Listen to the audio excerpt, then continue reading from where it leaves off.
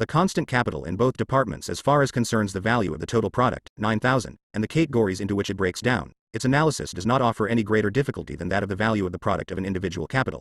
It is in fact identical with this. The annual social product, taken as a whole, contains 3 one-year social working days. The value expression of each of these working days is 3,000, so that the value expression of the total product is 3 times 3,000 equals 9,000. Furthermore, of the labor time that has been spent prior to the production process of the year whose product we are analyzing, 4/3 of a working day was spent in Department I, value product 4,000, and 2/3 of a working day in Department II, value product 2,000. Taken together, this is 2 social working days, whose value product is 6,000. Thus 4,000 YA plus 2,000 LI equals 6,000 E figures is the value of the means of production, our constant capital value, reappearing in the value of the overall product. Besides, out of the 1 year working day that the society has newly added, 1/3 is necessary labor or labor that replaces the value of the variable capital 1,000 IV in Department I, and pays the price of the labor applied in this department. 1/6 of the social working day is similarly necessary labor in Department II, to a value of 500. Thus 1,000 IV plus 500 IIV equals 1,500. V. The value expression of half a social working day, is the value expression of that half of the total working day added in the year which consists of necessary labor. Finally, 1/3 of the total working day, a value product of 1,000, is surplus labor in Department I. In Department II, this surplus labor is 1/6 of a working day, a value product of 500. Together these make up the other half of the total working day added. Thus the total surplus value produced equals 1,000 is plus 500 is equals 1, sods. In other words, constant capital component of the value of the social product, C. 2 working days, spent prior to the current production process, a value expression of 6,000. Necessary labor spent during the year, V. Half the working days spent in the year's production, a value expression of 1,500. Surplus labor spent during the year, S. Half the working day spent in the year's production, a value expression of 1,500. 506 The reproduction and circulation of the total social capital the value product of the year's labor, V plus S, equals 3,000. The value of the total product, C plus V plus S, equals 9,000. Thus the difficulty does not lie in analyzing the value of the social product itself. It arises when the value components of the social product are compared with its material components. The constant portion of value, that simply reappearing, is equal to the value of the part of the social product that consists of means of production, and is embodied in this part. The new year's value product equals V plus S is equal to the value of the part of the annual product that consists of means of consumption, and is embodied in this. But, with exceptions that are of no consequence here, means of production and means of consumption are totally different kinds of commodities, products quite different in their natural or use form, and therefore products of totally different varieties of concrete labor. The labor that uses machines for the production of means of subsistence is quite different from the labor that makes machines. The total annual working day, whose value expression is 3,000, seems to be spent on the production of means of consumption equals 3,000 in which no portion of constant capital value reappears, since this 3,000 equals 1,500. V plus 1,500 S is simply resolved into variable capital value plus surplus value. On the other hand, the constant capital value of 6,000 reappears in a kind of product that is completely different from the means of consumption, i.e. the means of production, while no part of the social working day seems to be spent in the production of this new product. The whole working day, rather, seems to consist simply of the kinds of labor that do not result in means of production, but rather in means of consumption. The riddle is already solved. The value product of the annual labor is equal to the value of the product of Department II, the total value of the newly produced means of consumption. That the value of this product is 3 times greater than the part of the annual labor that is spent on the production of means of consumption, Department II. Only 1/3 of the annual labor is spent on producing these. 2/3 of the annual labor is spent on producing means of production, LE. In Department I the value product created in this period in Department I, equal to the variable capital value reproduced in Department I plus the surplus value, is equal to the constant capital value of Department II that reappears in Department II in means of consumption. These can therefore be exchanged for one another and replace one another in kind.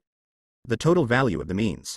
Simple reproduction 507 of consumption in Department II is therefore equal to the sum of the new value product in Departments I and II together, or 2, C plus V plus S, equals I, V plus S, plus 2, V plus S, LE. The total new value produced by the annual labor in the form of V plus S.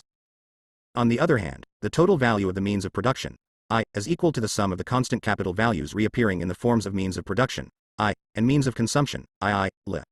Equal to the total constant capital value reappearing in the society's total product. This total value is, in Department I, the value expression of 4/3 of a working day performed before the current production process, and 2/3 in Department II, making a total of 2 complete working days. The difficulty with the annual social product, therefore, comes from the fact that the constant portion of value is represented in a kind of product, means of production, completely different from the means of consumption in which the new value versus plus s added to this constant portion of value is represented. It seems, therefore, as if 2/3 of the mass of products consumed in value terms exist once again in a new form, as new product, without any kind of labor having been expended by the society on their production. This is not the case with the individual capital. Each individual capitalist applies a definite concrete kind of labor, which transforms the means of production peculiar to it into a product.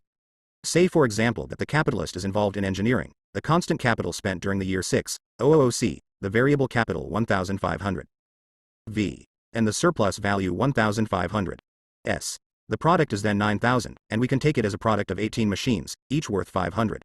The entire product there exists in the same form, that of machines. If he produces different kinds, then each of these must be dealt with separately. The total commodity product is the product of the labor expended during the year in engineering, the combination of this concrete kind of labor with its specific means of production. The various parts of the product's value are therefore represented in the same natural form. 12 machines contain 6,000 C, 3 machines 1,500 V. 3 machines 1,500 S. It is evident here that if the value of the 12 machines that comprise the constant capital is equal to 6,000 C, this is not because the labor embodied in these machines took place before the engineering stage was reached and was not spent in it. The value of the means of production for 18 machines has not been transformed of itself into 12 machines, it is rather the value of these 12,508 the reproduction and circulation of the total social capital machines, which itself consists of 4,000 C plus 1, UV plus 1,000, that is equal to the total value of the constant capital value contained in the 18 machines. The capitalist engineer must therefore sell 12 of the 18 machines in order to replace the constant capital he has spent, that needed for the reproduction of 18 new machines. What would be inexplicable, rather, would be a situation in which, although the labor applied consisted simply of engineering labor, its result was on the one hand 6 machines equals 1,500 V plus 1, 500 S. And on the other hand iron, copper, screws, belts, etc. to a value of 6,000 C, La. The means of production of the machines in their natural form, which the individual capitalist engineer obviously does not produce himself, but must replace by way of the circulation process. And yet it seems at first glance as if the reproduction of the annual social product does proceed in such a contradictory way. The product of an individual capital, La. Each independently functioning fraction of the social capital endowed with its own life, may have any natural form whatsoever. The only condition is that it really should have a use form, a use value, that stamps it as a member of the commodity world capable of circulation. It is completely immaterial and accidental whether or not it can go back as a means of production into the same production process from which it emerged as a product, La. Whether the part of the product's value that represents the constant capital component possesses a natural form in which it can actually function once again as constant capital. If not, then this part of the produkt's value is transformed again by sale and purchase into the material elements of its production, and thereby reproduces the constant capital again in its natural form, the form in which it is capable of fulfilling its function. It is different with the product of the total social capital. All material elements of the reproduction must be parts of this product in their natural form. The portion of constant capital consumed can be replaced by the overall production only if the entire reappearing constant portion of capital reappears in the product in the natural form of new means of production that actually can function as constant capital. On the assumption of simple reproduction, therefore, the value of the portion of the product that consists of means of production must be equal to the consumed, constant portion of the value of the social capital. Moreover, considered individually, all that the capitalist produces in the value of his product, by the labor newly added to it, is his variable. Simple reproduction 509 capital and his surplus value, while the constant capital component is transferred to the product by the concrete character of the labor newly added. Socially considered, however, the portion of the social working day that produces means of production, both adding new value to them and transferring to them the value of the means of production consumed while they were being produced, produces nothing but new constant capital, destined to replace that consumed in the form of the old means of production, the constant capital consumed in both departments I and II. It only produces a product destined for productive consumption. The entire value of this product is therefore only value that functions anew as constant capital, which can only buy back constant capital in its natural form, and which is therefore from the social point of view resolved neither into variable capital nor into surplus value. On the other hand, the part of the social working day that produces means of consumption does not produce any part of the social replacement capital. It produces only products that, in their natural form, are destined to realize the value of the variable capital and the surplus value in departments I and II. In speaking of the social point of view, in considering the total social product, which includes both the reproduction of the social capital and individual consumption, it is necessary to avoid falling into the habits of bourgeois economics, as imitated by Proudhon, to avoid looking at things as if a society based on the capitalist mode of production lost its specific historical and economic character when considered en bloc, as a totality. This is not the case at all. What we have to deal with is the collective capitalist. The total capital appears as the share capital of all individual capitalists together. This joint stock company H3 S in common with many other joint stock companies that everyone knows what they put into it, but not what they will get out of it. 9. A look back at Adam Smith, Stork and Ramsey. The total value of the social product is 9,000 equals 6,000 C plus 1,500 V plus 1,500 S. In other words, 6,000 reproduces the value of the means of production and 3,000 the value of the means of consumption. The value of the SOCHA, revenue, V plus S, thus amounts to only 1/3 of the value of the total product, and the totality of consumers, both workers and capitalists. 510 The reproduction and circulation of the total social capital can withdraw commodities, products, from the total social product and incorporate them into their consumption fund only to the amount of this 1/3 part of value. 6,000, 2/3 of the product's value, on the other hand, is the value of the constant capital that has to be replaced in kind. Means of production to this amount must therefore be reincorporated into the production fund. This is something that Stork realizes is necessary, without being able to prove it. It is clear that the value of the annual product is divided in part into capital and in part into profit, and that each of these parts of the annual value of the product regularly goes to buy the products that the nation needs, both to maintain its capital and to rep 1/8 its consumption fund. The products that constitute the capital of a nation can in no way be consumed. Stork, Considérations sur la nature du revenu national, Paris, 1824, pp. 134-5, 150, Marx's emphases. Yet Adam Smith put forward this fanciful dogma, which is still believed to this day, in the form already discussed, according to which the entire value of the social product resolves itself into revenue, i.e. into wages plus surplus VA1 UE, or as he expresses it, into wages P1 as profit, interest, plus rent. He also put it forward in the still more popular form that the consumers must ultimately pay the producers for the entire value of the products. Right to the present, this remains one of the most well-loved platitudes, or rather eternal truths, of the so-called science of political economy. It is demonstrated in the following plausible way. Take an article of some kind, e.g. linen shirts. First, the spinner of linen yarn has to pay the flax grower the entire value of the flax, flax seed, manure, animal fodder, etc., together with the portion of value that the flax grower's fixed capital, such as buildings, agricultural instruments, etc., surrenders to this product. The wages paid in the production of the flax, the surplus value, profit, ground rent, that is contained in the flax, finally the freight costs of the flax from its point of production to the spinning mill. The weaver then has to reimburse the spinner of linen yarn not only with this price of the flax, but also with the portion of value in the machinery, buildings, etc., in other words, of the fixed capital, that is transferred to the flax, as well as that of all ancillary materials consumed during the spinning process, the wages of the spinners, surplus value, etc. And this is then taken a stage further with the bleacher, the transport costs of the finished linen, and finally the shirt manufacturer, who has to pay the whole price of all the earlier producers who have only supplied him with his raw material. In his hands, a further addition of values takes place, partly through the constant simple reproduction 511 capital value that is consumed in the form of means of labor, ancillaries, etc. in the manufacture of shirts, and partly through the labor spent in this process, which adds the value of the shirt maker's wages plus the surplus value of the shirt manufacturer. Let the entire shirt product now cost £100, and say that this is the share in the total value of the annual product that the society spends on shirts. The consumers of shirts pay £1.00, i.e. the value of all the means of production contained in the shirts together with the wages plus surplus value of the flax grower, spinner, weaver, bleacher, shirt manufacturer and all transporters as well. This is completely correct, and this is in fact what any child can see. But then it is further said, this is how things stand with the value of all means of consumption, with the value of the part of the social product that goes into the consumption fund, with the part of the value of the social product that can be spent as revenue. The value sum of all of these commodities is moreover equal to the value of all the means of production consumed in them, the constant capital components, plus the value that the labor last added to them has created, wages plus surplus value. The totality of consumers can pay this whole value, because although the value of each individual commodity certainly consists of C plus V plus S, the value sum of all the commodities that enter into the consumption fund taken together, at its maximum, can only be equal to the portion of the value of the social product that is resolved into versus plus S, i.e. equal to the value that the labor spent during the year has added to the means of production available. To the constant capital value. As far as the constant capital value is concerned, however, we have seen that it is replaced in two ways from the social product. Firstly, by exchange between the capitalists in Department I who produce means of consumption and those in Department I who produce the means of production for them. Here is the source of the phrase that what is capital for one is revenue for another. But this is not how things are at all. The 2000 IIE that exists in means of consumption to the value of 2000 forms constant capital value for the capitalists in Department 2. These cannot therefore consume it themselves, even though the product has to be consumed, individually, on account of its natural form. The 2000 I, V plus S, on the other hand, is the wages and surplus value produced by the capitalists and workers in Department 1. It exists in the natural form of means of production, as things in which their own value cannot be, individually, consumed. We have here, therefore, a value sum of 4,000, of which half simply replaces constant capital, and half simply forms revenue, both before and after the exchange.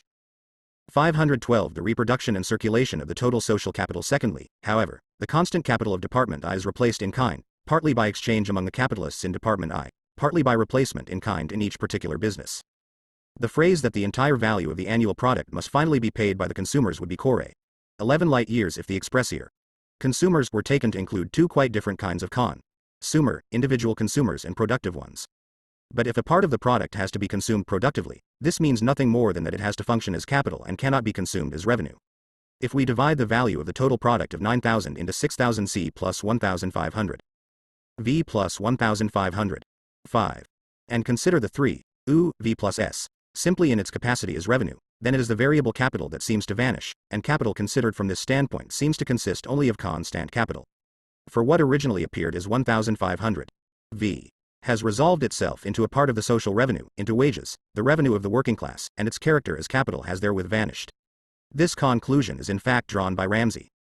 According to him, capital consists, from the social standpoint, of fixed capital alone, and by fixed capital he means constant capital, the mass of values consisting of means of production, whether these means of production are means of labor or materials of labor, such as raw material, work in progress, ancillaries, etc.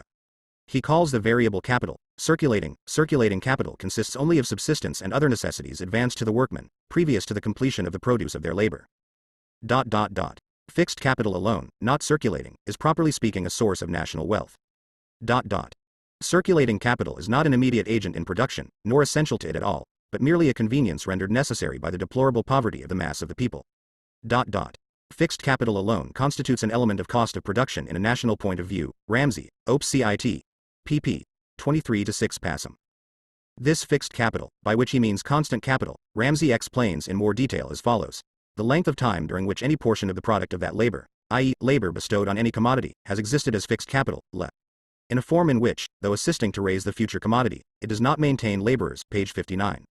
Here we see once again the confusion that Adam Smith wrought by submerging the distinction between constant and variable capital in the distinction between fixed and circulating capital. Ramsay's constant, simple reproduction 513 capital consists of means of labor, his circulating capital of means of subsistence. Both of these are in fact commodities of a fixed value. The one is just as incapable of producing a surplus value as the other. 10. Capital and revenue. Variable capital in W ages 8. The overall annual reproduction, the entire product of the current year, is the product of the useful labor of this year. But the value of this total product is greater than the portion of its value which embodies the annual labor, i.e. the labor power spent during this year. The value product of the current year, the value newly created during the year in the commodity form, is smaller than the value of the product, the total value of the mass of commodities produced during the year. The difference which we obtain when we subtract from the total value of the annual product the value that was added to it by the labor of the current year is not value really reproduced, but simply value that reappears in a new form of existence. Value transferred to the annual product from value that existed beforehand, of an earlier or later date depending on the durability of the constant capital component involved in the current year's social labor process. This value may derive from the value of a means of production which came into the world in the preceding year or in one of a series of earlier years. It is at all events value transferred from the means of production of previous years to the product of the current year. If we take our schema, we have after exchange of the elements already dealt with between departments I and II, and within department II, I 4000 E plus 1000 V plus 1000s, the latter 2000 realized in means of consumption i.e., equals 6000. 2. 2000 E, reproduced by exchange with I, V plus S, plus 500 V plus 500. S, equals 3000. Sum of values 9000. Value newly produced during the year is to be found only in versus in S. The value product of the current year is thus equal to the sum of V plus S, equals 2000 I, V plus S, plus 1002, V plus S, equals 3000. And other value components of this year's product are simply value transferred from the value of earlier means of production that have been consumed in the current year's production. Besides this value of 3000, the current year's labor has produced nothing more. This is its entire annual value product. 8. From here on, manuscript VIII. 514 The reproduction and circulation O. The total social capital as we have seen, however, the 2000 I, V plus S, restores to Department II its 2000 IIE in the natural form of means of production. The 2/3 of the annual labor spent in Department I has thus newly produced the constant capital for Department II, both in its entire value and in its natural form. Considered from the social standpoint, therefore, 2/3 of the labor spent during the year creates new constant capital value, realized in the natural form appropriate for department II. The greater part of the annual social labor is therefore spent on the product tion of new constant capital value existing in means of product tion, to replace the constant capital value spent on the production of means of consumption. What distinguishes capitalist society from the savages in this respect is not, as Senior 9 thinks, that it is the privilege and the characteristic of the savage to spend part of his labor in a way that procures him nothing in revenue, in proceeds that can be resolved into, exchanged for, means of consumption. The distinction rather consists in this. A capitalist society spends more of its disposable annual labor on the production of means of production, therefore of constant capital, which cannot be resolved into revenue in the form of wages or of surplus value, but can function only as capital. b. If the savage makes bows, arrows, stone hammers, axes, baskets, etc., he knows well enough that he has not spent the time thus employed on the production of means of consumption, that he has met his need for means of production and nothing else. Besides, the savage commits a serious economic sin by his complete indifference to the use of his time, and may often spend a whole month, as Tyler tells us, on preparing a single arrow. 1. 0. The current notion by which one group of political economists seek to rid themselves of the theoretical difficulty, to avoid understanding the real relationship. The idea that what is capital for one person is revenue for another, and vice versa, is partially correct, but becomes 9. When the savage makes bows, he exercises an industry, but he does not practice abstinence. Senior, Principes Fondamento de l'économie politique, trans. Arrivabene, Paris, 1836, pp. 342-3. The more society progresses, the more abstinence is demanded. Ibid. Page 342, cr. Capital Volume 1, Chapter 24, 3, page 744. Nassau Sr. was one of the principal representatives of vulgar economics in England, and particularly notorious for his opposition to the legal restriction of working hours, on the basis of his theory of the last hour. See Volume 1, Chapter 9, 3. 10. E. B. Tyler, Researches into the Early History of Mankind, etc., London, 1865, pp. 198-9. Simple reproduction 515 completely false as soon as it is put forward as a general rule, It involves a complete misunderstanding of the whole process of exchange that occurs in conjunction with annual reproduction, and also therefore a misunderstanding of the actual reason why the notion is partially correct. We shall now summarize the factual relationships on which the partial correctness of this notion rests, and in so doing we shall also demonstrate how false is the current conception of these relationships. 1. The variable capital functions as capital in the hands of the capitalist and as revenue in the hands of the wage laborer. The variable capital first exists in the hands of the capitalist as money capital. It functions as money capital insofar as he buys labor power with it. As long as it persists in his hands in the money form, it is no thing more than given value existing in that form, a constant and not a variable magnitude. It is only potentially variable capital, and it is that precisely because it is capable of being converted into labor power it only becomes actual variable capital after shedding its money form, after it has been converted into labor power and when this begins to function as a component of productive capital in the capitalist process. The money that functions firstly as the money form of variable capital for the capitalist now functions in the hands of the worker as the money form of his wage which he converts into means of subsistence, as the money form of the revenue that he receives from the ever-repeated sale of his labor power.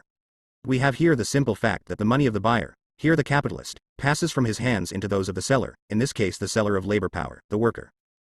It is not the variable capital that functions twice over, as capital for the capitalist and as revenue for the worker, but simply the same money, which exists first in the hands of the capitalist as the money form of his variable capital, hence as potential variable capital, and which, once the capitalist has converted it into labor power, serves in the hands of the worker as the equivalent for the labor power he has sold. However, the fact that the same money serves one purpose in the hands of the seller and another in the hands of the buyer is simply a phenomenon inherent in all purchases and sales of commodities. Apologetic economists present the matter wrongly, as is best shown if we look simply at the act of circulation M.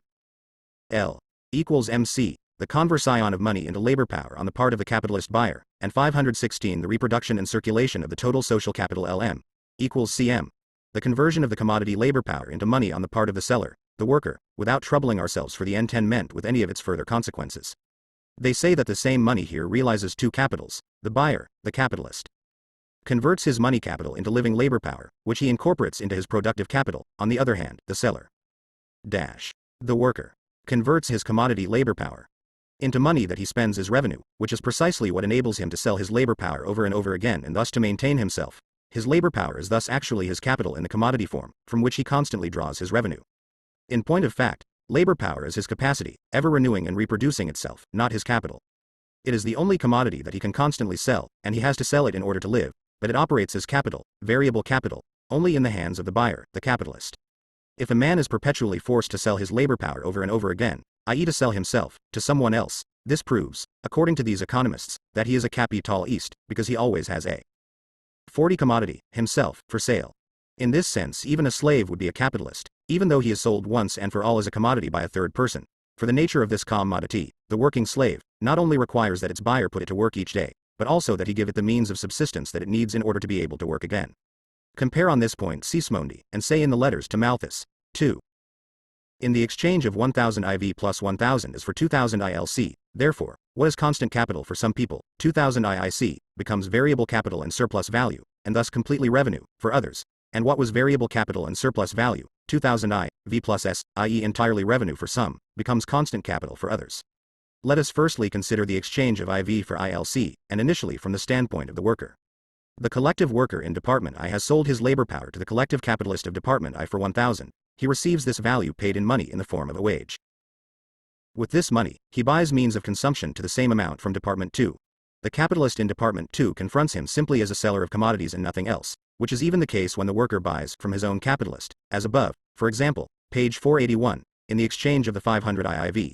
The form of circulation that his commodity, labor power, undergoes, is that of simple commodity circulation. C. Labor power. Simple reproduction 517 MC, means of consumption, the commodity of Department 2, oriented to consumption, i.e. simply to the satisfaction of needs. The result of this act of circulation is that the worker has maintained himself as labor power for the Department I capitalist, and in order to carry on maintaining himself in this way, he has perpetually to repeat the process L, C, MC over again. His wage is realized in means of consumption, it is spent as revenue, and taking the working class as a whole, it goes on being spent as revenue continuously. Let us now consider the same exchange of IV for IIC from the standpoint of the capitalist. The entire commodity product of Department 2 consists of means of consumption, L, of things designed to go into the annual consumption, to serve as the realization of someone or other's revenue, in the present case the collective worker of Department I for the collective capitalist of Department I, however, a part of his commodity product, 2000, is now the form of the constant capital value of his productive capital, and must be transformed back again from this commodity form into the natural form in which it can operate anew as the constant part of the productive capital. So far, Capita Gist 2 has managed to transform half, 1000, of his constant capital value, reproduced in the commodity form, that of means of consumption, back into the money form by selling it to the workers of Department I. Thus it is not the variable capital IV that has been converted into this first half of the constant capital value IIC, but rather the money that functioned for Department I as money capital in exchange for labor power and hence came into the possession of the seller of labor power, for whom it did not represent capital but rather revenue in the money form, i.e. was spent as a means of purchase on items of consumption. The 1000 in money that flowed to the capitalists in Department II from the workers of Department I cannot function as a constant element of Department II's productive capital. It is only the money form of its commodity capital, and still has to be converted into fixed or circulating components of constant capital.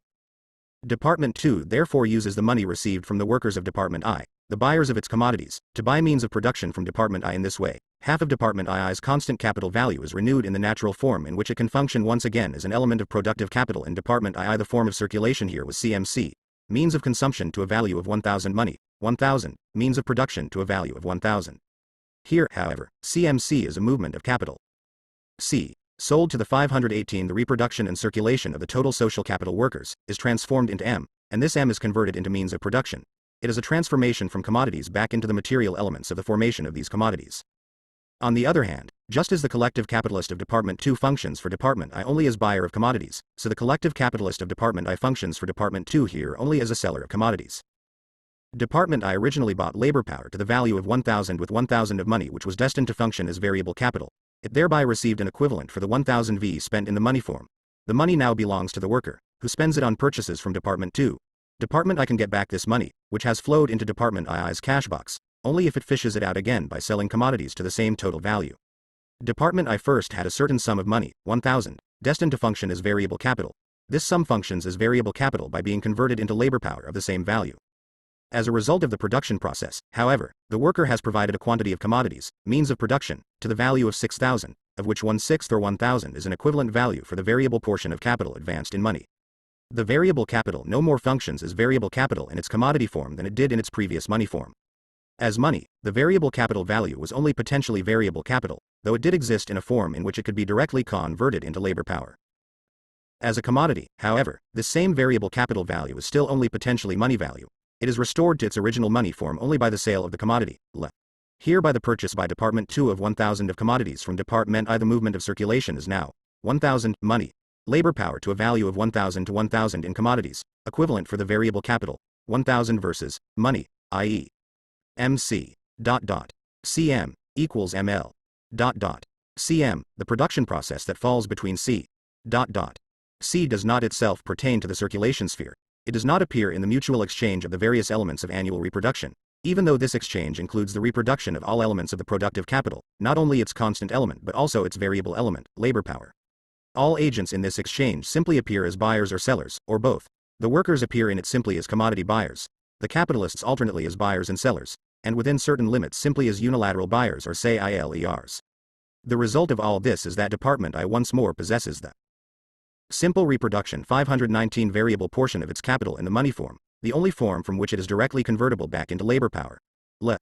It possesses it again in the only form in which it can actually be advanced as the variable element of its productive capital. On the other hand, in order to reappear as a buyer of commodities, the worker must firstly reappear as the seller of a commodity, as the seller of his own labor power. As far as the variable capital in Department 2 is concerned, 5,000 IIV, the circulation process between capitalists and workers in this department of production takes an unmediated form, inasmuch as we consider it as taking place between the collective capitalist in Department 2 and the collective worker there. The collective capitalist in Department 2 advances 500 V for the purchase of labor power to the same value. The collective capitalist is here the buyer, the collective worker the seller. The worker then appears with the money received for his labor power, as the buyer of a part of the commodities that he himself produced. Here, therefore, the capital East is a seller.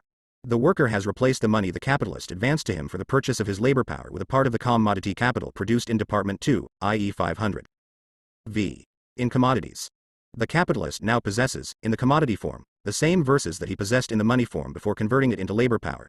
The worker for his part has realized the value of his labor power in money, and realizes this money in turn by spending it, as revenue to meet his consumption, on acquiring a part of the means of consumption that he himself produced.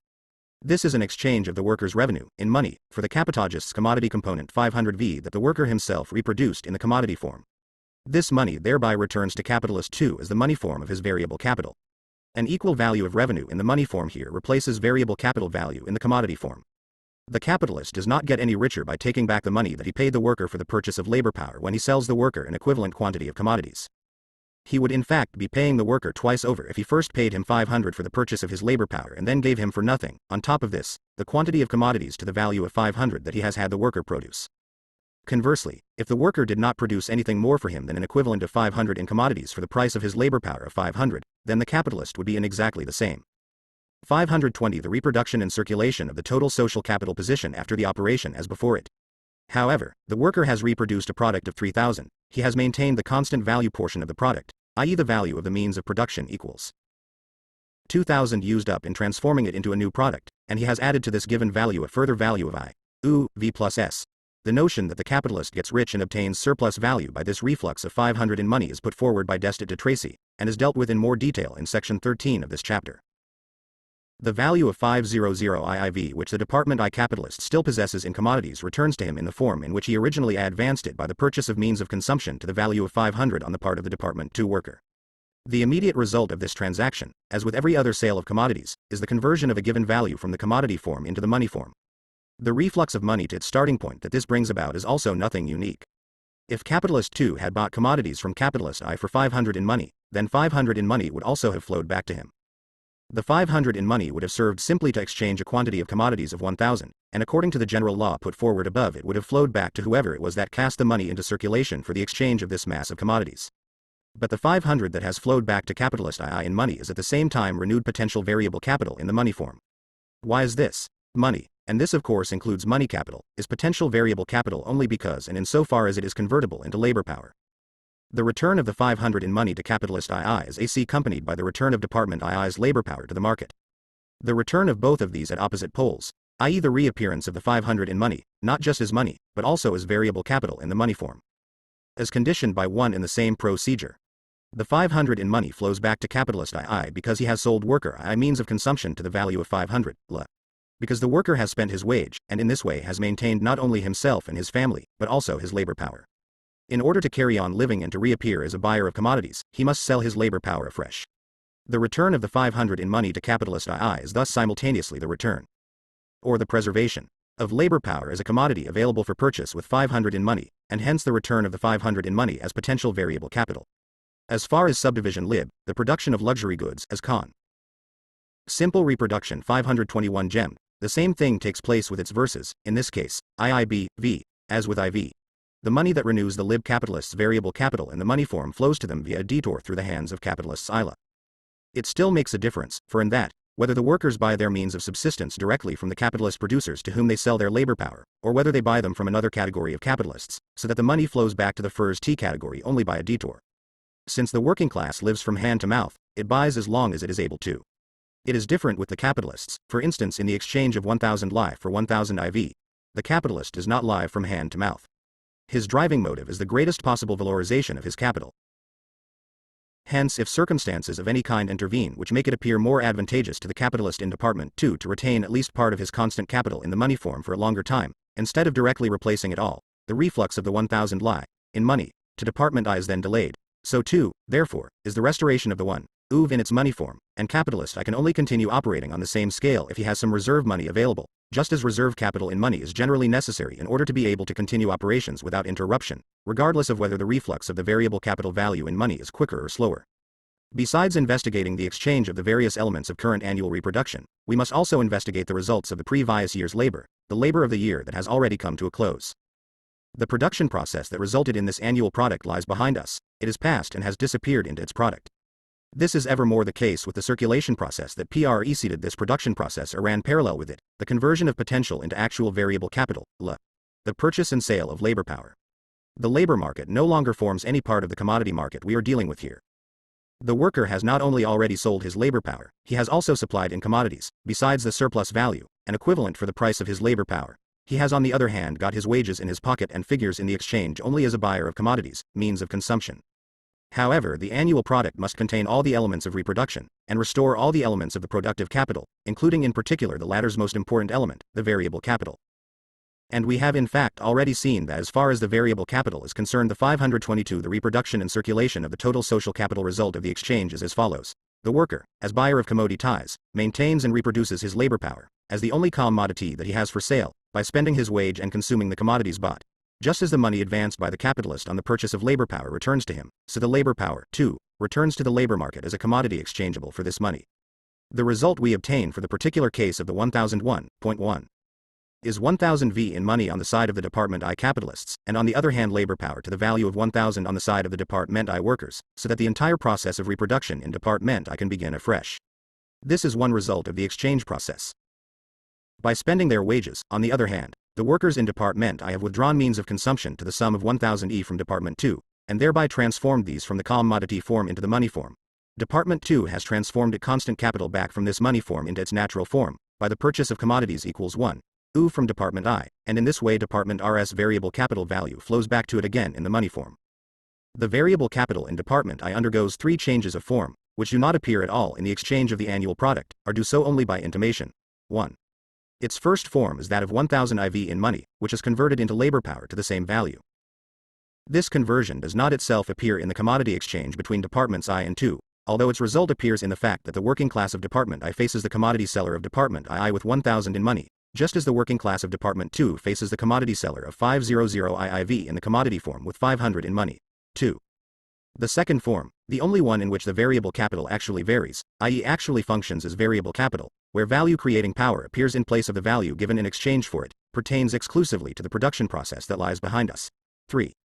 The third form, in which the variable capital has demonstrated its quality of being variable in the result of the production process, is the annual value product, which in the case of Department I is 1000 V plus 1000 equals 2000 I, V plus S.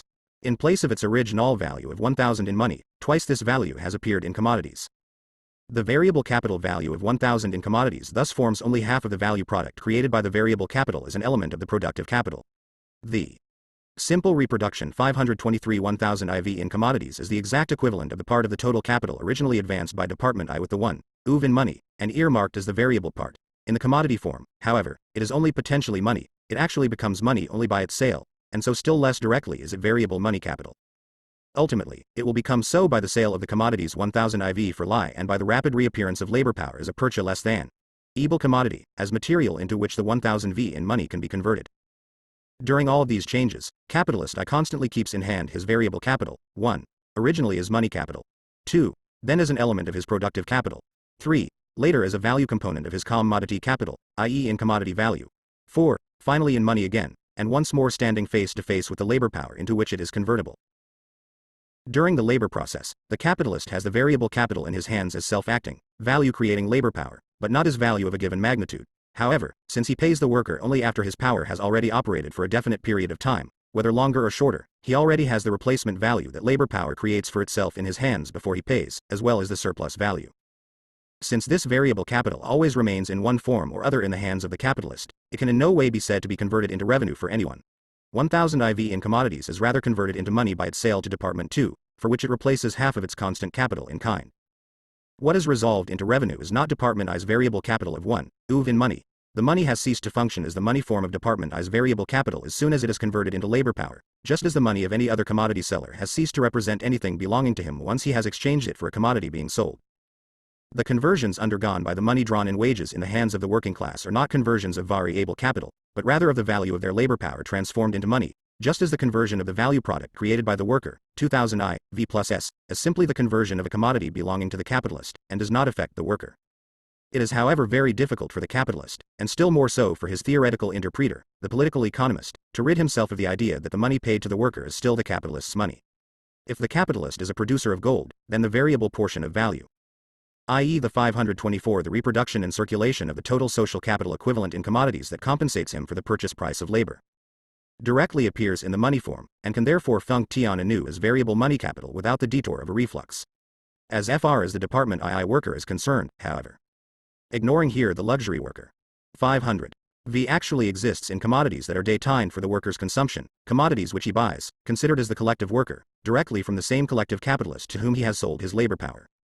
The variable value portion of Department II's capital consists of means of consumption, as far as its natural form is concerned, destined for the most part to be consumed by the working class.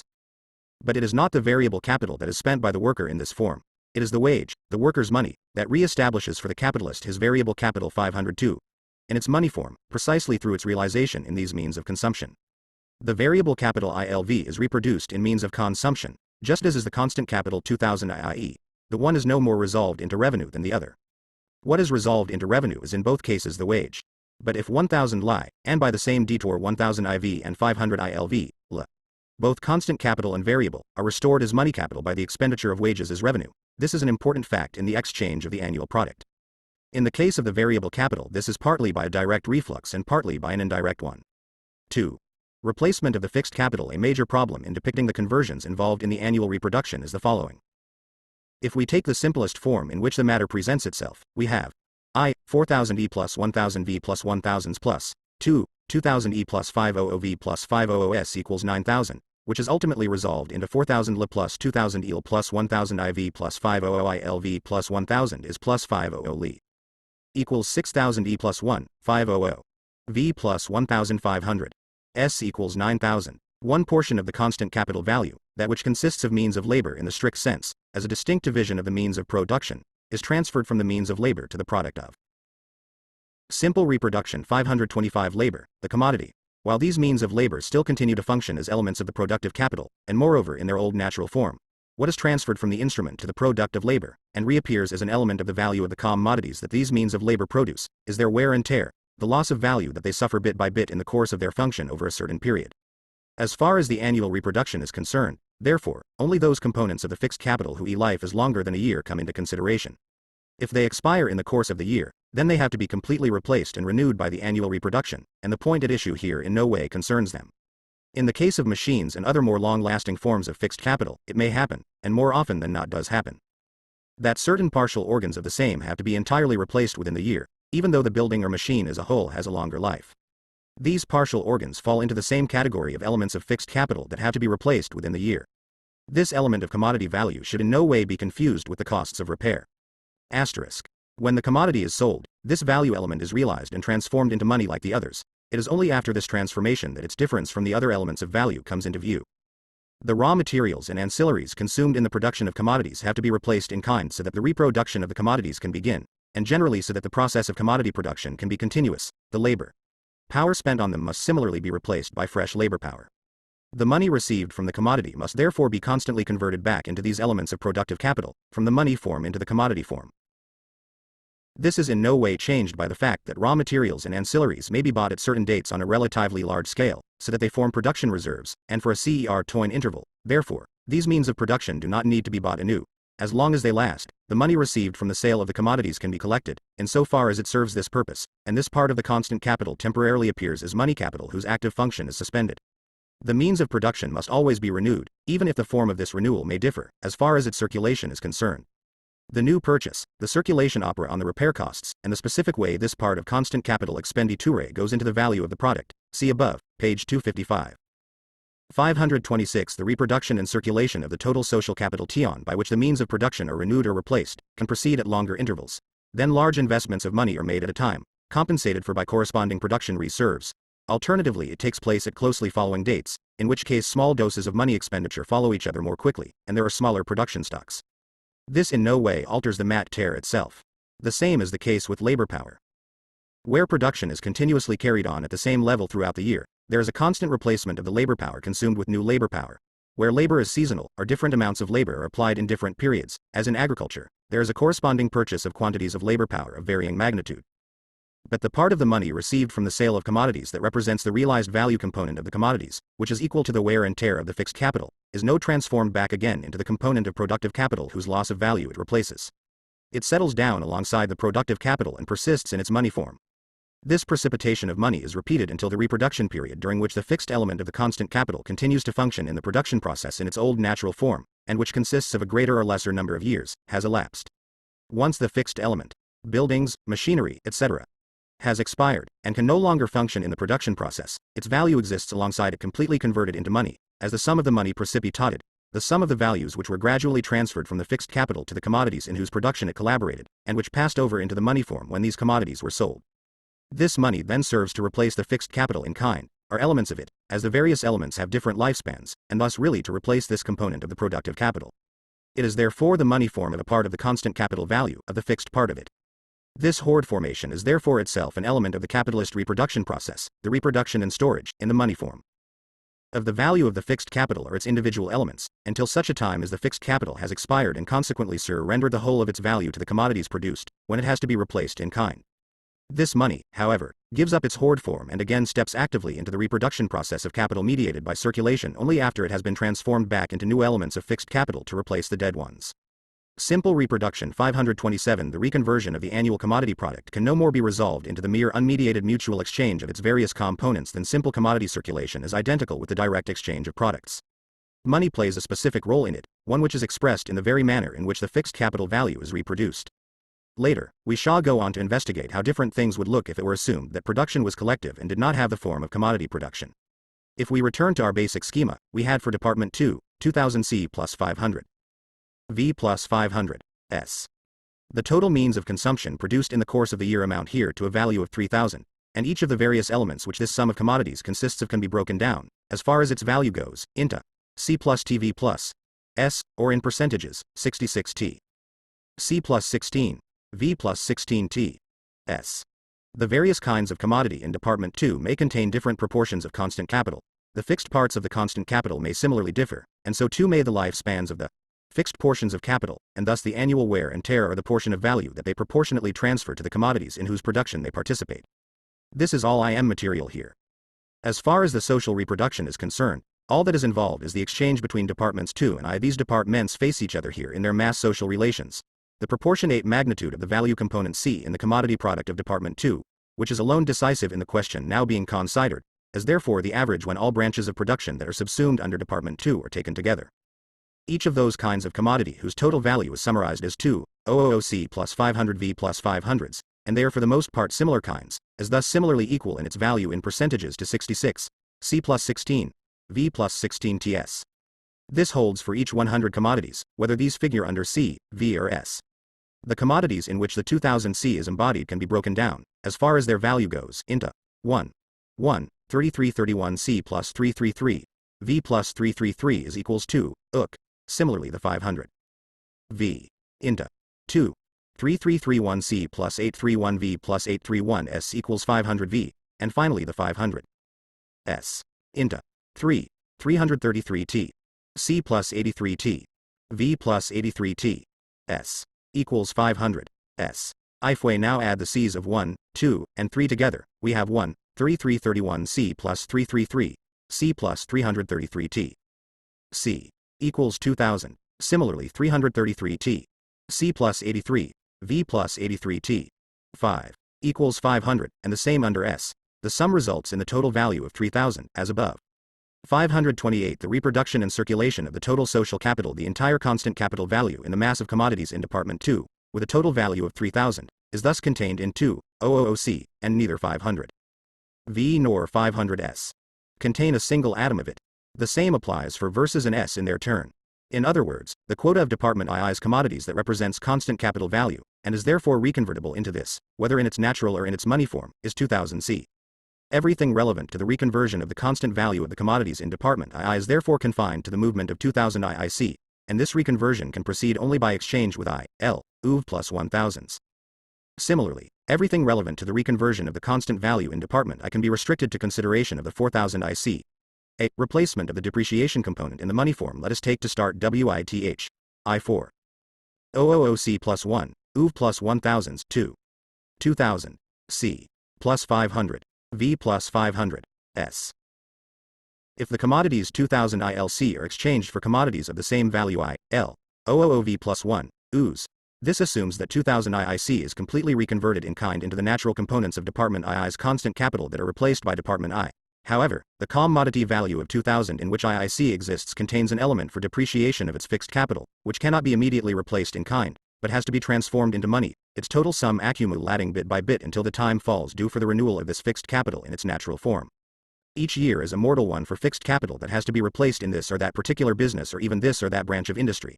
For a single individual capital, this or that part of its fixed capital has to be replaced, since its parts are of varying life. If we consider the annual reproduction, even on the same scale, abstracting from all accumulation, then we do not begin ab ovo. This is 1 year in the course of many, not capitalist production's year of birth. The various capitals invested in the manifold branches of production in Department II are therefore of different ages, and just as each year people functioning in these branches of production die, so each year do quantities of fixed capital reach the end of their life and simple reproduction 529 have to be renewed in kind from the accumulated money fund. To this extent, the exchange of 2000 Li for 2000 I, V plus S, involves the reconversion of 2000 Li from its commodity form, as means of consumption, back into the natural elements of constant capital that consist not only of raw materials and ancillaries, but also of the natural elements of fixed capital, machines, instruments, buildings, etc. The wear and tear that has to be replaced in money in the value of the 2000 Li thus in no way corresponds to the total scale of the fixed capital that is functioning, since each year a part of this has to be replaced in kind. This presupposes, however, that in earlier years the money needed for this replacement was accumulated in the hands of the Department II capitalists. Precisely this assumption, however, holds just as much for the current year as it is assumed to hold for the previous years. In the exchange between I, L, UV plus 1000s, and 2000 Li, the first thing to note is that the sum of values I, V plus S, does not contain any element of constant value, and thus no value element for the wear and tear to be replaced, i.e. for value that was transferred from the fixed component of the constant capital to the commodities in whose natural form V plus S exists. This element does exist on the other hand in Li, and it is precisely a part of this value element attributable to the fixed capital that does not have to be directly transformed from the money form into the natural form, but has first rather to persist in the money form.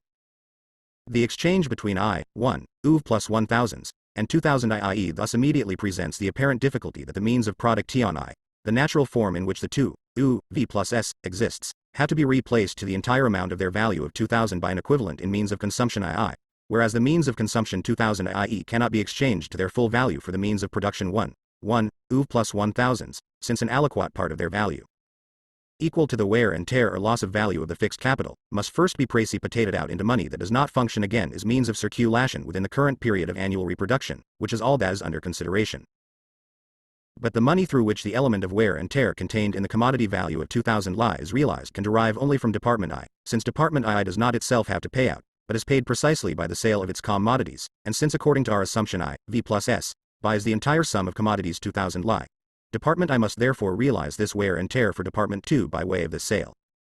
However, according to the law developed earlier, money advanced to circulation returns 530 the reproduction and circulation of the total social capital to the capitalist producer when he later casts the same amount into circulation in commodities. It is evidently impossible for Department I, in purchasing Li, to give Department II commodities worth 2000, and to give it once and for all, on top of that, an extra amount of money, without any return of this money to it by the reconversion operation. Otherwise, the quota of commodities Li would be sold above its value. If Department 2 does in fact exchange its 2000 E for 1 I, UV plus 1000s, it cannot demand anything more from Department I, and the money circulating in this exchange returns to Department I or II depending on which of the two it was that cast it into circulation, i.e. which one first appeared as the buyer.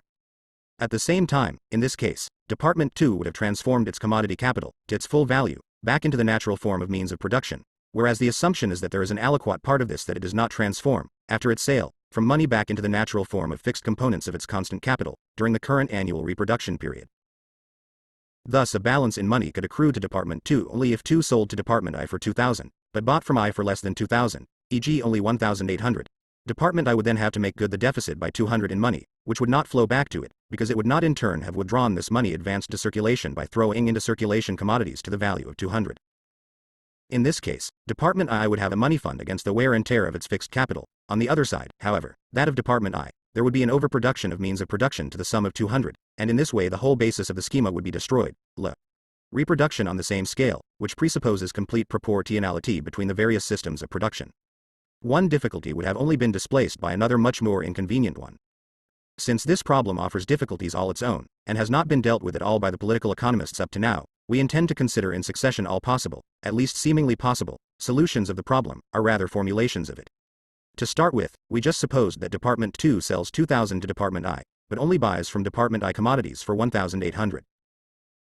The commodity value of 2,000 Li then contains 200 for replacement of wear and tear, which is hoarded up in money. The value of 2,000 Li would thus be broken down into 1,800, which is to be exchanged against means of production from Department I, and 200 for the replacement of wear and tear, which is to be kept in money, after the simple reproduction 531 sale of 2 U to Department I. As far as its value goes, the 2,000 Li would be 1,800. E plus 200. E, D, where D stands for déchet, depreciation. We would then have to consider the exchange I1. U plus 1,000s 2. 1,800. E plus 200. E, D. Department I buys 1,000 Li means of consumption from Department 2 with 1,000 pounds that its workers have received for their labor power in payment of wages. The capitalists in Department I thereby receive their variable capital back in its money form, so that they can use it to buy labor power again next year for the same amount, i.e. replace the variable part of their productive capital in kind. Department II also advances 400 pounds, say, to buy means of production is, and Department I uses the same 400 pounds, in which it has realized part of its surplus value, to buy means of consumption Li.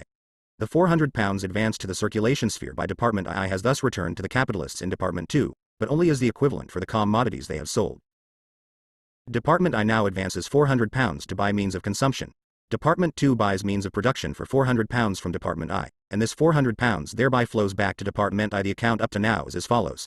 Department I has cast into circulation 1,000 V plus 800 S in commodities, and also casts into circulation in money 1,000 pounds in wages and 400 pounds for exchange with Department 2. After the exchange is completed, Department I has 1,000 V in money, 800 S, converted into 800 Li, means of consumption, and 400 pounds in money. Department 2 casts into circulation 1,800 E in commodities, means of consumption, and 400 pounds in money. After the exchange, it has 1,800 in commodities I, means of production, and 400 pounds in money. We then still have on I side 200 S in means of production, and on IR side 200 E, D in means of consumption. According to our assumption, Department I buys means of consumption E, D, to the value of 200 with 200 pounds in money. This 200 pounds, however, Department 2 holds on to, since it represents 200 E, D, wear and tear, and is not to be directly converted back into means of production. 200 is therefore unsaleable. 1/5 of the surplus value that Department I has to convert cannot be realized, are converted from its natural form of means of production into that of means of consumption. This does not only contradict the assumption of reproduction on the 532, the reproduction and circulation of the total social capital same scale, it is in and of itself not the kind of hypothesis that could explain the realization of 200 C, D. It says rather that this is inexplicable. Since there is no way of showing how the 2 C, D, is to be realized, we have to suppose that Department I is obliging enough to realize it, precisely because Department I is not in a position to realize its own remnant of 200 S. To conceive this as a normal operation of the exchange mechanism would be the same as supposing that each year 200 pounds rain down from heaven to realize the 200 C, D. The absurdity of such a hypothesis, however, does not directly leap to the eye if is, instead of appearing, as here, in its original mode of existence. As a value component of means of production, a component of the value of commodities that their capitalist producers have to realize in money by selling them. appears in the hands of the capitalist's co-partners, e.g. as ground rent in the hands of the landlord or as interest in the hands of the moneylender. If the part of the surplus value in commodities that the industrial capitalist has to deduct as ground rent or interest for other persons with a claim on surplus value cannot be realized in the long run by the sale of the commodities themselves, there is then an end to the payment of rent and interest, and the landlords or the recipients of interest cannot serve as deus ex machina for the arbitrary realization of certain portions of annual reproduction. It is just the same with the expenditures of all so-called unproductive workers, state officials, doctors, lawyers, etc., and others who, in the form of the general public, perform services for the political economists by explaining what they leave unexplained. It helps just as little if, instead of direct exchange between departments I and II, between the two great departments of capitalist production itself, the merchant is brought in as mediator to remove all difficulties with his money. In the given case, for example, 200 must finally be disposed of to the industrial capitalists of Department I. It may go through the hands of a whole series of merchants, but the last of these still finds himself in the same position vis-a-vis Department II. According to our hypothesis, as the capitalist producers of Department I did at the beginning, they cannot sell the 200 to Department II, and as this sum of purchases has thus stuck fast, it prevents Department I from repeating the process.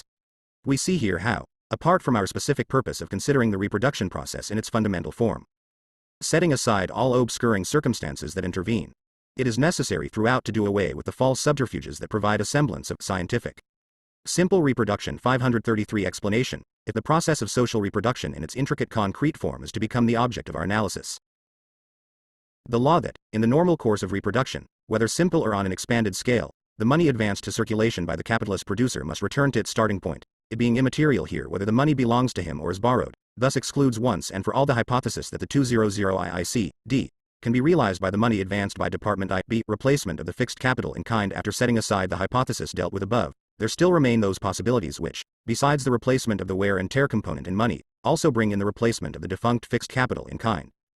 We assumed in the previous case, A, that £1,000 was paid by Department I in wages, and spent by the Department I workers on lie to the same amount, i.e. that they used this to buy means of consumption. That the £1,000 was advanced by Department I in money is no more than a simple statement of fact. Wages are paid by the relevant capital East producers in money. This money is then spent by the workers on means of subsistence, and serves the sellers of these means of subsistence in turn as means of circulation for the conversion of their constant capital from commodity capital into productive capital. It certainly runs through several channels: shopkeepers, landlords of dwelling houses, tax collectors, unproductive workers such as doctors, etc. that the worker himself needs, and it therefore flows only in part directly from the hands of the workers in Department I into those of the capitalist class of Department II. The flow may to a greater or lesser extent stagnate, and new reserves of money may thus be needed on the part of the capitalists. All this can be omitted in considering the fundamental form. B. It was also assumed that at one point Department I advances a further £400 in money for purchases from Department II, which later flows back to it, and at another point Department II advances £400 for purchases from Department I, which similarly flows back to Department II. Lee's assumption must be made, since the opposite assumption, that only the capitalists in either Department I or II unilaterally advanced to circulation the money needed for the exchange of commodities, would be arbitrary. Since we showed in subsection A that the 534 the reproduction and circulation of the total social capital hypothesis according to which Department I casts additional money into circulation in order to realize the 200 IIC, D, has to be rejected as absurd, we have left only the apparently still more absurd hypothesis that Department I itself casts into circulation the money with which that value component of commodities is realized which has to replace the wear and tear of its fixed capital. The portion of value that Mr. X's spinning machine loses in the course of production, for example, reappears as a part of the value of his yarn. The loss that his spinning machine suffers in value he thus collects on the other side as money. X might now for example buy cotton from Y for £200, and in this way advance £200 to the circulation sphere. Y buys yarn from him with the same £200, and this £200 now serves X as a fund for replacing the wear and tear of his spinning machine. What this boils down to is simply that X, apart from his production, its product, and the sale of this, keeps a further £200 stacked away in order to pay himself for the spinning machine's loss of value, that besides the £200 loss of value of his spinning machine, he has to add a further 200 in money each year from his own pocket, so as finally to be in a position to buy a new spinning machine. The absurdity of this, however, is only apparent. Department II consists of capitalists whose fixed capital is at different points in its reproduction. For some, it has reached the point at which it has to be completely replaced in kind. For others, it is still more or less distant from this stage. What is common to all members of the latter division is that their fixed capital is not really reproduced, i.e. not renewed in kind or replaced by a new item of the same variety, but that its value is successively collected up in money. The first group of capitalists is in exactly the same situation as when they began their business, or almost so. It is all the same here. i.e. when they appeared on the market with a money capital in order to transform this on the one hand into constant capital, fixed and circulating, on the other hand into labor power, into variable capital. Just as at that time, they now have to advance this money capital once more to the circulation sphere, the value of the constant fixed capital as well as that of the circulating and that of the variable capital. If we assume, therefore, that, out of the £400 that the capitalist class in Department 2 casts into circulation for the purpose of exchange with Department I, half derives from those capitalists in Department I who not only have to renew in kind, by the sale of their commodities, those of their means of production that form their circulating capital, but simple reproduction 535 also have to renew, with their money, their fixed capital, while the other half of these capitalists in Department 2 renew only the circulating part of their constant capital in kind, with their money, and do not renew their fixed capital. There is nothing contradictory in the fact that the £400 that flows back, and it flows back as soon as Department I buys means of consumption with it, is now divided differently between these two sections of Department 2. It flows back to Department 2, however, it does not flow back into the same hands, but is rather differently distributed within this class, passing from one section of it to the other. The first section of Department 2 has, besides the portion of means of production ultimately covered by its commodities, converted a further £200 in money into new elements of fixed capital in kind. The money it has spent in this way flows back to it from the circulation sphere only bit by bit over a series of years. Just as at the start of Business, in the shape of the depreciation component of the commodities to be produced with this fixed capital. The other section of Department I, on the other hand, did not obtain any commodities from Department I with its £200. Instead, Department I pays it with the money with which the first section of Department I bought elements of fixed capital. One section of Department 2 has its fixed capital back in its renewed natural form, the other is still engaged in collecting it up in the money form, so as to replace its fixed capital in kind later on. The position from which we have to proceed, after the ERGA exchanges, is the remnant of commodities to be exchanged on both sides, Department I's 400.5 and Department II's 400C. 11 We assume that Department 2 advances £400 in money for the exchange of these commodities to the amount of 800. Half of this £400, equals £200, must under all circumstances be laid out by the section of IIC that accumulates the £200 in money as the value of wear and tear, and which then has to transform this back again into the natural form of its fixed capital. Just as the constant capital value, variable capital value and surplus value into which the value of both departments' commodity capital breaks down can be represented in proportionate quotas of the respective departments' commodities, so too can one represent, within the constant capital value itself, the portion of value that does not yet have 11. Once again, the figures here do not agree with earlier assumptions. This is immaterial, however, since it is only the relationships that are important here. FE 536 The reproduction and circulation of the total social capital to be converted into the natural form of fixed capital, but has for the time being to be gradually hoarded up in the money form. A certain quantity of Department II's commodities, in our case, half QF.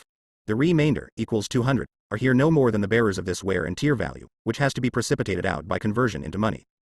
The first group of capitalists in Department 2, who renew their fixed capital in kind, may have already realized a part of their wear and tear value in this way with the depreciation component of their total mass of commodities, of which we have here only the remnant, but there still remains 200 to be realized in money. As for the second half, equals £200 of the £400 cast into circulation by Department 2 in connection with this residual operation. This buys circulating components of constant capital from Department I. Part of this £200 may be cast into circulation by each section of Department 2, or all by that section which does not renew its fixed value component in kind. The £400 is thus now used to withdraw from Department I, 1. Commodities to the total of £200, which consists simply of elements of fixed capital. 2. Commodities to the total of £200, which simply replace in-kind elements of the circulating part of the constant capital. Department I has now sold its entire annual commodity product, to the extent that this has to be sold to Department 2. The value of a fifth of it, £400, exists in its hands in the money form, but this money is realized surplus value and has to be spent as revenue on means of consumption. Department I therefore uses this £400 to buy the remaining commodity value of Department 2 equals 400. The money flows back to Department 2 by removing commodities from that department. We shall now assume three different cases. Let us call the section of capitalists in Department 2 who replace their fixed capital in kind, Section 1 foot, and those who store up the wear and tear value of their fixed capital in the money form, Section 2 feet. The three cases are as follows. A. Out of the 400 that still remains as a residue of commodities in Department 2, a certain quota has to replace the quota of circulating parts of the constant capital for Sections 1 and 2, say half each. B. Section 1 has already sold its entire commodity, so that Section 2 still has 400 to sell. C. Section 2 has sold all except the 200 that carries the wear and tear value. We then have the following distributions. A. Of the commodity value of 400 C. That Department 2 still has in hand, Section 1. Loss 100 and Section 2300, out of this 300, 200 repra. Simple reproduction 537 cents the wear and tear. In this case, out of the £400 that Department I sends back to obtain commodities from Department 2, Section 1. Originally laid out £300, i.e. £200 in money with which it drew elements of fixed capital in kind from Department I, and £100 in money to mediate its commodity exchange with Department I. Section 2, on the other hand, advanced only a quarter of the £400, l. £100, also for the mediation of its commodity exchange with Department I out of the £400 in money. Section 1 advanced £300 and Section 2 £100. This £400 however flows back as follows, to Section 1, £100, l. Only a third of the money it advanced. It possesses, however, for the other 2/3, fixed capital to a value of 200. In return for this element of fixed capital to the value of 200 it has given money to Department I, but not subsequently any commodity. As far as this 200 is concerned, Department 2 confronts Department I simply as a buyer, and not subsequently again as a seller. This money cannot then flow back to Section 1. Otherwise this would have received its elements of fixed capital from Department I for nothing. As far as the last third of the money it advanced is concerned, Section 1 first appeared as a buyer of the circulating components of its constant capital. With the same money, Department I buys from it the remainder of its commodities to the value of 100. The money thus flows back to Section 1 of Department I because this section appears as a seller of commodities directly after having appeared as a buyer. If the money did not flow back to it, then Section 1 would firstly have given £100 in money to Department I for commodities to a value of 100, and then a further 100 in commodities into the bargain, i.e. it would have given its commodities away as a present. Section 2, on the other hand, which laid out £100 in money, receives a reflux of £300, £100, because it firstly cast £100 in money into the circulation sphere as a buyer, and receives this back as a seller, and £200, because it functions only as a seller of commodities to the amount of £200, and not also as a buyer to this amount. Thus the money cannot flow back to Department I the wear and tear of the fixed capita, as therefore paid for by the money cast into circulation by Department 2, Section 1, in the purchase of elements of fixed capital, but it does not come into Section 2's hands as the money of Section 1, but rather as money belonging to Department I. B. On this assumption, the remnant of IIE is distributed in such a way that Section 1 has only £200 in money, and Section 2 the 400 in commodities. 538 The reproduction and circulation of the total social capital. Section 1 has sold all its commodities, but the £200 in money is the changed form of the fixed component of its constant capital, which it has to renew in kind. It appears here, therefore, simply as a buyer, and in place of its money, receives commodities from Department I to the same amount in the natural elements of fixed capital. Section 2 has, as a maximum, to cast into circulation only £200, since for half the value of its commodities it only sells to Department I, and does not buy from it. If no money is advanced by Department I for the commodity exchange between Departments I and 2, £400 then returns to Section 2 from the circulation sphere, £200, because it advanced this as a buyer and receives it back as a seller of commodities to the value of £200, and £200, because it sold commodity S to Department I to the value of 200, without withdrawing an equivalent in value for these from Department I. C. Section I possesses £200 in money and 200 C. in commodities. Sec T on 2 has 200 D. in commodities. On this assumption, Section 2 does not have to advance anything in money, because it no longer functions at all as a buyer vis Department I, but rather only as a seller, and thus has to wait until its goods are bought. Section 1 advances £400 in money, £200 for mutual commodity exchange with Department I, £200 as a mere buyer from it. With this latter £200 in money, it buys its elements of fixed capital. Department I uses £200 to buy 200 in commodities from Section 1, and it is therefore to Section 1 that the £200 advanced in money for this commodity exchange returns. Department I uses the other £200, which it has also obtained from Section 1, to buy commodities worth 200 from Section 2, which thereby has the wear and tear of its fixed capital precipitated out in money. The situation would in no way be changed if it were assumed that in case C, it was Department I instead of Department 2, Section 1, that advanced the £200 in money for the exchange of the existing values. If Department I first buys commodities from Department 2, Section 2, for £200, we have assumed that this section only has to sell this remnant of its commodities, then the £200 does not return to Department I, since Department 2, Section 2, no longer appears as a buyer, but Department 2, Section 1, then has £200 in money to buy with and a further 200 in commodities to be exchanged, thus a total of 400 to be exchanged with Department I. £200 in money then returns to Department I from Department 2, Section 2. If Department I lays this out again in order to buy the 200 in commodities from Department 2, Section 1, then this returns. Simple reproduction 539 to it when Department 2, Section 1, receives the second half of Department I's 400 commodities. Section 1 of Department 2 has laid out £200 in money simply as the buyer of elements of fixed capital. This does not return to it, but rather serves to realize in money the residual 200 E. of commodities from Department 2, Section 2, while the money laid out for commodity exchange, £200, flows back to Department I not via Department 2, Section 2, but rather via 2 Section 1. For its commodity ties of 400, an equivalent in commodities to the sum of 400 has returned it. The £200 in money it advanced for the conversion of the 800 commodities has similarly returned it, and so everything is in order. The difficulty that emerged in connection with the exchange, I-1000V plus 1000. 5 feet 2 was reduced to the difficulty in converting the remnants, I-400. S. 2, 1. 200 money plus 200. E. Commodities plus 200. E. Commodities, or to make the matter still clearer, I-200s plus 2 S. 2, 1. 200 money plus 200. E. Commodities plus 200. E. Commodities. Since 200E in commodities in Department 2, Section 1, is exchanged for 200 as commodities, and since all the money that circulates for this exchange of 400 in commodities between Departments I and 2 returns to the department which advanced it, whether I or II, this money, as an element of the exchange between Departments I and II, is in fact not an element of our present problem.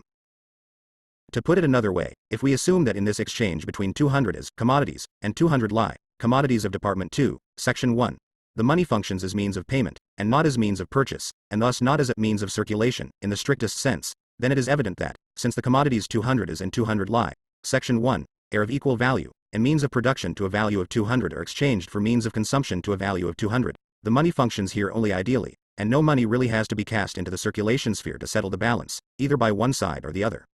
The problem therefore emerges in its pure form only if we cancel out the commodities 200 as on the side of Department I, and their equivalent, commodities 200 lie, Section 1, on the side of Department II after eliminating these two amounts of commodities of the same.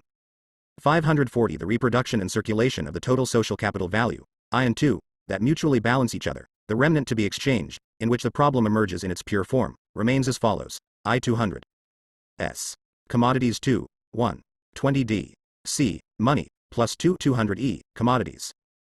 It is clear here that Department II, Section 1, buys the components of its fixed capital 200 as with £200 in money. The fixed capital of Department I, a value of 200, is transformed from the commodity form, as means of production, and indeed as elements of fixed capital, into the money form. With this money, Department I buys means of consumption from Department 2, Section 2, and the result, for Department 2, is that Section 1 has been able to renew a fixed component of its constant capital in kind, and that Section 2 has another component, which replaces the wear and tear of its fixed capital, precipitated out in money. This continues each year, until this component too is due to be replaced in kind. The precondition here is evidently that the fixed component of Department IR's constant capital which in any given year has been transformed back into money to its full value and thus has to be renewed in kind, Section 1, has to be equal to the annual wear and tear of the other fixed component of the constant capital in Department 2 which still goes on functioning in its old natural form, and whose wear and tear, the loss of value that it transfers to the commodities in whose production it is involved, has first to be replaced in money.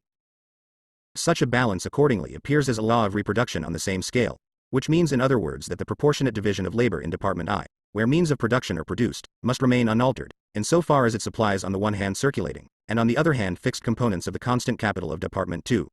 Before we investigate this more closely, we must first see how the matter stands if the residual amount of IIC is not equal to the remnant of 2.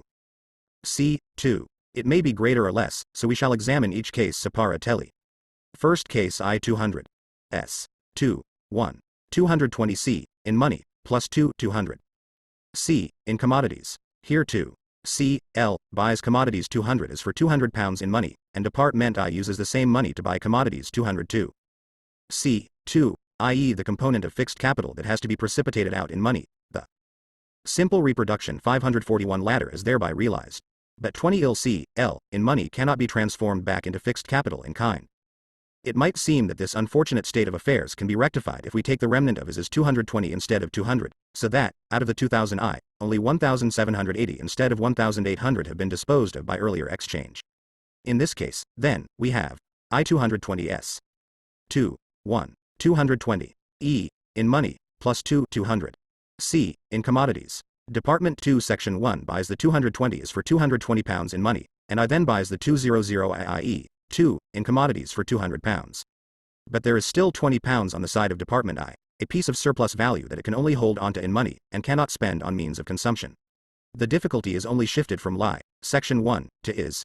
If we now assume on the other hand that lie, Section 1, is smaller than lie, Section 2, then we have, second case 1, 200. S, in commodities, 2, 1. 180 C, in money, plus 200E in commodities. Department 2, Section 1, buys commodities 180 is for 180 pounds in money. Department I uses this money to buy commodities to the same value from Department 2, Section 2, i.e. 180 IL. E2. There remains an unsaleable 20 is on one side, and similarly 22. E2, on the other. Commodities to the value of 40 that cannot be transformed into money. It would not be any use to take the remnant in Department I as 180. There would certainly not be any longer a surplus in Department I, but there would still be an unsaleable surplus in LI, Section 2, one which could not be transformed into money. In the first case, where 11, 1, is bigger than 11, 2, there remains on the side of IL. EL. A surplus in money which cannot be transformed into fixed capital, or if the remnant is as taken as equals LL. EL. The same surplus in money on the part of is, which cannot be transformed into means of consumption. In the second case, where 2, EL, is smaller than IL. E2, there remains a monetary deficit on the part of both the 200 as in the IL. E2, and the same surplus in commodities on the two sides, or if the remnant is as taken as equals 2. EL. A deficit in money and a surplus in commodities on the part OFLL. E2. If we take the remnant as is always equal to IL. CL. Since production is determined by orders, and it does not alter the reproduction in any way if this year more components of fixed capital, and next year more.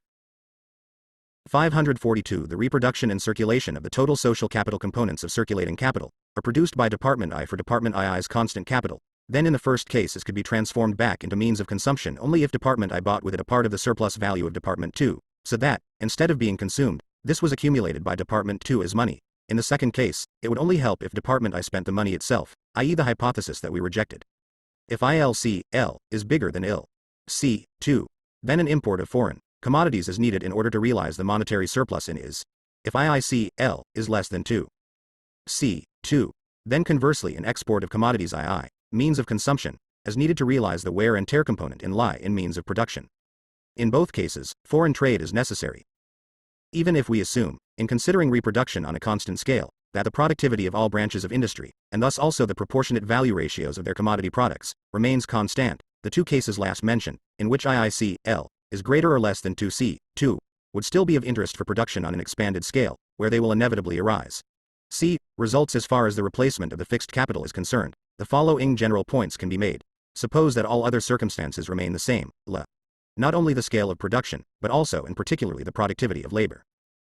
Then if a greater part of the fixed element of LI becomes defunct than it did the previous year, and therefore a greater part has to be renewed in kind, that portion of fixed capital that is as yet only en route to its demise, and has to be replaced in money for the time being, until it actually does expire, must decline in the same proportion, since, according to our assumption, the sum, including the value sum, of the portion of fixed capital functioning in Department 2 remains the same. This however brings about the following situation. Firstly, if a greater part of Department I's commodity capital consists of elements of the fixed capital of IIC, then the circulating component for LI is so much the less, since the total amount that Department I produces for LI remains unchanged. If one part increases, then the other must decline, and vice versa. On the other hand, however, the total production of Department 2 also remains the same. But how is this possible if it's simple reproduction? 543 Raw materials, work in progress and ancillary materials decrease, i.e. the circulating elements of constant capital in Department 2. Secondly, a greater part of the fixed capital IIC, restored in the money form, flows to Department I to be changed back from the money form into the natural form. Thus additional money accrues to Department I, besides the money that circulates simply to exchange commodities between I and II. Money to T does not mediate reciprocal commodity exchange, but appears in its unilateral function as a means of purchase. At the same time, however, the quantity of commodities IIC that bears the replacement value of the wear and tear would be proportionately reduced, i.e. the quantity of commodities in Department 2 that does not have to be exchanged against commodities from Department I, but only against Department I's money. More money from Department 2 would flow to Department I's mere means of purchase, and there would be fewer commodities from Department 2 towards which Department I had to function merely as a buyer. A greater part of is, for IV has already been converted into Department 2 commodities. Would thus not be convertible into commodities 2, and would be held fast in the money form. We do not need here to go any further into the opposite case, where the reproduction of the defunct fixed capital in Department 2 was less in 1 year and the wear and tear component greater. There would be a crisis. A crisis of production, despite reproduction on a constant scale. In short, if in the case of simple reproduction and with other circumstances remaining the same, i.e. particularly with the productivity, overall amount and intensity of labor remaining unchanged, a constant proportion is not assumed between the defunct fixed capital, that needing renewal, and the fixed capital which continues to operate in the old natural form, merely adding value to its products to replace its wear and tear, then in one case the amount of circulating components to be reproduced remains the same, but the amount of fixed components to be replaced will have increased. The total production of department I therefore has to grow, or else there would be an insufficient amount of reproduction, quite independent of the monetary relations. In the other case, if the proportionate size of the fixed capital in department 2 that has to be reproduced in kind declines, then the amount of constant capital II's circulating components that have been reproduced by department I remains unchanged, while the fixed components to be reproduced have declined. There is thus either a reduc 544 the reproduction and circulation of the total social capital Tion in the total production of department I, or alternatively a surplus, as previously a deficit, a surplus that cannot be realized. The same labor can certainly supply in the first case a greater product, with increased productivity, extension or intensity, and in this way the deficit in the first case could be covered, but a change of this kind could not occur without a shift of labor and capital from one branch of production in department I to another, and any displacement of this kind would produce momentary dislocations. Secondly, however, insofar as extension and intensification of labor increase, department I would have more value to exchange for less value from department 2, i.e. department I's product would depreciate.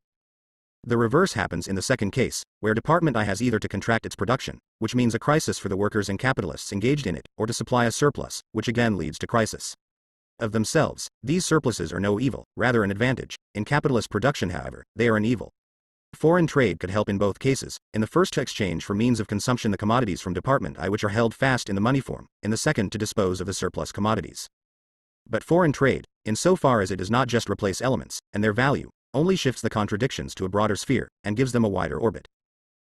Once we dispense with the capitalist form of reproduction, then the whole problem boils down to the fact that the magnitude of the part of fixed capital that becomes defunct and has therefore to be replaced in kind varies in successive years. Here we are dealing simply with the fixed capital functioning in the production of means of consumption. If it is very large one year, if the mortality is above the average, just as with human beings, then in the following years it will certainly be so much the less. The mass of raw materials, work in progress, and ancillaries needed for the annual production of means of consumption, assuming that other circumstances remain the same, does not diminish on this account, and so the total production of the means of production would have to increase in one case, and decrease in the other. This can only be remedied by perpetual relative overproduction. On the one hand, a greater quantity of fixed capital is produced than is directly needed. On the other hand, and this is particularly important, a stock of raw materials etc. is produced that surpasses the immediate annual need. This is particularly true of means of subsistence. Overproduction of this kind is equivalent to control by the society over the objective. Simple reproduction 545 means of its own reproduction. Within capitalist society, however, it is an anarchic element. This example of fixed capital, in the context of reproduction on a constant scale, is a striking one. A disproportionate production of fixed and circulating capital is a factor much favored by the economists in their explanation of crises. It is something new to them that a disproportion of this kind can and must arise from the mere maintenance of the fixed capital, that it can and must arise on the assumption of an ideal normal production, with simple reproduction of the social capital already functioning. 12. The reproduction of the money material one factor has so far been completely disregarded, namely the annual reproduction of gold and silver. As the mere raw material for luxury articles, for gold and silver plating, etc., these would no more need special mention here than any other products. However, they play an important role as money material and hence as potential money. For the sake of simplification, we take gold as the sole money material here.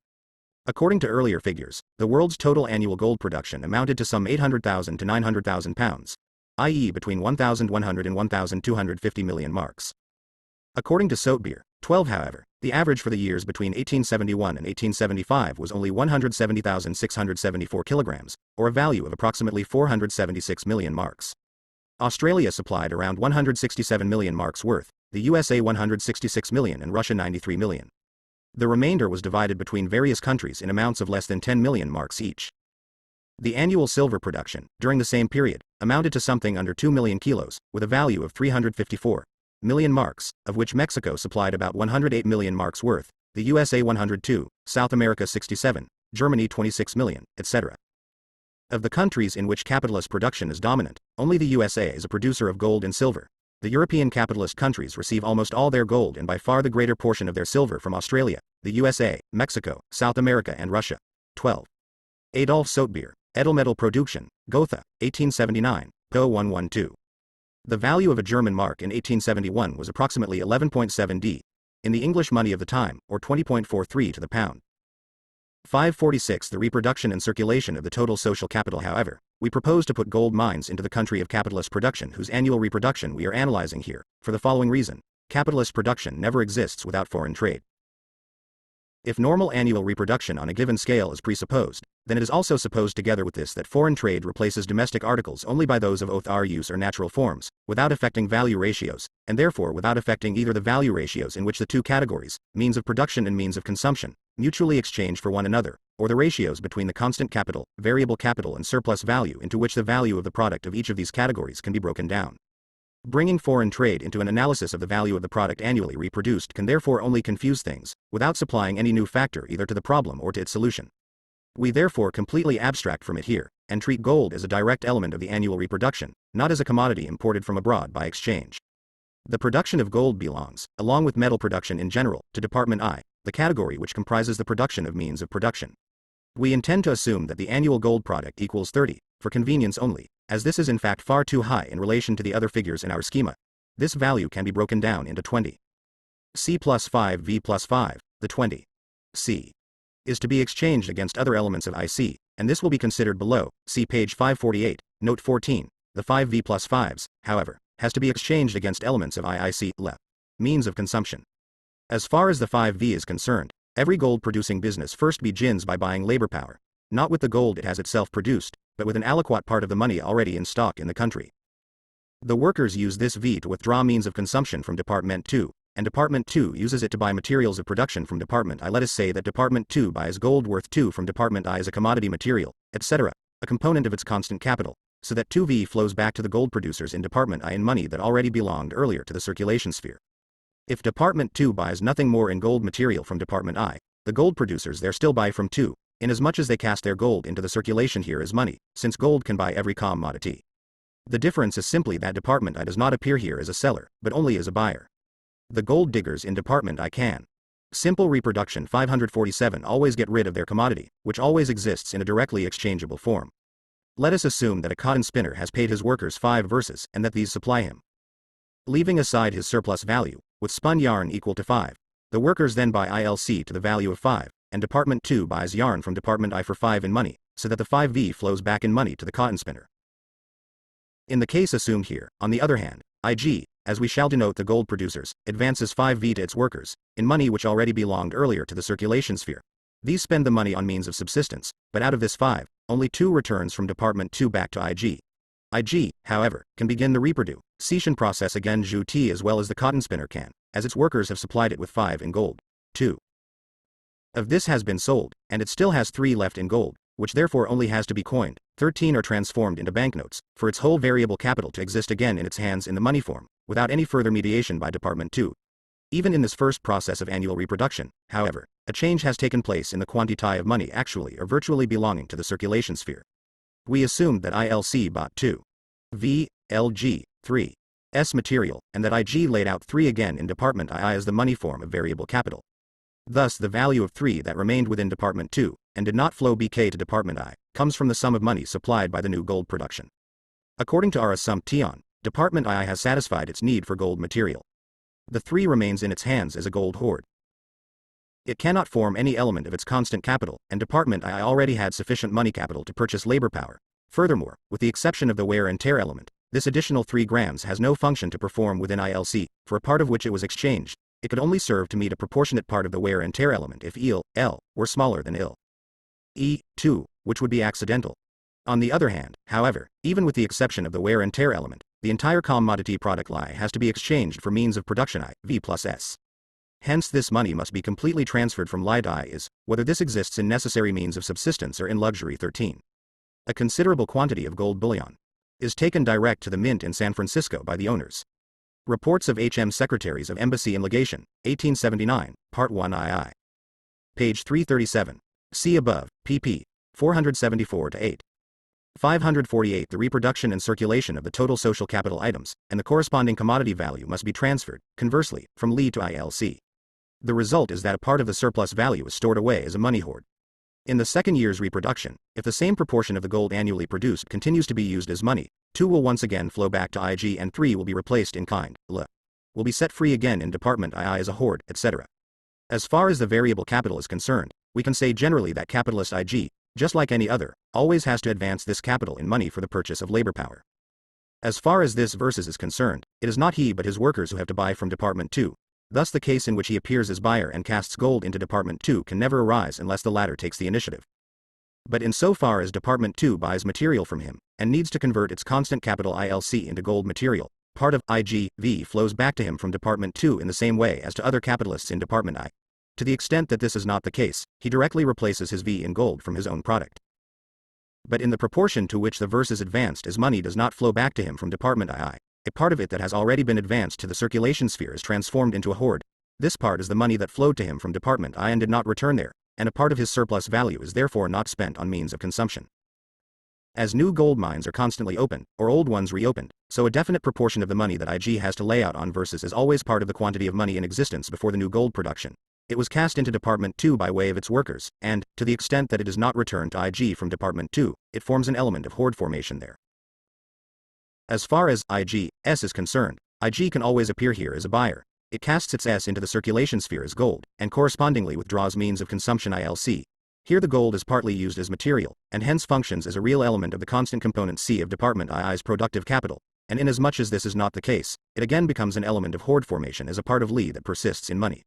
It is clear, even leaving aside the IC, which will be considered later 14, that even simple reproduction, which excludes accumulation in the strict sense of the term, reproduction on an expanded scale, necessarily involves the storage of money, or hoard 14. No investigation of the exchange of the newly produced gold within the constant capital of Department I is to be found in the manuscript. F.E. Simple reproduction 549 formation. And since this is repeated anew each year, it explains the assumption from which we proceeded in considering capitalist product Tion, namely that at the beginning of the reproduction process, the capitalists in Departments I and II must each already possess a quantity of the monetary medium which corresponds to the amount of commodity exchange. There is even storage of this kind after deduction of the gold lost by the abrasion of the money in circulation. It is self-evident that the greater the maturity of capitalist production, the greater is the quantity of money accumulated on all sides, and the smaller therefore the proportion that the new gold production of each year adds to this quantity, even though this addition may be quite significant in absolute terms. We come back once again, then, in general terms, to the objection made against Took, see page 404 above. How is it possible for each capitalist to withdraw a surplus value from the annual product in money, i.e. to withdraw more money from the circulation sphere than he cast into it, since in the final analysis the capitalist class itself must be seen as the origin of all money in circulation? We note on this point, by way of summary of what has already been developed earlier, chapter 17, 1. The only assumption required here is that there should always be sufficient money to convert the various elements of the commodity mass annually reproduced. This is in no way affected by the fact that a part of the commodity value consists of surplus value. If the whole of production belonged to the workers themselves, then their surplus labor would be surplus labor for themselves, not for the capitalists, but the mass of commodity value in circulation would be the same and would require, given that other circumstances also remained the same amount of money for its circulation. The question in both cases is simply, where does the money come from to convert this total commodity value? It is not, where does the money come from to realize the surplus value? Moreover, to come back to this once again, each individual commodity consists of C plus V plus S, and so a certain sum of money is necessary for the circulatio JL of the capital C plus V, and another sum of money is needed for the circulation of the capitalist's revenue, the surplus value S. Just as for the individual capitalist, so for the class as a whole, the money in which it advances capital is different from the money in which it spends revenue. Where does this latter money come from? Simply from the fact that of the mass of money that exists in the hands of the capitalist class, which is by and large the total quantity of money that exists in 550 the reproduction and circulation of the total social capital of the society, one part circulates the capitalist's revenue. We already saw above how each capitalist who sets up a new business fishes back the money that he spends on means of consumption for his own maintenance, once the business is underway, in the shape of money which serves to realize his surplus value. Generally speaking, however, the whole difficulty arises from two sources, as follows. Firstly, if we consider simply the circulation sphere and the turnover of capital, consider the capitalist simply as the personification of capital, not also as capitalist consumer and man of the world. Then although we certainly see him constantly casting surplus value into circulation as a component of his commodity capital, we never see money in his hands as a form of revenue, we never see him casting money into circulation for the consumption of his surplus value. Secondly, if the capitalist class casts a certain sum of money into circulation in the shape of revenue, it appears as if it paid an equivalent for this part of the total annual product, and that this has thereby ceased to represent surplus value. But the surplus product in which the surplus value is represented costs the capitalist class nothing. As a class, it possesses it and enjoys it free of charge, and the monetary circulation cannot alter this in any way. The change that this brings about simply consists in the fact that each capitalist, instead of consuming his own surplus product in kind, for which in most cases it would not be suit-able, withdraws commodities of all kinds from the total stock to the amount of the surplus value that he appropriated, and appropriates these. The circulation mechanism, however, has shown that if the capitalist class casts money into circulation to be spent as revenue, it withdraws this same money again from circulation, and so the same process can always begin anew. Considered as a capitalist class, therefore, it remains now as before in possession of this sum of money needed for the realization of its surplus value. If the capitalist not only withdraws surplus value from the commodity market in the form of commodities for his consumption fund, but at the same time the money with which he buys these commodities flows back to him, he has evidently withdrawn the commodities from circulation without an equivalent. They cost him nothing, even though he pays for them with money. If I buy commodities for £1 sterling, and the seller of these commodities gives me back my £1 in exchange for a surplus product that cost me nothing, then I have obviously received the commodities for nothing. The constant repetition of this operation in no way alters the fact that I constantly withdraw commodities and constantly remain in possession. Simple reproduction 551 of the £1, even though I part with it temporarily in order to obtain these commodities. The capitalist constantly receives this money back as the realization of surplus value that cost him nothing. We saw that for Adam Smith the entire value of the social product resolved itself into revenue, into versus plus S, and that the value of the constant capital was therefore taken as zero. It necessarily follows from this that the money required for the circulation of the annual revenue would also be sufficient for the circulation of the entire annual product, and that in our case, therefore, the money needed for the circulation of means of consumption to the value of 3,000 would be sufficient for the circulation of a total annual product to the value of 9,000. This was in fact Adam Smith's opinion, and it is repeated by Thomas Tooke. This false conception of the ratio between the quantity of money needed to realize revenue and the quantity of money that circulates the total social product is a necessary result of the uncomprehending, thoughtless manner in which they view the reproduction and annual replacement of the different material and value elements of the total annual product. It is therefore already refuted. Let us listen to Smith and Tooke themselves. Smith says, in Book 2, Chapter 1I, the circulation of every country may be considered as divided into two different branches, the circulation of the dealers with one another, and the circulation between the dealers and the consumers. Though the same pieces of money, whether paper or metal, may be employed sometimes in the one circulation and sometimes in the other, yet as both are constantly going on at the same time, each requires a certain stock of money of one kind or another to carry it on. The value of the goods circulated between the different dealers never can exceed the value of those circulated between the dealers and the consumers, whatever is bought by the dealers, being ultimately destined to be sold to the consumers. The circulation between the dealers, as it is carried on by wholesale, requires generally a pretty large sum for every particular transaction. That between the dealers and the consumers, on the contrary, as it is generally carried on by retail, frequently requires but very small ones, a shilling, or even a halfpenny, being often sufficient. But small sums circulate much faster than large ones. Though the annual purchases of all the consumers, therefore, are at least, is a good one, equal in value to those of all the dealers, they can generally be transacted with a much smaller quantity of money, etc. Poe 421. 552 The reproduction and circulation of the total social capital. On this passage of our Adams, Thomas Tooke remarks, An Inquiry into the Currency Principle, London, 1844, pp. 34-6 Passam. There can be no doubt that the distinction here made is substantially correct. The interchange between dealers and consumers including the payment of wages, which constitute the principal means of the consumers. All the transactions between dealers and dealers, by which are to be understood all sales from the producer or importer, through all the stages of intermediate processes of manufacture or otherwise to the retail dealer or the exporting merchant, are resolvable into movements or transfers of capital. Now transfers of capital do not necessarily suppose nor do actually as a matter of fact entail, in the great majority of transactions, a passing of money, that is, banknotes or coin. I mean bodily and not by fiction. At the time of transfer. The total amount of the transactions between dealers and dealers must, in the last resort, be determined and limited by the amount of those between dealers and consumers. If we took this last sentence by itself, we might believe Tooke was simply claiming that there was a certain ratio between the transactions between dealers and those between dealers and consumers, in other words between the value of the total annual revenue and the value of the capital with which it is produced. But this is not the case. He expressly endorses the Smithian conception. A special criticism of his circulation theory would thus be superfluous. 2. Every industrial capital, at its outset, casts money into circulation all at once for the entire fixed component of its capital, and it recovers this only gradually over a series of years by the sale of its annual product. It therefore casts more money into the circulation sphere at first than it withdraws from this. This is repeated each time that the entire capital is renewed in kind. It is repeated each year for a certain number of businesses, those whose fixed capital has to be renewed in kind. It is repeated partially with each repair, with each fractional renewal of the fixed capital. If at one point more money is withdrawn from circulation than is cast in, the reverse is the case at another point. In all branches of industry whose production periods, as distinct from their working periods, extend over a relatively long time, money is constantly cast into circulation by the capitalist producers during this period, partly in payment for the labor power applied, partly for purchasing the means of production that are to be used.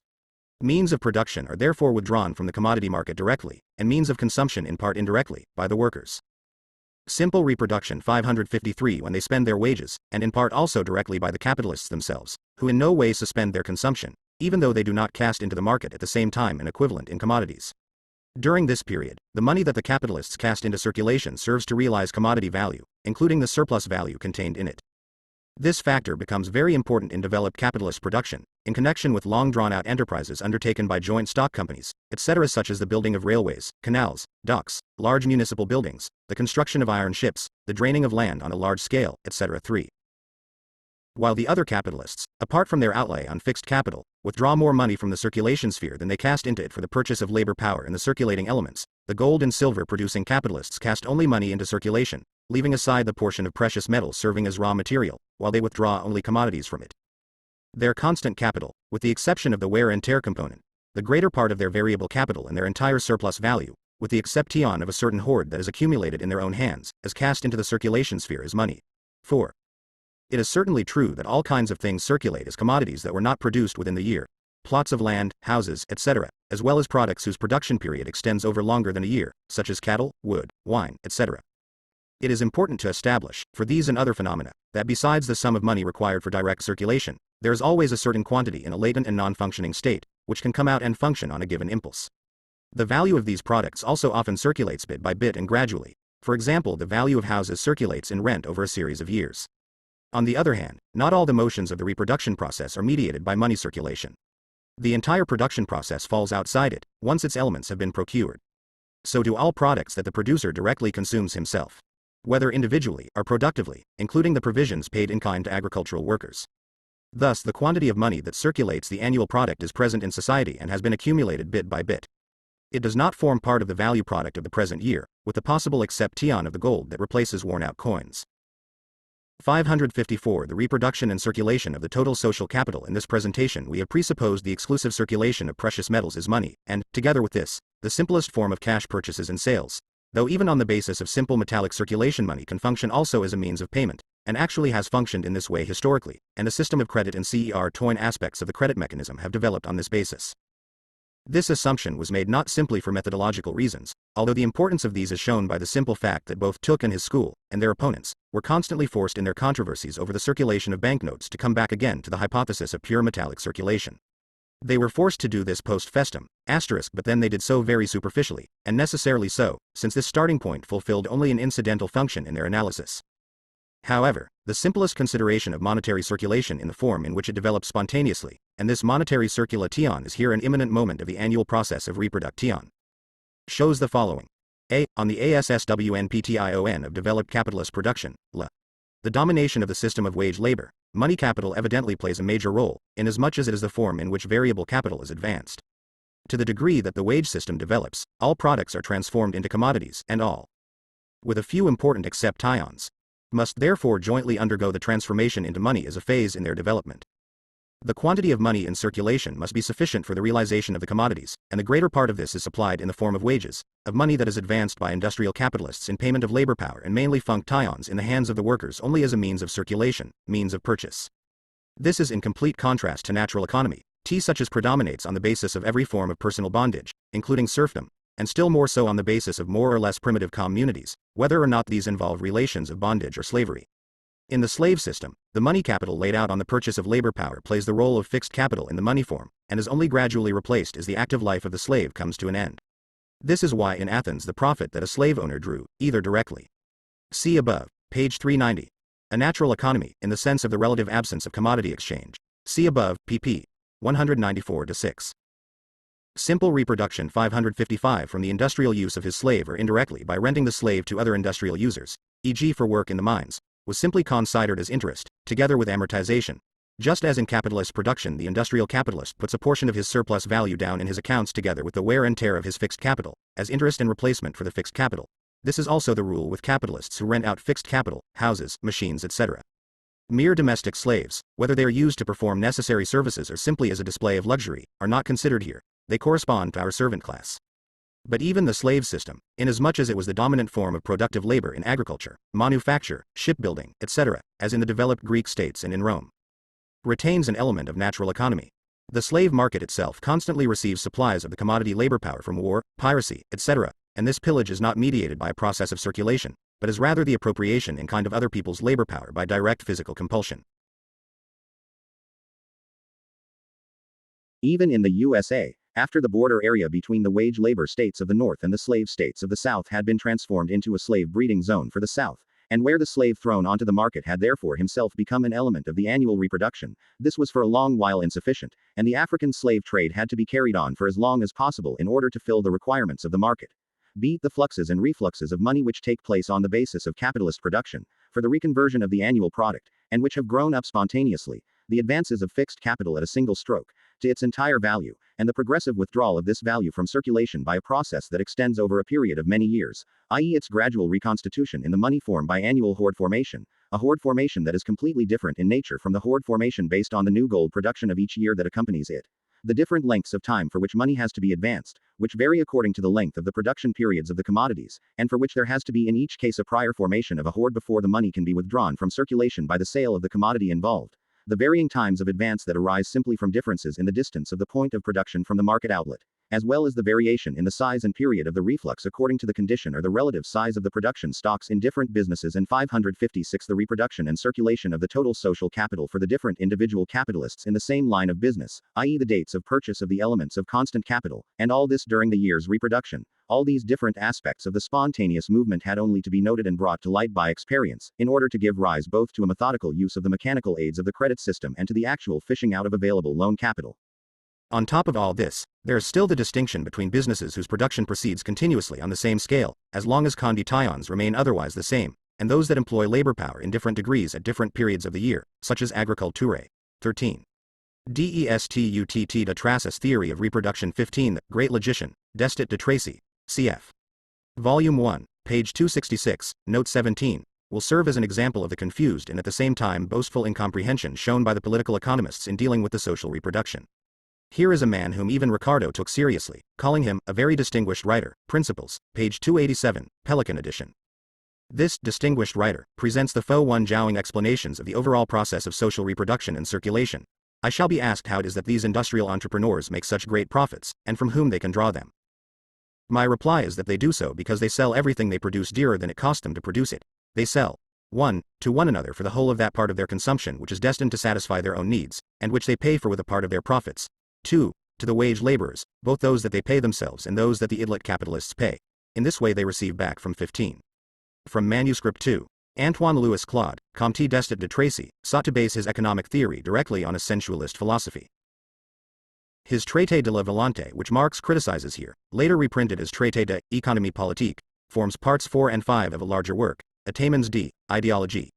T for Destutt de Tracy's conception of a sterile class, or class of idlers who simply live off the labor of others. See the discussion in Theories of Surplus Value, Party, pp.269-81. Simple reproduction 557 The wage laborers their entire wages, with the exception of their small savings. 3. To the idle capitalists, who pay them with the part of their revenue that they have not already handed over to the workers directly employed by them, so that the entire rent that they pay these idle capitalists each year flows back to them in one of these ways or another. Destutt de Tracy, Traité de la Volonté et des Effets, Paris, 1826, page 239. The capitalists, therefore, get rich firstly by taking advantage of each other in exchanging the part of the surplus value that they devote to their private consumption or consume as revenue. If this part of their surplus value or profits is £400, then this £400 becomes £500 if each party to the £400 sells his share to another party 25% too dear. Since all of them do the same thing, the outcome is the same as if they had sold to each other at the right price. It is simply that they need a quantity of money of £500 to circulate a commodity value of £400, and this would seem rather a method of impoverishing than enriching them, inasmuch as they would have to hold a large part of their total wealth unproductively in the useless form of means of circulation. The whole thing comes down to the fact that the capitalist class, despite the all-round nominal price increase of their commodities, have to distribute among themselves, for their private consumption, a commodity stock of only £400, but that they do each other the favor of circulating this £400 in commodity value with a quantity of money that is required for £500 of commodity value. In saying this, we entirely disregard the fact that a part of their profits here, and thus generally, is assumed to be a stock of commodities in which profit is represented. But what Destutt intends is precisely to explain the origin of this profit. The quantity of money needed to circulate it is a completely subordinate question. The mass of commodities in which the profit is represented therefore appears to stem from the fact that the capitalists not only sell this mass of commodities to one another, which is already very fine and profound, but also all sell it to each other too dear. Thus we now know one source of capital East enrichment. It comes to the same thing as the secret of Inspector Brassig. Asterisk that great poverty derives from great pauvreté. 2. The same capitalists also sell to the wage laborers, both those that they pay themselves and those that the idle capitalists pay. In this way they receive back from the wage laborers their entire wages, with the exception of their small savings. 3. A comic character in stories by Fritz Reuter. 558. The reproduction and circulation of the total social capital, the reflux of money capital to the industrial capitalists, capital which was advanced in this form by the capitalists as wages to the workers, constitutes, for M. Destet, the second source of enrichment of these capitalists. So if the capitalist class pays £100 to the workers in wages, say, and these workers can therefore buy from the capitalist class commodities to the same value of £100, so that the sum of £100 that the capitalists advanced as buyers of labor power flows back to them on the sale of commodities of £100 to the workers, the capitalists are supposed to enrich themselves by this. It would appear, from the standpoint of ordinary common sense, that by means of this procedure the capitalists would simply find themselves once more in possession of the £100 that they previously possessed. At the beginning, they had £100 in money, and they used this to buy £100 worth of labor power. For this £100 in money, the labor that is bought produces commodities of a value that, as far as we know up to now, is £100. By selling this £100 of commodities to the workers, the capitalists receive back £100 in money. The capitalists therefore again have £100 in money, and the workers have £100 in commodities that they themselves produced. How the capitalists are supposed to get rich in this way is anybody's guess. If the £100 in money did not flow back to them, then they would first have paid the workers £100 in money for their labor, and would secondly have had to give them the product of this labor, £100 worth of means of consumption, for nothing. The reflux might explain why the capitalists do not become any the poorer by this operation, but in no way how they become richer. A further question, moreover, is how the capitalists come to possess this £100 in money, and why the workers, instead of producing commodities on their own account, are forced to exchange their labor power for this £100. But this is something that a thinker of Destet's caliber takes as self-explanatory. Destet would not be quite satisfied with this solution.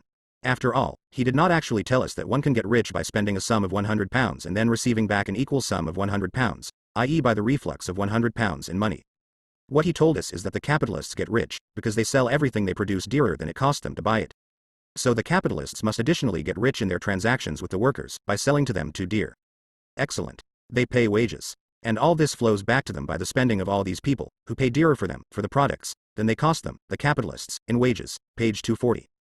Simple reproduction 559. Do the capitalists thus pay the workers £100 in wages, and then sell the workers their own product for £120, so that both the £100 has flowed back to them, and a further £20 has been obtained in addition? This is impossible. The workers can pay only with the money that they receive in the form of wages. If they receive £100 in wages from the capitalists, they can buy only for £100, and not for £120. This would not work at all. But there is still another way. The workers buy commodities from the capitalists for £100, but receive in actual fact only commodities to the value of £80. They have therefore been cheated out of £20. And the capitalist has certainly got £20 richer, because he paid for labor power 20% below its value, or indirectly made a deduction of 20% from the nominal wage. The capitalist class would achieve the same end if they paid the workers only £80 in wages from the beginning, and subsequently supplied them with £80 in commodity value for this £80 in money. This would appear the normal way. Taking the class as a whole. Since according to M. Destet himself the working class must receive sufficient wages, page 219, i.e. their wages must at least be sufficient to maintain their existence and working ability, to procure them the barest subsistence, page 180. If the workers do not receive the sufficient wage, then this spells the death of industry, page 208, as Destet himself says, and is therefore, it would appear, not a means of enrichment for the capitalists. But whatever may be the wage that the capitalist class pays the working class, this has a definite value, e.g. £80. If the capitalist class pays £80 to the workers, it has to supply them with £80 in commodity value, and the reflux of the £80 does not enrich them. If it pays them £100 in money, and sells them a commodity value of £80 for £100, then it pays them 25% in money above their normal wages but supplies them that much less than this in commodities. In other words, the entire fund from which the capitalist class draws its profit is formed by a deduction from the normal wage, by payment of labor power below its value, below the value of the means of subsistence that are needed for the normal reproduction of the wage laborers. If the normal wage is paid, therefore, and this according to Destet is what should happen, then there does not exist any fund for profit, neither for the industrial capitalists nor for the idle capitalists. M. Destet would thus have to reduce the entire secret of how the capitalist gets rich to this deduction from wages. The other funds of surplus value which he refers to under headings 1 and 3 would then not exist. In all countries, therefore, where the money wage of the workers is 560, the reproduction and circulation of the total social capital reduced to the value of the means of consumption necessary for their subsistence as a class, there does not exist either a consumption fund or an accumulation fund for the capitalists, and so no fund for the existence of the capitalist class, and no capitalist class at all. And this would certainly be the case, according to Destot, in all rich and developed, long civilized countries, for here, in our old established societies, the fund from which wages are met is almost a constant quantity, page 202. Even given this deduction from wages, therefore, the capitalists are not enriched because they first pay the workers £100 in money and subsequently supply them with £80 worth of commodities for this £100, i.e. in fact circulate £80 worth of commodities by means of a sum of money of £100, 25% more than needed. But rather because they appropriate besides the surplus value, the part of the product in which surplus value is represented, a further 20% of that part of the workers' product that should fall to them in the form of wages. In Destot's foolish conception, the capitalist class would not gain any profit at all. They pay £100 for wages, and in return for this £100 give the workers £80 worth of commodities from their own product. In the next operation, however, they must again advance £100 for the same procedure. Thus they achieve only the useless satisfaction of advancing £100 in money and supplying in return £80, instead of advancing £80 and supplying £80 worth of commodities for it. I.e. they constantly advance, to no avail, a money capital 25% greater than is needed for the circulation of their variable capital. This would indeed be a quite peculiar method of enrichment. 3. Finally, the industrial capitalist class sells to the idle capitalists, who pay them with the part of their revenue that they have not already handled over to the workers directly employed by them, so that the entire rent that they pay these idle capitalists each year flows back to them again in one of these ways or another. We have already seen that the industrial capitalists pay, with a part of their profits for the whole of that part of their consumption which is destined to satisfy their own needs. Let us take it that their profits are £200. They consume £100, say, for Marx has 25% here. But the £20 worth of commodities of which the workers are supposedly cheated, in the example Marx sets up for Destot, is of course 20% of the £100 worth which the workers should get, even though the extra £20 in money which allegedly enables the capitalists to sell the workers £80 worth of commodities for £100 is, as Marx says, 25% more than needed. Simple. Reproduction 561 their individual consumption.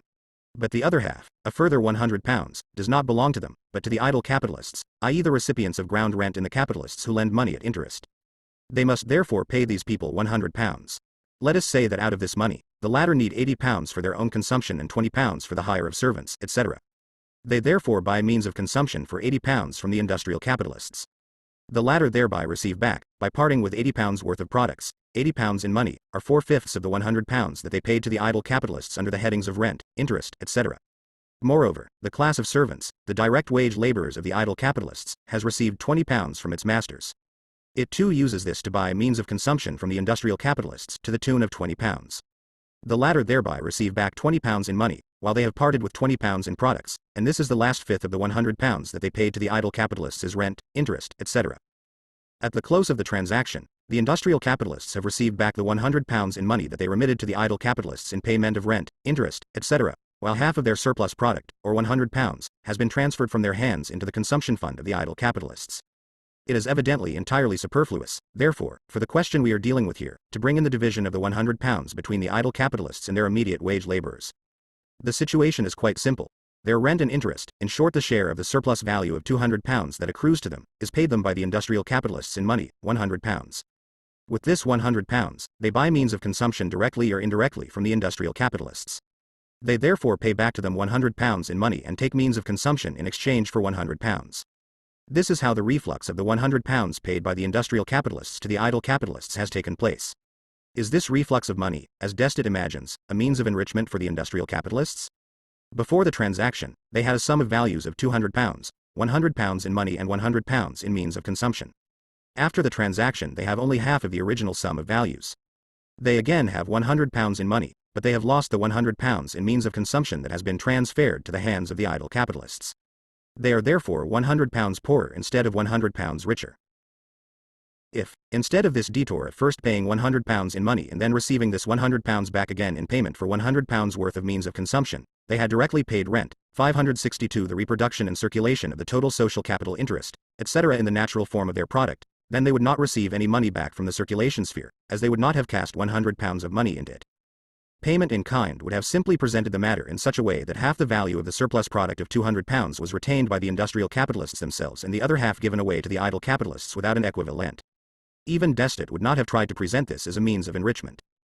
The land and the capital that the industrial capitalists borrow from the idle capitalists, and for which they have to pay them a part of the surplus value in the form of rent, interest, etc., is of course profitable for them, for it is one of the conditions of production, both of the product in general, and of the part of the product that forms surplus product or in which surplus value is represented. But this profit derives from the use of the borrowed land and capital, and not from the price that is paid for this. This price is rather a deduction from it. It would otherwise be necessary to maintain that the industrial capitalists would become not richer, but poorer, if they could keep the other half of the surplus value for themselves, instead of giving it away. But this is the confusion that we are led into if phenomena of circulation, such as the reflux of money, are lumped together with the distribution of the product that is simply mediated by these phenomena of circulation. Despite all this, Destet is still shrewd enough to note, where do the revenues of these idle people come from? Do they not come from the rents that are paid to them out of the profit of those who make the idler's capital work, those who use the funds of the former to pay a labor that produces more than it costs?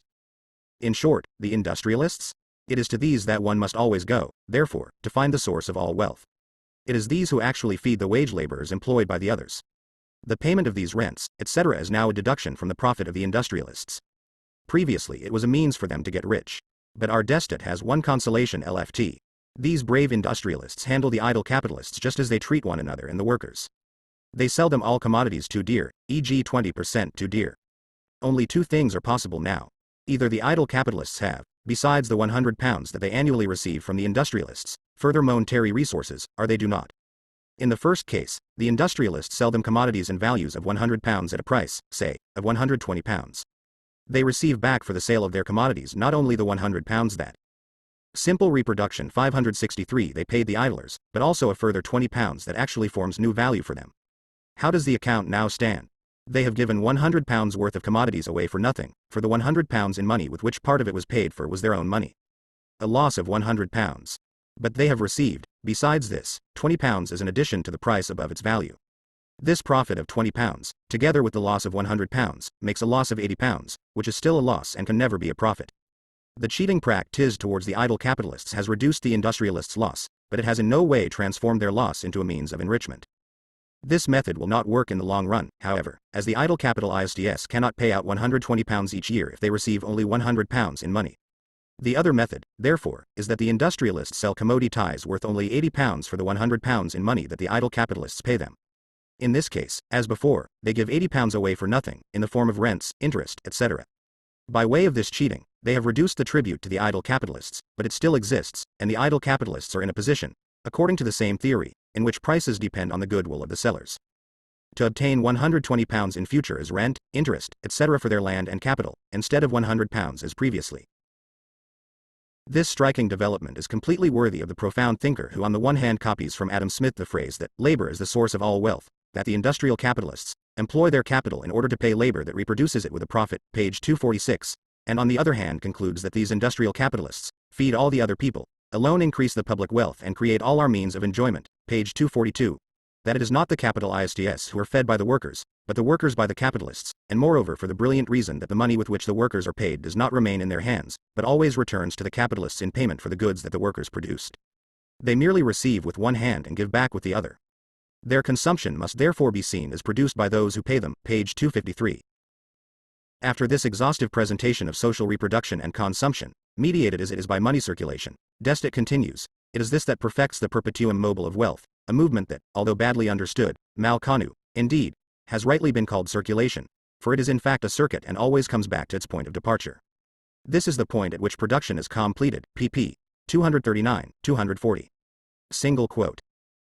564 The reproduction and circulation of the total social capital. Destet, that very distinguished writer, member of the Institut de France and the Philosophical Society of Philadelphia, and certainly a genuine luminary among vulgar economists, finally begs his readers to marvel at the wondrous clarity with which he depicts the course of the social process, the flood of light that he has shown on the object, and is even condescending enough to inform the reader where all this light emanates from.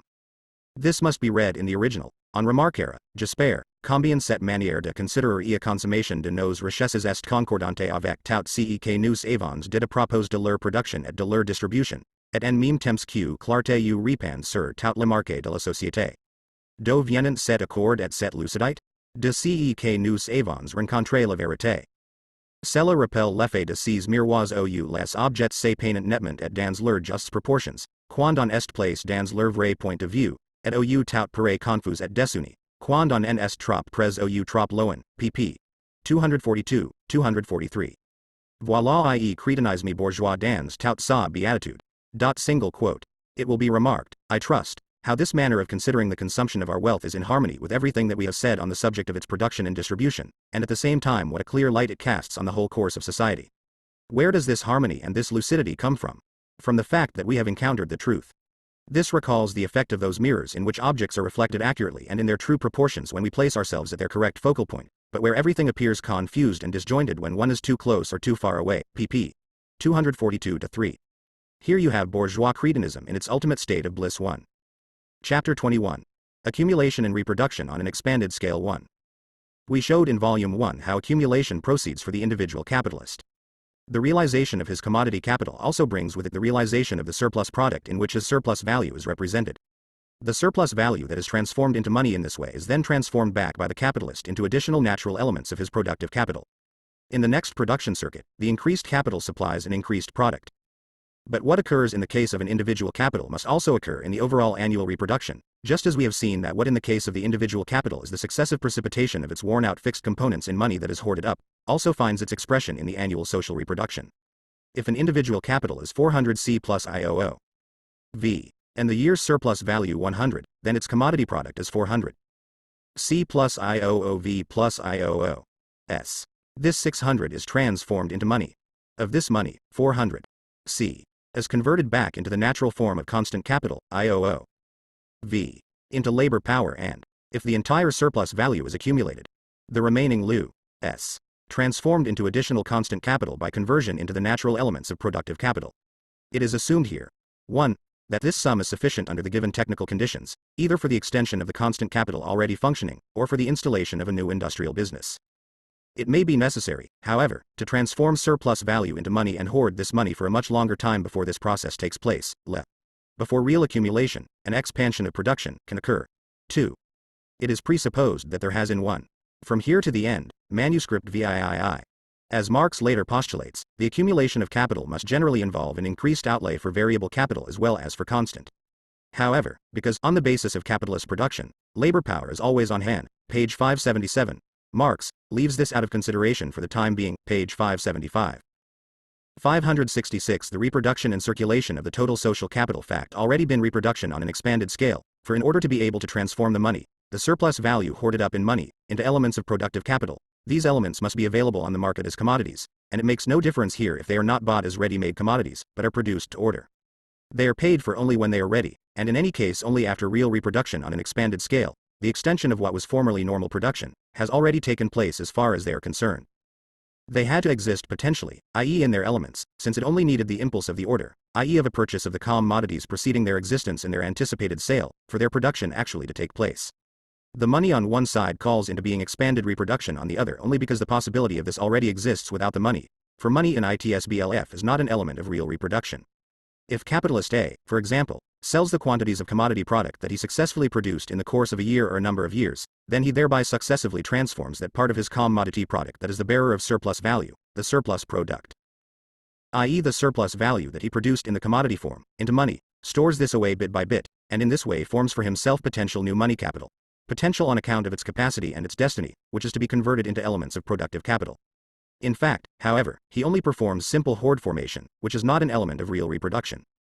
His activity in this connection consists first of all simply in the successive withdrawal of circulating money from the circulation sphere, and it is of course not excluded here that the circulating money that he puts under lock and key was itself, before its entry into circulation, part of another hoard.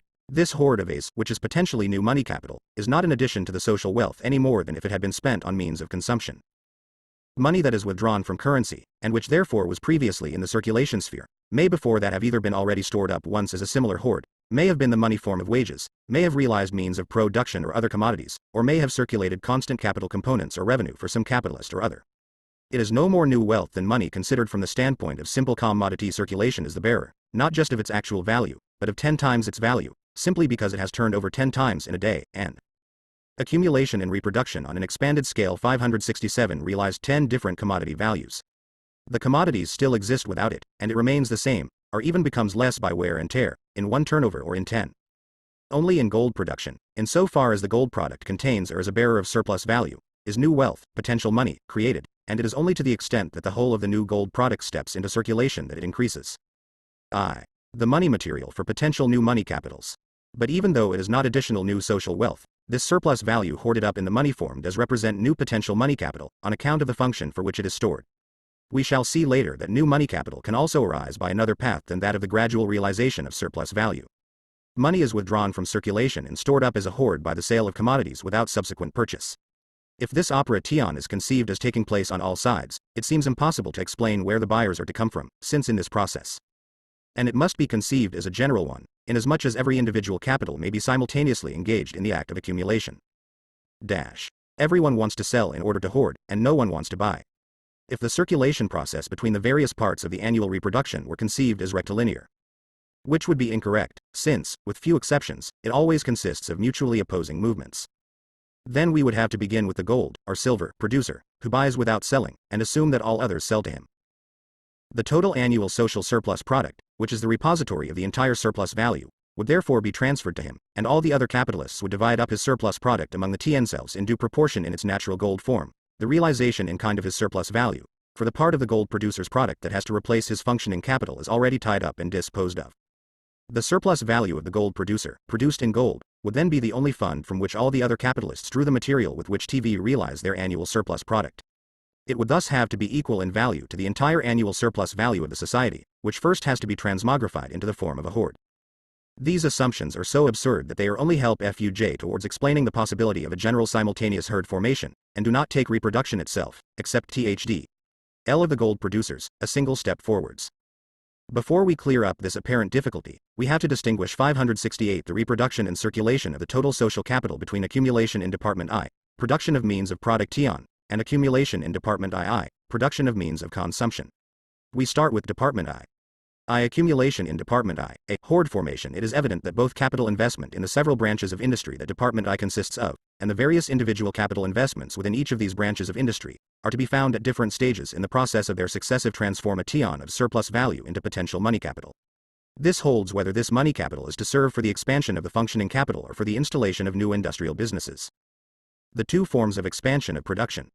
One section of capitalists, therefore, at any given time, is transforming its potential money capital, which has grown to an appropriate size, into productive capital, i.e. using the money it has hoarded up by the realization of surplus value to buy means of production, additional elements of constant capital, while another section is still occupied with hoarding up its potential money capital. Capitalists belonging to these two categories thus relate to one another as buyers and sellers respectively, and each of the two in this exclusive role. Let us sell 600, equals 400. C plus 100. V plus 100. S, to B, who may represent more than one buyer. He has sold commodities for 600 in exchange for 600 in money, of which 100 represents surplus value that he withdraws from circulation and hoards up. This 100, however, is only the money form of a surplus product that was the bearer of a value of 100. Hoard formation is in no case production, and thus from the start not an increment to production. The action of the capitalist here consists in simply withdrawing from circulation the money he obtained by selling his surplus product, holding 011 to it and impounding it. This operation is not just performed by A, but at numerous points on the circulation surface by other capitalists A, etc., who all work equally zealously at this kind of hoard formation. These several points at which money is withdrawn from circulation and accumulated in individual hoards or potential money capitals appear as an equal number of obstacles to circulation, because they immobilize the money and deprive it of its capacity for circulation for a longer or shorter time.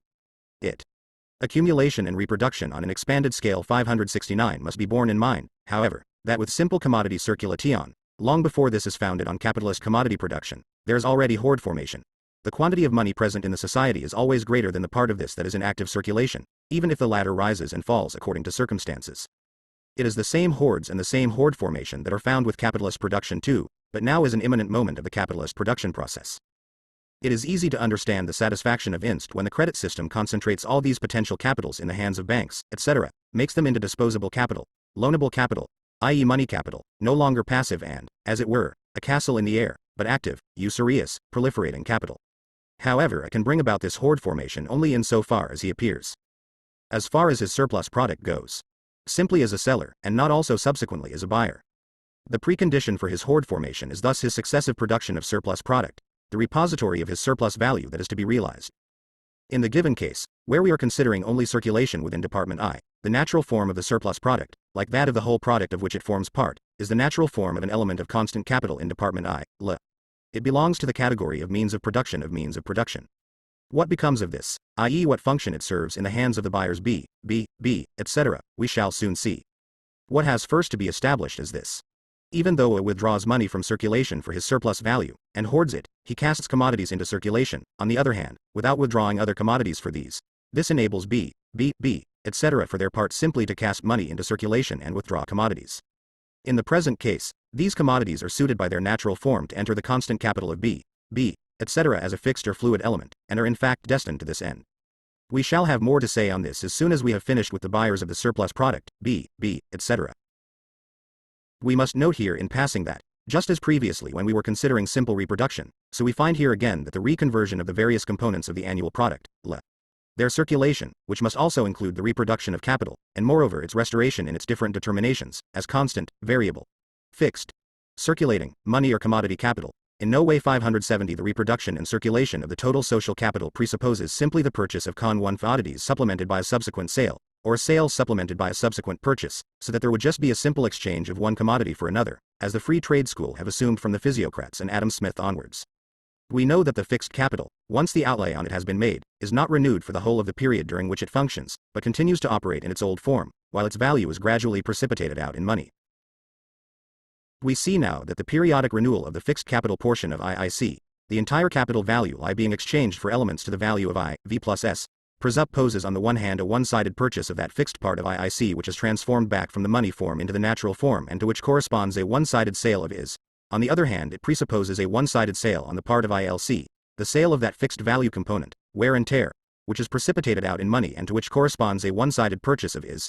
In order that the exchange should take place normally, it has to be assumed that the one-sided purchase by IIC is equal in value to its one-sided sale, and similarly that the one-sided sale of IS to ILC, section 1, is equal to its one-sided purchase from IIC, section 2, page 540. Otherwise, simple one-product tion would be disrupted. The one-sided purchase at one point must be covered by a one-sided sale at another. It has similarly to be assumed in the present case that the one-sided sales by the hoard-forming section of IS, A, balance the one-sided purchases by section B of IS, which transform their hoards into elements of additional productive capital. To the extent that the balance is restored by the fact that the buyer subsequently appears as a seller, and vice versa, to the full amount of value involved, there is a reflux of money to the side that advanced it for the purchase, that which first sold before purchasing again. The real balance, however, as far as the actual commodity exchange is concerned, the reconversion of the various parts of the annual product, requires that equal values of commodities are reciprocally exchanged. Inasmuch as one-sided conversions take place, a number of mere purchases on the one hand, and isolated sales on the other. And as we have seen, the normal exchange of the annual product on the capitalist basis requires these one-sided metamorphoses. This balance exists only on the assumption that the values of the one-sided purchases and the one-sided sales cover each other. The fact that the production of commodities is the general form of capitalist production already implies accumulation and reproduction on an expanded scale 571 that money plays a role, not just as means of circulation, but also as money capital within the circulation sphere, and gives rise to certain conditions for normal exchange that are peculiar to this mode of production, i.e. conditions for the normal course of reproduction, whether simple or on an expanded scale, which turn into an equal number of conditions for an abnormal course, possibilities of crisis, since, on the basis of the spontaneous pattern of this production, this balance is itself an accident. We have seen, similarly, that in the exchange of IV for a corresponding value of IIE, commodities II are ultimately replaced for IIE by the same value of commodities I, and therefore that on the part of collective capitalist II, a sale of his own commodity is subsequently supplemented by a purchase of commodities I to the same amount. This replacement actually does take place, but in this mutual conversion of their reciprocal commodities, there is no direct exchange between capitalists I and II. Capitalist II sells his commodities lie to the working class of department I, which faces him one-sidedly as a buyer of commodities, with him facing it similarly as simply a seller of commodities. With the money received for these, lie one-sidedly faces the collective capitalist I as a buyer of commodities, and the latter faces him one-sidedly in turn as a seller of commodities to the value of IV. It is only by this sale of commodities that Department I finally reproduces its variable capital in the form of money capital. If Department I's capital one-sidedly faces that of Department II as a seller of commodities to the amount of IV, similarly it faces the Department I working class as a buyer of commodities with the purchase of its labor power. The Department I working class one-sidedly faces the capitalists in class II as a buyer of commodities, as a buyer of means of subsistence, and it faces the capitalists in Department I one-sidedly as a seller of commodities, i.e. as a seller of its labor power. The continuous supply of labor power on the part of the working class in Department I, the transformation of one part of Department I's commodity capital back into the money form of variable capital, the replacement of a part of Department II's commodity capital by natural elements of constant capital i.e. These necessary preconditions all mutually require one another, but they are mediated by a very complicated process which involves three processes of circulation that proceed independently, even if they are intertwined with one another. The very complexity of the process provides many occasions for it to take an abnormal course. 572. The reproduction and circulation of the total social capital, b. The additional constant capital, the surplus product, the repository of surplus value, does not cost anything to its appropriators. Here the capitalists in Department I do not have to advance either money or commodities, in any form, in order to receive it. The advance, already meant for the physiocrats simply the general form of value realized in the elements of productive capital. What the capitalists advance, therefore, is nothing more than their constant and variable capital. The worker does not merely maintain their constant capital for them by way of his labor, and replace their variable capital by way of a corresponding portion of value newly created in the form of commodities. He also supplies them, by his surplus labor, with a surplus value existing in the form of a surplus product. By their subsequent sale of this surplus product, the capitalists form their hoard, additional potential money capital. In the case considered here, this surplus product consists from the start of means of production.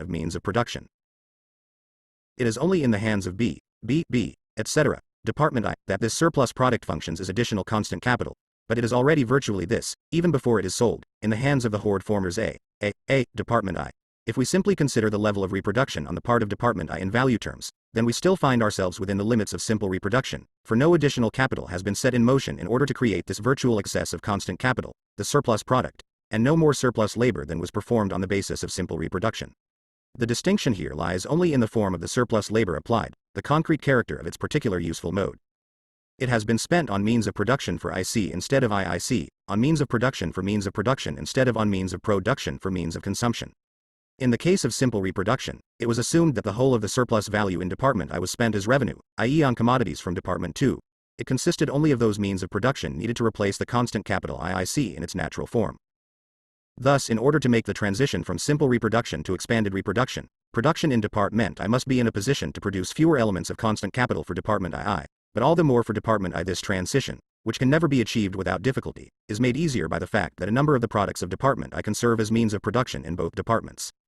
Accumulation and reproduction on an expanded scale. 573. It follows therefore that, simply considering the values involved, the material substratum for expanded reproduction is produced in the course of simple reproduction. It is simply the surplus labor of the working class in Department I that is spent directly in the production of means of production, in the creation of virtual extra capital in Department I, the formation of virtual additional money capital on the part of A, Department I, by the subsequent sale of their surplus product, which has been formed without any monetary expenditure by the capitalists involved.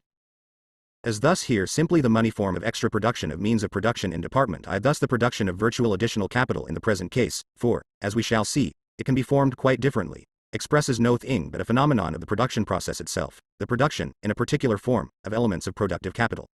The large-scale production of additional virtual money capital, at numerous points on the surface of circulation, is therefore nothing more than the result and expression of the many-sided production of virtual additional productive capital, whose genesis does not itself presuppose any additional monetary expenditure on the part of the industrial capitalists. The successive transformation of this virtual additional productive capital into virtual money capital, a hoard, on the part of A, etc., Department I, which is conditioned by the successive sale of their surplus product, i.e. by the repeated one-sided sale of commodities without a complementary purchase, results in the repeated withdrawal of money from circulation in a corresponding hoard formation. This hoard formation, except in the case where the buyer is a gold producer, in no way implies additional wealth in precious metals, but only a different function for the money that was already in circulation previously.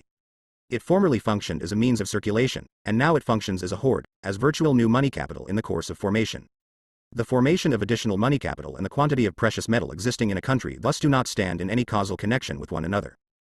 It also follows from this that the greater the productive capital already functioning in a country, including the labor power incorporated into it, the creator of the surplus product, and the more developed the productive power of labor, and so also the technical means of rapid expansion of the production of means of production, the greater, accordingly, the mass of surplus product, both in value 570 for the reproduction and circulation of the total social capital terms and in the quantity of use values in which it is represented.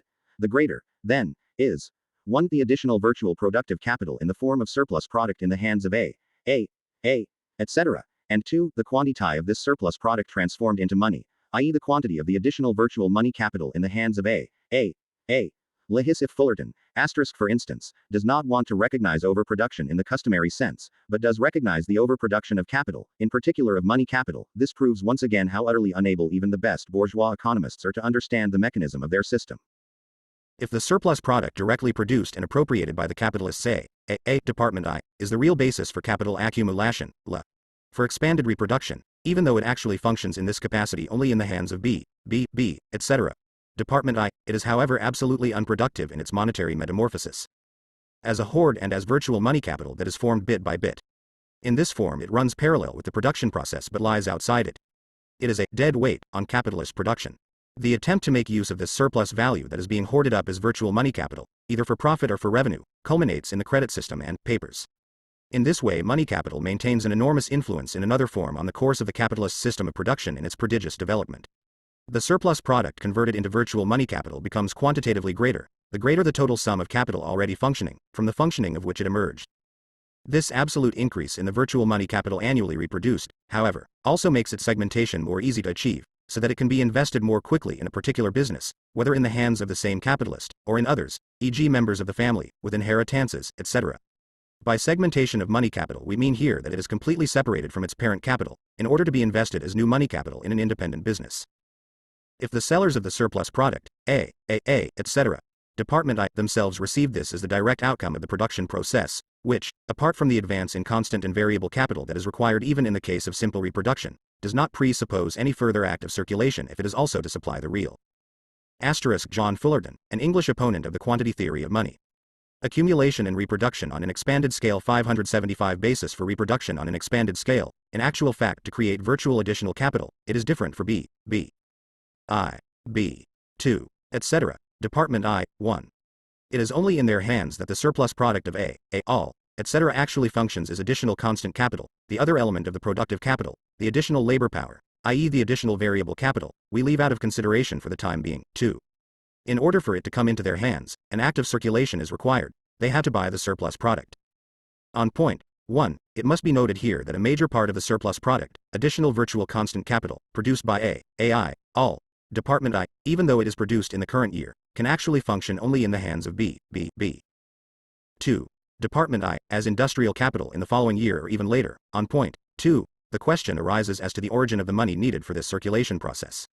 In so far as the products that B, 2, etc., Department I, produce go back again into their production process in kind, it is self-evident that a part of their own surplus product is proportionately transferred directly into their productive capital, and functions here as an extra element of constant capital. To this extent, however, these cannot realize the surplus product of AI, etc., Department I, but in other cases, where does the money come from? We know that B, 2, etc. have formed their hoards just like A, all, etc. by the sale of their respective surplus products, and have now reached the point at which their money capital, which is simply virtual money capital accumulated as a hoard, is supposed to function effectively as additional money capital. But now we are going round in circles. There is still the question as to the origin of the money that the B's, Department I, have earlier withdrawn from circulation and accumulated. We already know, however, from considering simple reproduction, that a certain quantity of money must exist in the hands of the capital ISDS in departments I and II so that they may exchange their surplus product. There the money whose only use was to be spent as revenue on means of consumption returns to the capitalists to the extent that they advanced it for the exchange of their respective commodities. Here the same money similarly reappears, but with its function changed. The A's and B's, Department I, supply one another with the money for transforming their surplus products into additional virtual money capital, and alternately cast the newly formed money capital into the circulation sphere as a means of purchase. 576 The reproduction and circulation of the total social capital. The only thing that is presupposed here is that the quantity of money existing in the country, the velocity of circulation etc. taken as constant, as sufficient both for active circulation and for the reserve hoards. I.e. the same condition that, as we already saw previously, has to be fulfilled for simple commodity circulation. It is just that the function of the hoards is different here.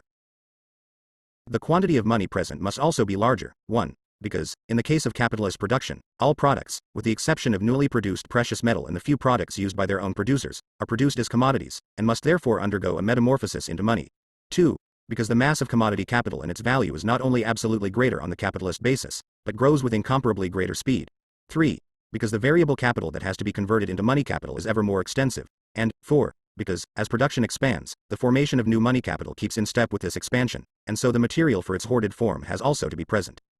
If this is true absolutely for the early phase of capitalist production, where the credit system is accompanied by a predominantly metallic circulation, it is just as true, too, for the most developed phase of the credit system, which still has metallic circulation as its basis. On the one hand, the extra production of precious metals, according to whether this makes them abundant or scarce, can now exert a disturbing influence on the price of commodities, not only in the long term, but also within very short periods. On the other hand, the whole credit mechanism must constantly be engaged in restricting the actual circulation of metal by all kinds of operations, methods, technical devices, to what is relatively an ever-decreasing minimum. Though this also increases in the same proportion the artificial character of the entire machinery and the chances of its normal course being disturbed.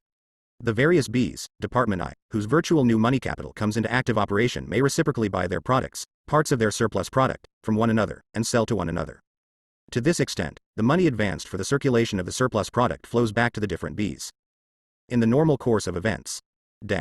In the same measure to which they advance this for the circulation of their respective commodities.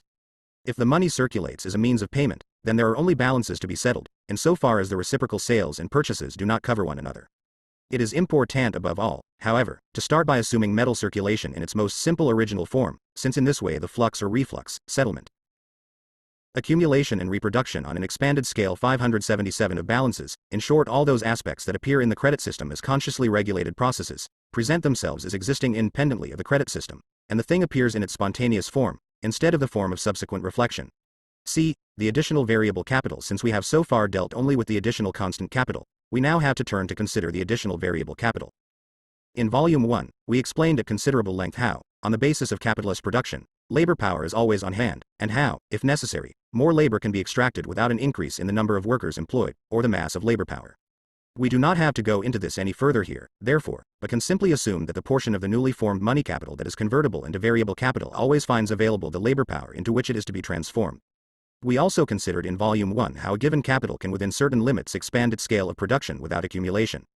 What we are dealing with now, however, is capital accumulation in the specific sense, where the expansion of production is conditioned by the transformation of surplus value into extra capital, and therefore by the expanded capital basis of production. The gold producer can accumulate a part of his golden surplus value as virtual money capital. Once it attains the level needed, he can convert it directly into new variable capital, and in the same way convert it into elements of constant capital. In the latter case, however, he must find these material elements of his constant capital available, whether, as was assumed in the former presentation, each producer works to fill his stocks and then brings his finished commodities to the market, or whether he simply works to order. The real expansion of production, the surplus product, is presupposed in both cases. Once is actually present, the other time is virtually present, capable of being supplied. 2.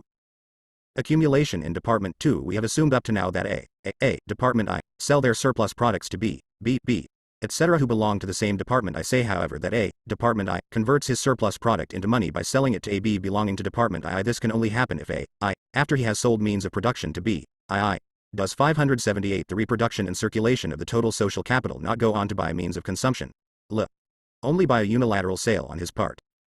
Now inasmuch as the conversion of ILC from the form of commodity capital back into the natural form of productive constant capital involves not only the exchange of IV, but also of at least a part of us for part of IIC, this IIC existing in the form of means of consumption.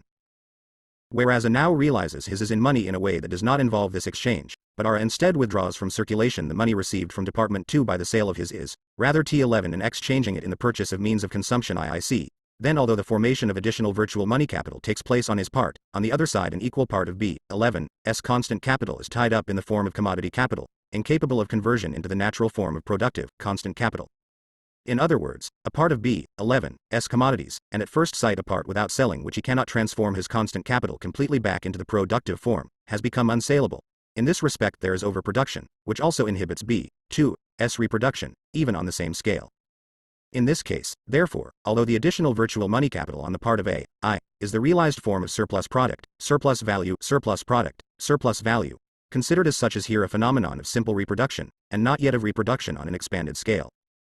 V plus S, at least a part of S being included here, must ultimately be exchanged against ILC, so that the reproduction of IIC can proceed on the same scale. A, by selling its surplus product to B, has supplied the latter with a corresponding portion of constant capital in the natural form, but at the same time made an equal portion of B2's commodity value unsaleable. If we bear in mind the total social reproduction, which includes both capitalists I and II, then the transformation of A's surplus product into virtual money capital expresses the non-transformability of a portion of commodity capital equal to this in value back into productive, constant capital. i.e. not virtual production on an expanded scale, but rather a restriction of simple reproduction, a shortfall in simple reproduction. Since the formation and sale of A.I.'s surplus product are themselves normal phenomena of simple reproduction, we have here, even on the basis of simple reproduction, the following mutually conditioning phenomena. Formation of virtual extra money capital in Department I, hence under consumption from Department II's standpoint, piling up of commodity stocks in Department II which cannot be transformed back into productive. Accumulation and reproduction on an expanded scale 579 capital, i.e. relative overproduction in Department II, surplus money capital in Department I and a shortfall in reproduction in Department II. Without delaying any longer on this point, we simply note that it was presupposed in our presentation of simple reproduction that the entire surplus value in Departments I and II was spent as revenue. In point of fact, however, one portion of surplus value is spent as revenue, and another portion transformed into capital. Only with this precondition does real accumulation take place. But the idea that accumulation is achieved at the expense of consumption, considered in this general way, is an illusion that contradicts the essence of capitalist production, inasmuch as it assumes that the purpose and driving motive of this is consumption, and not the grabbing of surplus value and its capitalization, i.e. accumulation. Let us now consider accumulation in Department II somewhat more closely.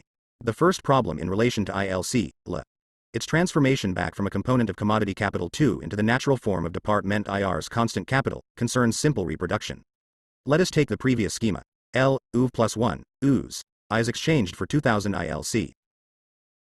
If half the surplus product of Department I, i.e. 1000 S or 500 is now reincorporated into Department I as constant capital, then this part of the surplus product that is retained in Department I cannot replace any part of IIC. Instead of being converted into means of consumption, and in this section of the circulation between Departments I and II there is genuine mutual exchange, i.e. a bilateral change of place by the commodities, as distinct from the replacement of 1000 IIC by 1000 IV which was mediated by the workers in Department I, it is to serve as additional means of production in Department I itself. It cannot perform this function simultaneously in both Department I and Department II. The capitalist cannot spend the value of his surplus product on means of consumption, and at the same time himself productively consume the surplus product, i.e. incorporate it into his productive capital. Thus instead of 2001, plus 8, only 1500, i.e. 1000, plus 500 S. I is available for conversion into 2000 IIC, and so 500 IIC can in fact not be transformed from its commodity form into productive 580. The reproduction and circulation of the total social capital, constant, capital II. There would thus be an overproduction in Department II, corresponding in value precisely to the expansion of production that took place in Department I. The overproduction in Department I might in fact react so strongly on Department I that even the reflux of the 1000 spent by the Department I workers on means of consumption too would take place only partially, so that this 1000 would not return to the hands of the Department I capitalists in the form of variable money capital. The latter would thus be inhibited even in their reproduction on the same scale, and inhibited, moreover, by the very attempt to expand it. It should also be mentioned in this connection that all that has taken place in Department I is in fact sim-ple reproduction, the elements merely being grouped together differently from the above schema, in accordance with the needs of future expansion, say in the coming year. One might endeavor to circumvent this difficulty in the following way. The 500 lying in the capitalist stores, which cannot be directly converted into productive capital, is so far removed from being overproduction that it actually represents a necessary element of reproduction which we have up to now neglected. We saw how the piling up of money takes place at several points, so that money has to be withdrawn from circulation, partly to make possible the formation of new money capital in Department I itself, partly to maintain the value of the fixed capital that is gradually being consumed, for the time being, in the money form. But since in this schema all money and all commodities are from the start exclusively in the hands of the capitalists I and II, and there are neither merchants nor money dealers involved, nor bankers nor any classes that merely consume and are not directly involved in commodity production, it follows that the constant formation of commodity stocks is indispensable, in the hands of their respective producers themselves, in order to keep the machinery of reproduction going. The 500 lying in the stores of the Department II capitalists thus represents the commodity stock in means of consumption that ensures the continuity of the consumption process involved in reproduction, and therefore the transition from one year to the other. The consumption fund that is here still in the hands of its sellers, who are also its producers, cannot sink to nothing in the current year, to begin again from nothing the next year, any more than this can be the case in the passage from one day to the next. Since there must be a constant new formation of these commodity stocks, even if they change in extent, our capitalist producers in Department II must have a money accumulation and reproduction on an expanded scale 581 reserve capital that enables them to continue their production process even though one part of their productive capital is temporarily tied up in the commodity form. Our assumption is that these capitalists combine the whole business of trading with that of producing. They must therefore also have at their disposal the additional money capital which exists in the hands of the merchants once the individual functions of the reproduction process are made the independent functions of different sorts of capitalist. 1. The objection could be made that THS stock formation and the need for it holds for all capitalists in both departments. Considered simply as sellers of commodities, these are distinguished only by the different kinds of commodities they sell. A stock of commodities in Department II implies a previous stock of commodities in Department I. If we ignore this stock on one side, we must also ignore it on the other. But if we bring both sides into consideration, the problem is in no way changed. 2. Just as the current year concludes on the side of Department II with a commodity stock for the next, so it began with a commodity stock on the same side left over from the previous year. In analyzing the annual reproduction, reduced to its most abstract expression, we must thus cancel out the stock on both sides. If we leave the year in question with the whole of its production, and thus also that which it transfers as a commodity stock to the next year, we must deduct from this on the other side the commodity stock that it receives from the year before, and we thus have the total product of an average year as the object of our analysis. 3. The simple fact that we did not come up against the difficulty that has now to be overcome in considering simple reproduction shows that we are dealing here with a specific phenomenon that is due merely to the different arrangement of the elements of Department I. As far as reproduction is concerned, an arrangement without which there could be no reproduction on an expanded scale at all. 3.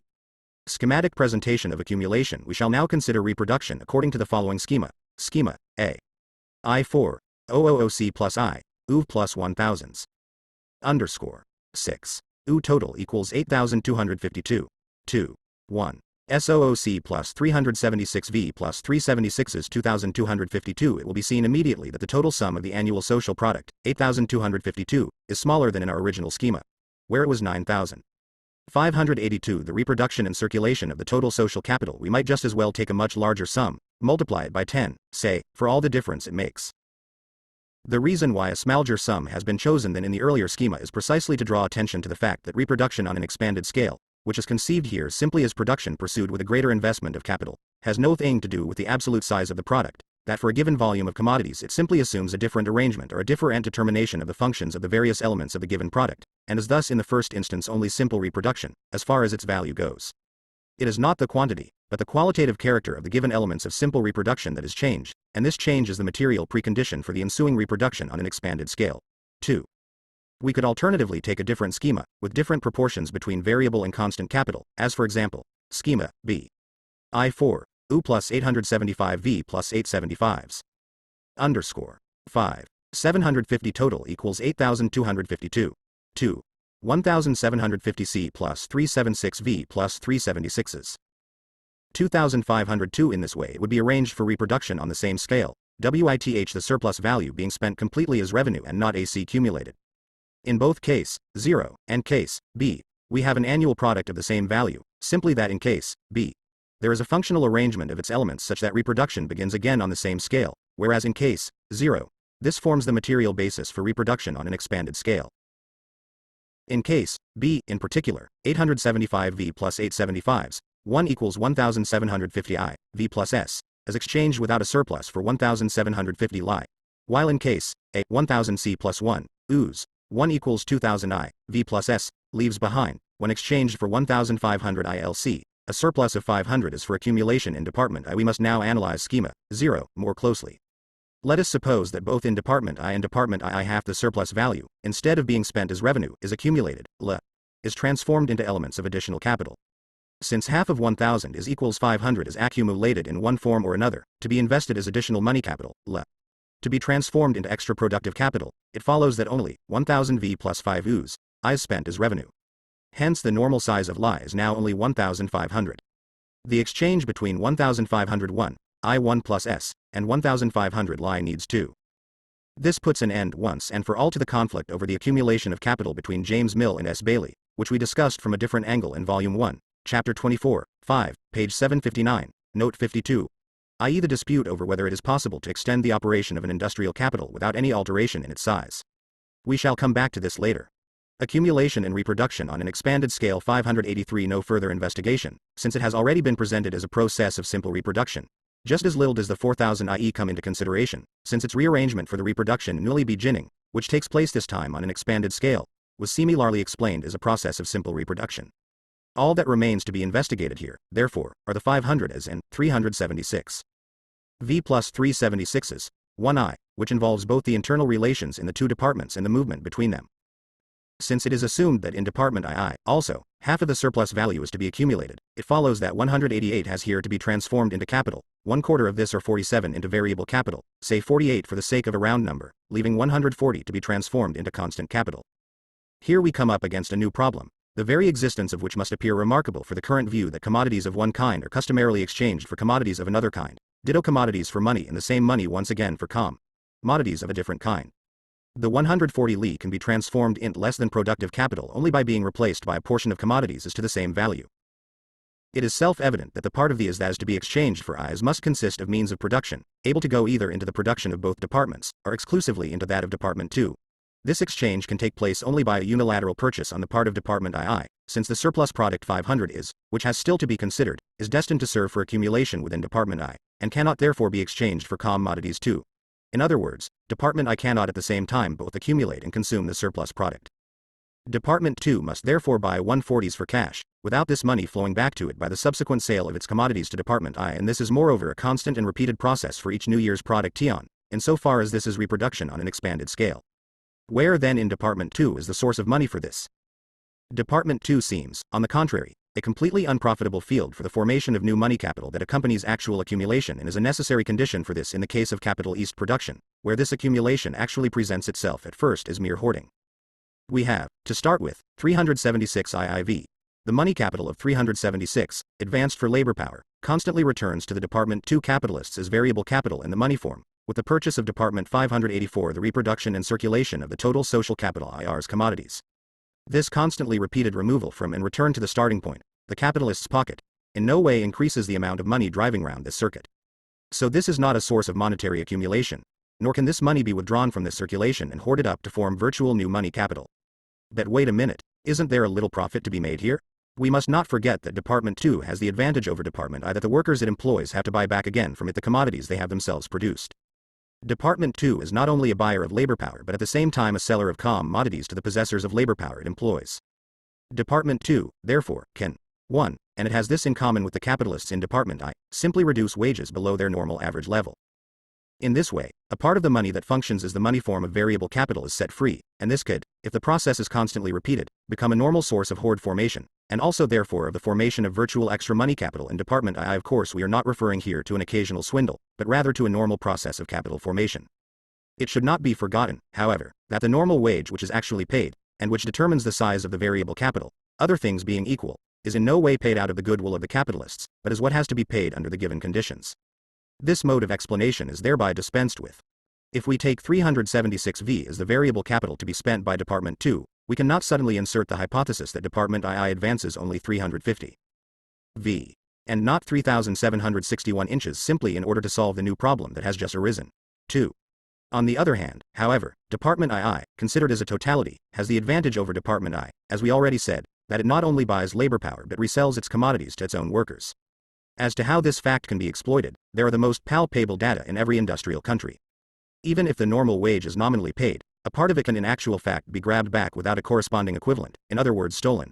This is achieved partly by way of the truck system, and partly by falsification of the circulating medium, even if possibly in a way that circumvents the law.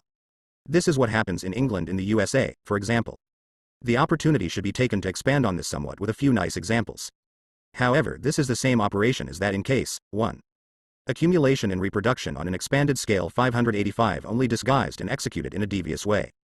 It must therefore be rejected here just like the previous case. What we are talking about here is the real wage, not that nominally paid. We see here that in an objective analysis of the capitalist mechanism, certain blemishes that still stick to it, and with extraordinary tenacity, cannot be used as subterfuges for getting round theoretical difficulties.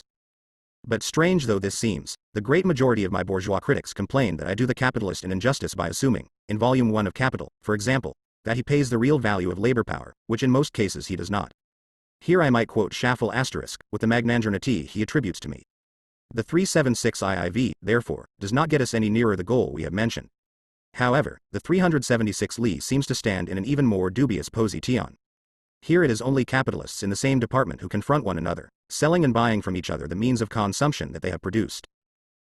The money needed for this exchange functions simply as a means of circulation, and in the normal course it must flow back to the parties involved in the same degree to which they first advanced it to circulation, so it can tread the San Juan path once again. The withdrawal of this money from circulation for the formation of virtual additional money capital seems possible only in two ways. Firstly, one section of capitalists in Department I might swindle the others and rob them of their money. As we know, no preliminary expansion of the medium in circulation is necessary for the formation of new money capital. All that is needed is for money to be withdrawn at certain points and stored up as a hoard. The fact that the money can be stolen and that the formation of additional money capital by one section of the capitalists in Department 2 can therefore be combined with a positive loss of money by another section has absolutely no bearing on the matter. T.P. defrauded section of Department 2 capital ISTS would have to live a little less extravagantly, but that would be all.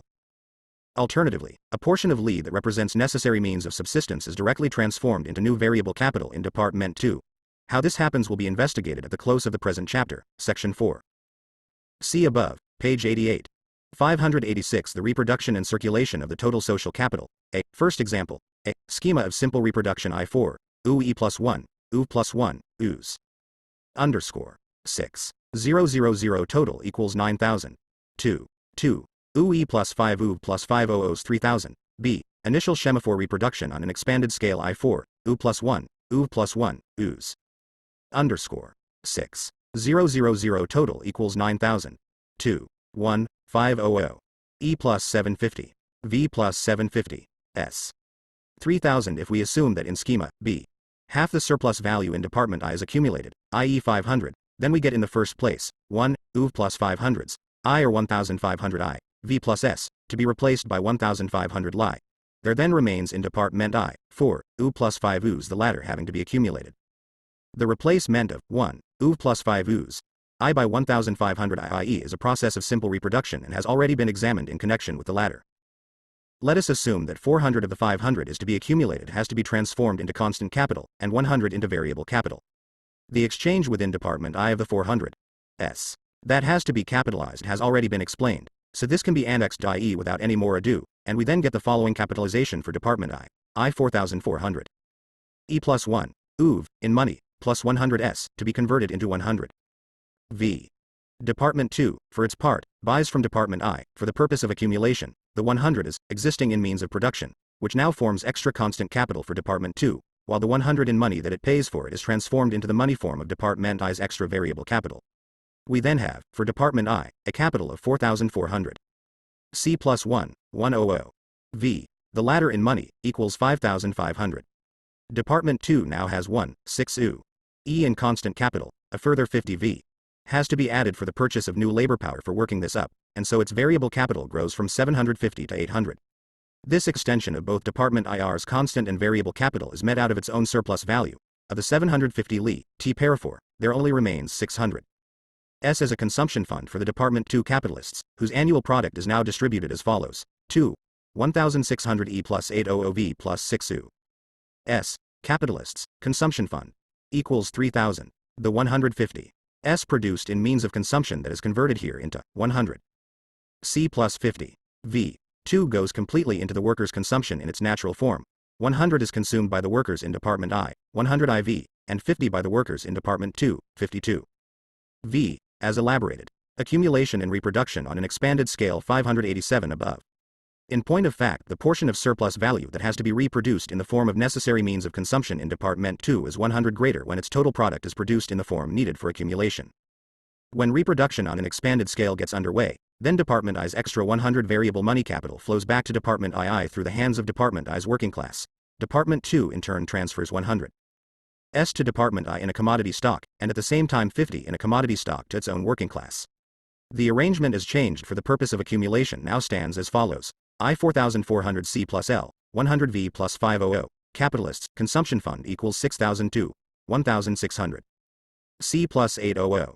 V plus 600, capitalists, consumptio N fund equals 3,000 total equals 9,000 as above. The capital in this is, I 4,400. C plus 1,100. V, money, equals 5,500. Equals 7,902, 1,600. C plus 8 U. V, money, equals 2,400. I, single quote, comma, whereas production began with, I 4,000 C plus 1,000 V. Underscore. 5, U, equals 7,250.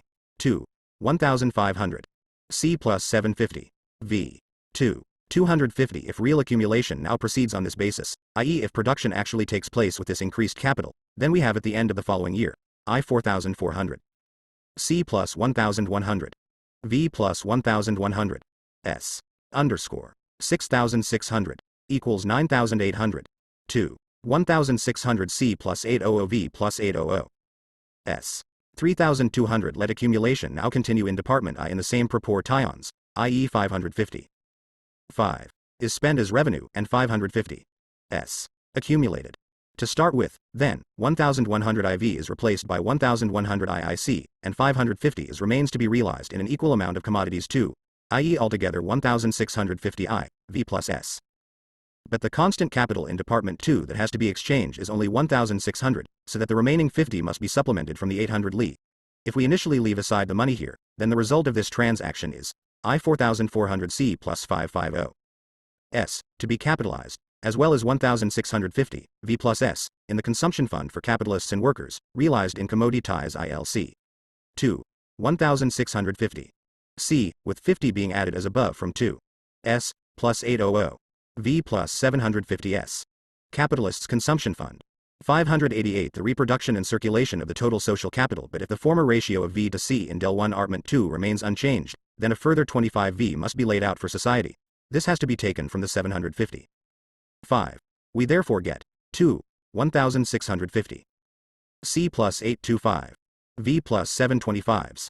In Department I, 550s has to be capitalized. If the earlier ratio remains the same, then 440 of this forms constant capital and 110 variable capital.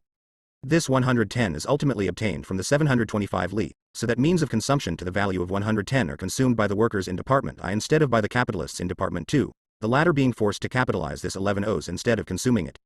This leaves 615 Li over out of the 725 Li. But if Department 2 transforms this 110 into additional constant capital, it needs a further additional variable capital of 55. This has again to come out of its surplus value. Deducted from the 615 Li, it leaves 560 for the consumption of the capitalists in Department 2, and we now get, after the completion of all actual and potential transfers, the following capital value. I, 4,400 C plus 440 C, plus 1. IOOV plus LLOV, equals 4,840 C plus L, 210 V equals 6,052. 1,600. C plus 50. C plus 110 C, plus 800 U plus 25 V plus 55 versus equals 1,760. C plus 880. V equals 2. 640, a total of 8,690. If things are to proceed normally, accumulation in Department 2 must take place quicker than in Department I, since the part of I, V plus S, that has to be exchanged for commodities IIC would otherwise grow more quickly than ILC, which is all that it can be exchanged for. If reproduction continues on this basis, and other conditions remain the same, then we get at the end of the following year, I 4,840. C plus 1,210. V plus 1,210. S. Underscore. 7,260. Equals 10,780. 2. 1. 760 C plus 880 V plus 880 is 3,520. If the surplus value is partitioned in the same ratio, then Department I first has 1,210. V plus half of S, equals 605, to spend as revenue, a total of 1,815. This consumption fund is 55 greater again than ILC. The 55 has to be deducted from the 880. S. The transformation of 55I is into IC presupposes a further deduction from Li for a corresponding variable capital of 27. There remains 797 Li to be consumed. There is now 605 S to be capitalized in Department I, 484 of this for constant and 121 variable. The latter has to be deducted from Li, which is still 797 T, leaving 676 T. Thus Department 2 transforms a further 121 into constant capital and needs for this purpose a further variable. Accumulation and reproduction on an expanded scale 589 capital of 60. This similarly comes out of the 676 T, leaving 616 for consumption. We then have in capital, I constant 4,840 plus 484 equals 5,324 variable 1,210 plus 121 equals 1,331. АИ константа 1,760 тысячных плюс 55 плюс 121 равно 1,936 тысячных вариабль 880 плюс 27 плюс 60 равно 968 together. АИ 5,324 тысячных. C plus 1,331. В. Нижнее подчеркивание. 6,655 тысячных. равно 9. 559. 2. 1936C plus 968 versus 2904 in products at the end of the year. 1. 5. 324C plus 1331. 11 плюс 1,331 тысячная. S. Нижнее подчеркивание. 7,986 тысячных. Равно 11,858 тысячных. 2. 1. 936C plus 968V plus 968's 3872. Repeating the same calculation and rounding off the fractions, we get at the end of the following year a product of I 5856. C plus 1464. V плюс 1,464 тысячных. S. Нижнее подчеркивание. 8,784 тысячных. Равно 13,43 тысячных. 2. 2129. C. Плюс 1,65 тысячных. V плюс 1,65 тысячных. S. 4. 259 and at the close of the year after that. 1. 6442C plus 1610V plus L. 610. S. Нижнее подчеркивание. 9,662 тысячных. Равно 14,348 тысячных. 2. 2342. C plus 1172. V плюс 1,172 тысячных. S. 4. 686 in the course of 5 years reproduction on an expanded scale, the total capital of departments I and II has risen from 5,500. C plus 1750. V равно 7,250 тысячных, то 8,784 тысячных. C plus 2782. V. Equals 11,566, i.e. in a ratio of 100 to 160. The total surplus value was originally 1,750, it is now 2,782. The surplus value consumed, VAS originally 500 for Department I and 600 for Department II, a total of 1,100. In the final year it is 732 for Department I and 745 for Department II, altogether 1,477. It has thus grown in the ratio of 100 to 134. B.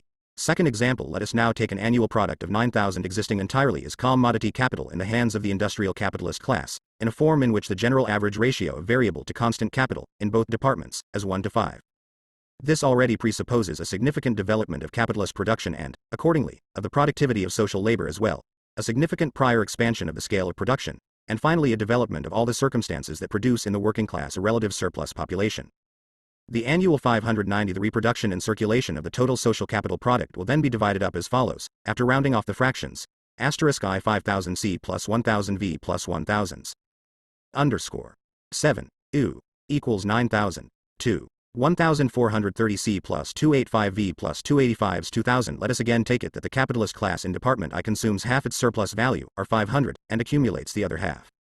In this case, 1000V plus 500s, I equals 1500 would need to be exchanged with 1, 5 ul. C. But since IIC is here only 1430, 70 of surplus value has to be added, and this, when deducted from the 285 Li, leaves 215 Li. We thus get I 5000C plus 500s, to be capitalized, plus 1, 500, V plus S, in the Consumption Fund for capitalists and workers. 2. 1430. C plus 70s, to be capitalized, plus 285 V plus 215s. Since 72 has been directly annexed here to the ILC, a variable capital of 1. P underscore equals 14 is required to set this extra constant capital in motion. This 14 has to come out of the 215 Li, leaving 201 Li, and we have 2. 1430.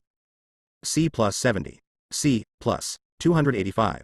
V plus 14. V plus 201. S. The exchange of 1500 I, V plus TS, against 1500 IIC is a process of simple reproduction, and nothing further need be said about it.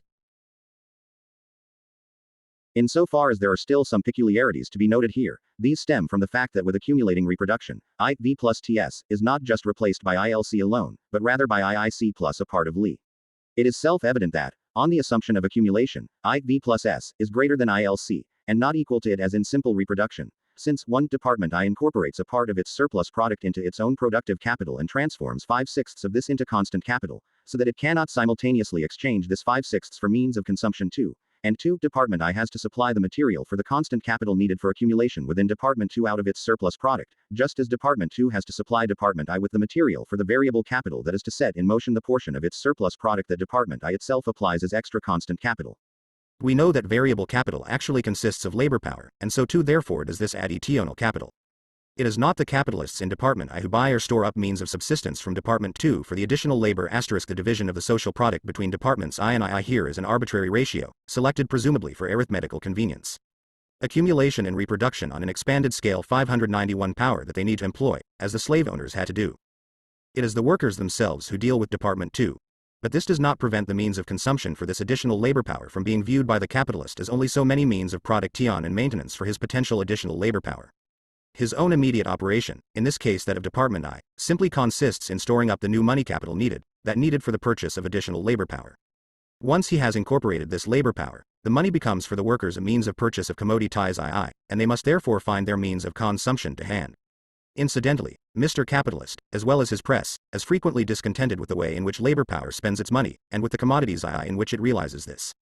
On this occasion he philosophizes, waxes cultural and philanthropizes, as for example Mr. Drummond, the British Secretary of Embassy in Washington.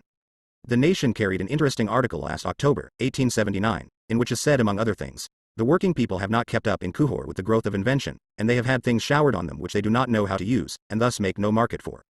Every capitalist naturally wants the worker to buy his particular commodities. There is no reason why the working man should not desire as many comforts as the minister, lawyer, and doctor, who is earning the same amount as himself. These particular ministers, lawyers and doctors will certainly have to be satisfied merely with desiring many comforts. He does not do so, however. The problem remains, how to raise him as a consumer by rational and healthful processes, not an easy one, as his ambition does not go beyond a diminution of his hours of labor, the demagogues rather inciting him to this than to raising his condition by the improvement of his mental and moral powers. Reports of H.M.'s Secretaries of Embassy and Legation on the manufactures, commerce etc. of the countries in which they reside, Part 3, London, 1879, page 404. Long hours of labor seem to be the secret of these rational and healthful processes, which are to raise the condition of the worker by improving his mental and moral powers and making a rational consumer out of him. In order to become a rational consumer of the capitalist's commodities, he must before all else. But the demagogues prevent him. Begin by letting his own labor power be consumed. 592 The reproduction and circulation of the total social capital irrationally and in a way contrary to his own health, by the capitalist who employs him. What the capitalist understands by rational consumption is shown when he is condescending enough to take a direct interest in the consumer behavior of his workers. In the truck system, which even includes the supply of housing to the workers involved, so that the capitalist is simultaneously their landlord. One line of business among many others. The same Drummond whose fine soul enthuses for capitalist attempts at raising the level of the working class tells us in this report, among other things, about the model cotton factories of Lowell and Lawrence Mills. The boarding and lodging houses for the factory girls here belong to the joint stock company that owns the factory. The stewardesses of these houses are in the employment of the same company, which prescribes to them certain rules of conduct. No girl may return home after 10 p.m. A particular gem is that a special police force patrols the area to prevent this regulation from being transgressed. After 10 p.m., no girl is allowed in or out. No girl may lodge anywhere but on the company's land, and each house brings in some $10 a week in rent. We now see the rational consumer in all his or her glory. As the ever-present piano is, however, to be found in many of the best appointed working girls' boarding houses, music, song, and dance come in for a considerable share of the operative's attention, at least among those who, after 10 hours steady work at the looms, need more relief from monotony than actual rest, page 412. But the chief clue as to how to make the workers into rational consumers only comes at the end. Mr. Drummond visits the cutlery factory at Turner's Falls, Connecticut River, and Mr. Oakman, the company secretary, after telling him how American cutlery beats English in quality, continues. The time is coming that we will beat England as to prices also. We are ahead in quality now, that is acknowledged, but we must have lower prices and shall have it the moment we get our steel at lower prices and have our labor down. Page 427. Reduction in wages and long working hours. This is the kernel of the rational and healthful process that is to raise the workers to the dignity of rational consumers, so that they make a market for the things showered on them by civilization in the progress of invention. Just as Department I has to supply the additional constant capital for Department 2 out of its surplus product, so Department 2 supplies in accumulation and reproduction on an expanded scale 593 the same way the extra variable capital for Department I Department 2 accumulates both for Department I and for itself, as far as the variable capital is concerned, inasmuch as it reproduces a larger portion of its total production, and of its surplus product in particular, in the form of necessary means of consumption. With production on an increasing capital basis, IV plus S, must be equal to IIC, plus the part of the surplus product that is reincorporated as capital, plus the extra portion of constant capital needed to expand production in Department 2, and the minimum for this expansion is that without which genuine accumulation, the actual extension of production in Department I, cannot be carried out. Let us now return to the case last considered, which has the peculiar ity that lie is smaller than I, t, plus ts, smaller than the part of the product of Department I that is spent as revenue on means of consumption, so that a part of the surplus product of Department 2, equals 70, has to be realized in order to convert the 1500 I, v plus s, o as far as li equals 1430 is concerned, with circumstances remaining otherwise the same, it must be replaced by the same amount from I, v plus s, for simple reproduction to take place in Department II, and to this extent it does not need further consideration. It is different for the supplementary 70 li. What is for Department I simply the exchange of revenue for means of consumption, merely a commodity exchange oriented to consumption, is now for Department II not just, as with simple reproduction, the transformation of its constant capital back from the form of commodity capital into its natural form, but rather the actual process of accumulation itself, the transformation of a part of its surplus product from the form of means of consumption into that of constant capital. If Department I uses £70 in money, its money reserve for the exchange of surplus value, to buy the 70 li, and Department II does not use this money to buy the 70 is, but accumulates the £70 as money capital, this latter is certainly still the expression of an extra product, precisely of the surplus product of Department II, of which it is an aliquot part, even if not of a product that goes back again into the production sphere. But then this money accumulation on the part of Department II would be at the same time the expression of an unsaleable 70 as in means of production. There would thus be relative overproduction, corresponding to this simultaneous non-expansion of reproduction on the part of Department II. But apart from this, during the time in which the £70 in money that came from Department I has not yet returned, are only partly returned to Department I by the purchase of 70s on the part of Department II, 594 the reproduction and circulation of the total social capital. This £70 in money figures completely or in part as additional virtual money capital in the hands of Department II. This holds for each transaction between the two departments, until the mutual replacement of commodities on both sides has effected the reflux of the money to its starting point. In the normal course of events, however, the money figures only temporarily here in this role. In the credit system, where all additional money temporarily set free can immediately function actively as additional money capital, this money capital that is only released temporarily may get stuck, and be used for new enterprises in Department I, for example, whereas it ought to be used to set in motion surplus products still held down in other enterprises. It should also be noted that the annexation of 70s to the constant capital of Department II also requires an expansion of 14 in Department II's variable capital. This presupposes, similarly to the case of the direct incorporation of the surplus product as into capital IE in Department I, that reproduction in Department I is already proceeding with the tendency to further capitalization, and that it therefore involves the expansion of that part of the surplus product that consists of necessary means of subsistence. As we already saw, the product of 9,000 in the second example must be divided as follows for the purpose of reproduction, if 500 is to be capitalized. Here we simply consider the commodities, and ignore the monetary circulation. I5, U plus 500s, to be capitalized, plus 1, 500, V plus S, consumption fund. Equals 7,000 in commodities. 2, 1,500. E plus 299. V plus 201. S. Equals 2,000 in commodities. A total of 9,000 in commodity product. The capitalization now proceeds as follows, the 500 S. That is capitalized in Department I is divided into L equals 417 C plus I equals 83 V. The 83 V withdraws an equal amount from Li, which buys elements of constant capital, added to IIC. An increase of 83 in IIC necessitates an increase of 83 or 17 in IIV. We then have after the exchange, I5. 000C plus 4 17s, E plus, I, UV plus 83s, V equals 5,417. C plus 1,083. V equals 6,502. 1,500. C plus 83. S, C plus 299 V plus 17s. V equals 1, 58.3. C equals 316 V equals 1,899 altogether, 8,399. The capital in Department I has grown from 6,000 to 6,500, i.e. by 1/12. In Department II it has grown from 1,715 to 1,899, i.e. by almost 1/9. Accumulation and reproduction on an expanded scale. 595 reproduction on this basis for a second year produces at the end of the year a capital of I, 5,417 E plus 452s, E plus 1,083 V plus 90s, V equals 5,869. C plus 1,173. V equals 7,042 2. 1,583 C plus 42 S plus 90s, C plus 316 V plus 8s plus 18s, V equals 1,715 C plus 342 V equals 2,057, and at the end of the third year a product of I 5869C plus 1173V plus 1173s 2. 1715E plus 342V plus 342s. Here, as before, Department I accumulates half its surplus value, so that I, V plus TS, equals 1173V plus 587, TS, equals 1760, bigger by 45 than the total ILC. This must again be balanced with LI by transferring an equal amount of means of production to LI. IIC thus grows by 45, which requires an increase of LX 45 equals 9 in IIV. The capitalized 587 is then divides into I and T, 489. E. And 98. V. This 98 requires a new addition of 98 to Department II's constant capital, and this in turn an increase in Department IR's variable capital of IX 98 equals 20. We now have I, 5869C plus 489S, C plus, 1173V plus 98s, V equals 6358. C plus 1271. V equals 7629 2.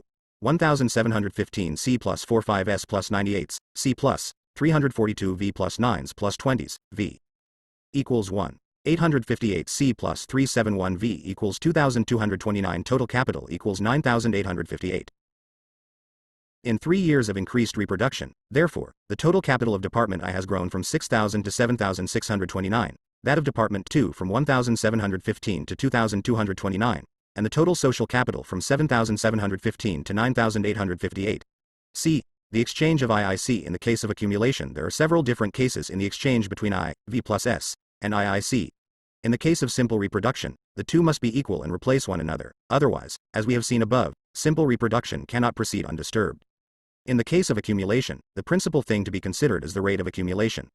In the above examples we assumed that the rate of accumulation in Department I was TIS, and that it remained constant in different years. We simply changed the proportions according to which this accumulated capital was divided into variable and constant. This gave us 3 examples. 1. I, V plus TS, equals IIC, which is thus smaller than I, V plus S. In fact, it must always be smaller or else Department I cannot accumulate. 2. I, V plus TS, is greater than IIC. In this case, the replacement is effected 596 the reproduction and circulation of the total social capital by a corresponding portion of I is being added to IIE, so that this sum equals I, V plus TS. Here the exchange is not for Department II the simple reproduction of its constant capital, but already accumulation, the increase of its constant capital by a part of its surplus product which it exchanges for means of production from Department I. This increase also means that Department II correspondingly enlarges its variable capital out of its own surplus product. 3. I, V plus TS, is smaller than IIC. In this case, Department II has not completely reproduced its constant capital by the exchange, and must therefore make up the deficiency by purchase from Department I, but this does not require any further accumulation of variable capital in Department II, since its constant capital is fully reproduced in magnitude by this operation. On the other hand, the section of capitalists in Department I that is simply storing up additional money capital has already accomplished one part of this kind of accumulation by this exchange. The precondition for simple reproduction, that I, V plus S, equals IIC, is incompatible with capitalist production from the start, although this does not rule out the possibility that in 1 year of the industrial cycle of 10 to 11 years there may be a smaller total production than the preceding, i.e. that even simple reproduction fails to take place in relation to the previous year. Secondly, however, given the natural annual growth of the population, simple reproduction would mean that a proportionately greater number of unproductive servants had to share in the 1,500 that represents the total surplus value. Accumulation of capital, i.e. genuine capitalist production, would be impossible in this way. The existence of capitalist accumulation accordingly excludes the possibility that IIC may be equal to I, V plus S. Yet even with capitalist accumulation, the case could arise in which, as a result of the accumulation achieved in the previous run of production periods, IIE was not only equal to I, V plus S, but in fact even greater. This would mean overproduction in Department II, and could only be balanced out by a major crash, as a result of which capital would be transferred from Department II to Department I. Nothing is altered in the relation between I, V plus S, and LI if a section of the constant capital in Department II is reproduced there. As in agriculture, for example, with the employment of homegrown seed. This part of IIC is then as little involved in the exchange between Departments I and II as is IC. It also makes no difference if some of the products of Department II are capable of entering Department I as means of production. This is covered by A. Accumulation and reproduction on an expanded scale 597 part of the means of production supplied by Department I, and this part must be deducted from both sides at the outset, if we want to investigate the exchange between the two great departments of social production, the producers of means of production and the producers of means of consumption, in its pure and unadulterated form. In the case of capitalist production, therefore, I, V plus S, cannot be equal to ILC, i.e. the two cannot balance one another in the exchange. It is possible, on the other hand, if I6 is the part of is that is spent by the capitalists of Department I as revenue, for L, V plus SFX, to be equal to, greater or less than ILC. However, I, V plus SFX, must always be smaller than 2, C plus S, and indeed smaller by the part of Li that the capitalist class in Department I must itself under all circumstances consume. We have to note here that in this presentation of accumulation, the value of the constant capital is not depicted exactly in so far as this is a portion of the value of the commodity capital in whose production it collaborates. The fixed part of the newly accumulated constant capital only goes gradually and periodically into the commodity capital, AC according to the differential nature of these fixed elements. The commodity capital therefore consists, in those cases in which raw materials and semi-finished goods, etc. are involved in commodity production on a large scale, for the most part of replacements for the circulating constant components and for the variable capital. However, we were able to proceed in this manner on account of the turnover of the circulating components. The assumption was thereby made that the circulating part, together with the portion of value of the fixed capital surrendered to it, turns over within the year with such a frequency that the total sum of commodities supplied is the same as the value of the whole of the capital that goes into the annual production. But where, as with the construction of machinery, it is only ancillaries that are involved, and not raw material, the labor element equals V must again appear as the larger component of the commodity capital. For the rate of profit, the surplus value is calculated on the total capital, independently of whether the fixed components surrender a great deal of value to the product in a given period or only a little. But for the value of any commodity capital periodically produced, the fixed part of the constant capital has only to be taken into account to the extent that it actually gives up value to the product by its average wear and tear. 598 The reproduction and circulation of the total social capital 4. Supplement ARY remarks the original S0 ERS of money for Department 2 is the versus plus S of the gold production in circa Department I, exchanged against part of IIC. It is only to the extent that the gold producers store up surplus value or transform it into means of production in Department I, LE. Extend their product T on, DA. T their V plus S does not go into Department 2. On the other hand, as far as accumulation of money by the gold producers themselves fin ally leads to expanded reproduction, a portion of the surplus value from gold production that is not spent as revenue goes into Department 2 for the gold producers' additional variable capital, and either requires a new hoard formation here or provides new means for buying from Department I without directly selling to it again. The money that stems from this I, V plus, in gold production. A part of the gold is deducted that is needed by certain branches of production in Department II as raw material, etc., in short as a replacement element of their constant capital. In the exchange between Departments I and II, there is an element for provisional hoard formation, for the purpose of future expanded reproduction, as follows. In Department I, only if a part of it is unilaterally sold to Department II without a purchase from the other side, and serves here as additional constant capital for Department II. In Department II, if Department I buys unilaterally for additional variable capital. Furthermore, if a part of the surplus value spent by Department I as revenue is not covered by Department II, so that a part of Li is bought with it and thereby transformed into money. If I, V plus S, X, is greater than IIC, then IIC, for its simple reproduction, does not have to replace, in commodities from Department I, what I consumed from Li. The question then arises as to how far hoard formation can take place in X, Ainge among the capitalists of Department II themselves. An X share. That can consist only of the mutual exchange of Li. We know that within Department I there is only direct accumulation in so far as a part of I is directly transformed into variable capital, just as, in Department I, a part of is directly transformed into constant capital.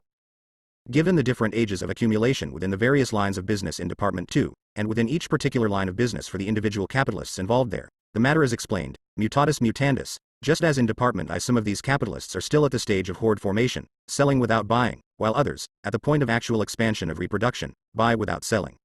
The additional variable money capital is certainly laid out at accumulation and reproduction on an expanded scale 599 first on additional labor power, but this is used to buy a means of subsistence from the hoard-forming proprietors of the extra means of consumption that go into the workers' consumption.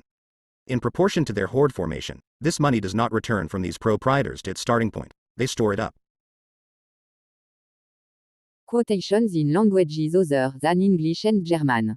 Page 100, n. 3. Ainsi donne, par la concentration des fortunes entre un petit nombre de propriétaires, premier marché intérieur se resserre toujours plus, et l'industrie est toujours plus réduite à chercher ses deux bouches dans les marchés étrangers, où de plus grandes des révolutions les attendent. Guillemets simples. Page 209, n. 2. Les frais de commerce, quoique nécessaires, doivent être regardés comme une dépense onéreuse. À mettre leur rétribution au V leur gain au rabais. N'est sérieusement parlant qu'une privation de perte pour premier vendeur de la première main et pour acheteur-consommateur. Or, une privation de perte sur les frais du commerce n'est pas un produit réel ou un accroît de richesse obtenu par premier commerce, considère en lui-même simplement comme échange, indépendamment des frais de transport, ou envisage conjointement avec les frais de transport. Les frais du commerce sont toujours payés aux deux pains des vendeurs des productions qui jouiraient de tout premier prix qu'en payent les acheteurs, s'il n'y avait point de frais intermédiaires. Les propriétaires et producteurs sont, salariants, les commis ANTS sont, salariés, pp. 268 à 9, n. 1. Les avances annuelles consistent dans les dépenses qui se font annuellement pour premier travail de la culture. Ces avances doivent être distinguées des avances primitives, qui forment premier fonds de l'établissement de la culture. Au moyen de la durée plus ou moins grande des ouvrages de main d'œuvre, une nation possède un fonds considérable de richesse, indépendant de sa reproduction annuelle, qui forme un capital accumule de longue main et originairement paye avec des productions, qui s'entretient et s'augmente toujours. Guillemets simples. Page 416, n. 1. Jetez les yeux sur premier tableau économique, Vols verrez que la classe productive donne l'argent avec lequel l'autre classe vienne lui acheter des productions, et qu'elle lui rentre cet argent en revenant l'année suivante faire chez elle les mêmes achats. VOUS ne voyez donne ici d'autre cercle que celui de la dépense suivie de la reproduction, et de la reproduction suivie de la dépense, cercle qui est parcouru par la circulation de l'argent qui mesure la dépense et la reproduction. 602 Quotations Other than English and German, c'est cette avance et cette rentrée continuelle des capitaux qu'on doit appeler la circulation de l'argent, cette circulation utile et féconde qui anime tous les travaux de la société, qui entretient premier mouvement et la vie dans premier corps politique et qu'on a grande raison de comparer la circulation du sang dans premier corps animal, p. 436, d. 2. Guillemets simple point. Comme eux, les entrepreneurs manufacturiers, les fermiers, doivent recueillir, outre la rentrée des capitaux etc. Index of authorities quoted. Titles as given here may differ in detail from those in the text, since the latter follow Marx's own versions. Books by named or anonymous authors Adams, William Bridges, Roads and Rails in Their Sequences, Physical and Moral, London, 1862, 250-52 Bailey, Samuel, A Critical Dissertation on the Nature, Measures, and Causes of Value, chiefly in reference to the writings of Mr. Ricardo and his followers. By the author of Essays on the Formation and Publication of Opinions, London, 1825, 186 Barton, John, Observations on the Circumstances which Influence the Condition of the Laboring Classes of Society, London, 1817, 304 Chalmers, Thomas, On Political Economy in Connection with the Moral State and Moral Prospects of Society, 2nd ed., Glasgow, 1,832,235, Chuprov, L., YNP 08, A. Ye KCA Hop H8 at O. Henry's 08 ul. I. E. Ho. Nopoiko X03 MCTBO. Aero 3 Kohoitskigo CO6 EHHOCTH Hero Omom Hig KBB Tepika MBCTPABBL. Moscow, 1875. 134-5 Corbett, Thomas, An Inquiry into the Causes and Modes of the Wealth of Individuals, or the Principles of Trade and Speculation Explained, in 2 parts. London, 1841, 216 Corcel Senoit, Jean Gustave, Traité théorique et pratique des entreprises industrielles, commerciales et agricoles au Manuel des Affaires, 2nd ed., Revue et Augmentée, Paris, 1857, 317 Destit de Tracy, Antoine Louis Claude Comte de Elements d'Idéologie, Parts 4 and 5, Traité de la Volonté et des Effets, Paris, 1,826,556-64 Dupont de Nemours, Pierre Samuel, Maximes du Dr. Quesnay, OU Resume de ses Principes d'économie sociale, in Physiocrates. Quesnay, Dupont de Nemours, Mercier de la Rivière, Baudot, Latronne, avec une intrade. Sur la doctrine des Physiocrates, des commentaires et des notices historiques, par Eugène Dira, Part 1, Paris, 1,846,269 Good, William Walter, Political, Agricultural and Commercial Fallacies, or, The Prospect of the Nation After 20 Years, Free Trade, London, 1866, 313,604 Index of Authorities quoted Hodgkin, Thomas, Popular Political Economy. 604 Index of Authorities quoted Hodgkin, Thomas, Popular Political Economy. 4 lectures delivered at the London Mechanics Institution, London, 1827, 320 Holdsworth, W.A., The Law of Landlord and Tenant, with a copious collection of useful forms, London, 1,857,252,256 Kirchhoff, Friedrich, Handbuch der Landwirtschaftlichen Betriebslehre. Ein Leitladen für praktisch Landwirth zur Zweckmäßigen Einrichtung und Verwaltung der Landgüter, Dessau, 1,852,258,318,321 to 5,332-3 Lalor, John, Money and Morals. A Book for the Times, London, 1,852,217 Lardner, Dionysius, Railway Economy. A treatise on the new art of transport, its management, prospects, and relations, commercial, financial, and social. This an exposition of the practical results of the relays in operation in the United Kingdom, on the continent and in America. Лондон, 1850,250,51,259,60 Лавелай, Эмил Д., Иссайсер ла экономер Урал дала Белджик, Брюссель, 1863, 321 Лаверген, Леонес Д., The Rural Economy of England, Scotland and Ireland. Trans from the French, with notes by a Scottish Fame, Edinburgh, London, 1855, 315 Ли, Nathanael, The Dramatic Works, in 3 vols, Vol. 3, containing Sofa Nisbe, Nero, Gloriana, Rival Queens, The Massacre of Paris, London, 1734, 207 Let Rosen, Gillum Fran 90 AS, The Interior Social Par Rapport à la Valeur, à la Circulation, à la Industrie et à Commerce Intérieur et Extérieur, in Fisae Cretas. Квисней, Дюпон de Nemours, Mercier de la Rivière, Bauda, Let Rosen, avec une introt, sur la doctrine des Fisaio-Cretes, des commentaires et des notices historiques, par Eugene Der, Part 2, Paris, 1846, 269 Macleod, Gen et Dunning, The Elements of Political Economy, London, 1858, 305 Manavad Harmas Astra, or the Institute of Mano according to the Gloss of Cool, UKA, comprising the Indian system of datis, religious and civil. Verb ally trans. From the original, with a preface by William Jones, and collated with the Sanskrit text, by Graves Chamley Hoden, 3rd eden, ed. P. Percival, Madras, 1863, 314 marks. Karl, Das Elend der Philosophie, Antwort auf Proudhons, Philosophie des Elends, Stuttgart, 1885. 90, 96 Das Kapital. Critic der Politischen Economy, Vol.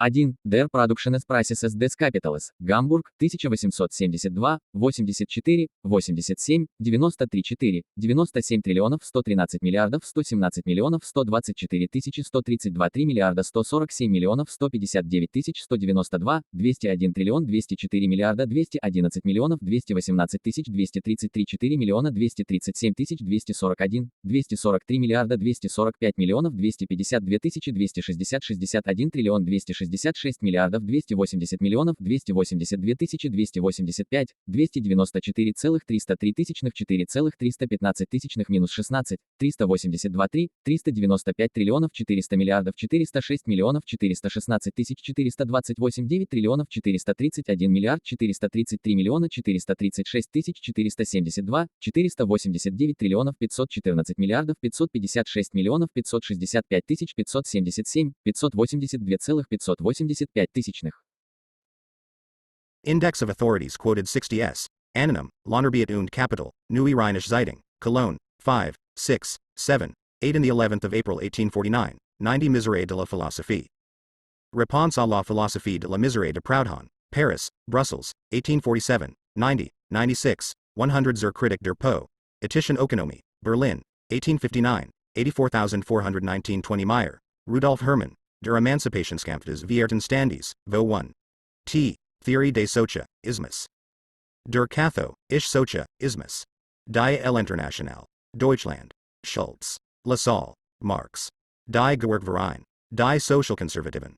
Die Arbeiterpresse, Berlin, 1874, 88-9 Mill, John Stewart. Essays on Some Unsettled Questions of Political Economy, London, 1844, 305 Müller, Adam Heinrich, Die Elemente der Staatskunst. Öffentliche Vorlesungen, vor Senior Durchlauf dem Prinzen Bernhard von Sachsen-Weimar und einer Versammlung von Staatsmännern und Diplomaten. Im Winter von 1808 auf 1809, zu Dresden, gehalten, Berlin, 1,809,264 Newman, Samuel Phillips, Elements of Political Economy, Andover, New York, 1835, 235 Patterson, Robert Hogarth, The Science of Finance. A Practical Treatise, Edinburgh, London, 1868, 305 Potter, Alonzo, Political Economy. Its objects, uses and principles, considered with reference to the condition of the American people. With a sum Mary, for the use of students, New York, 1,841,265 Kane, Fran OIS, Analyse du tableau économique, 1766, in Physiocrates. Kane, Dupont de Nemours, Mercier de la Rivière, Baudot, Latron, avec une intrade.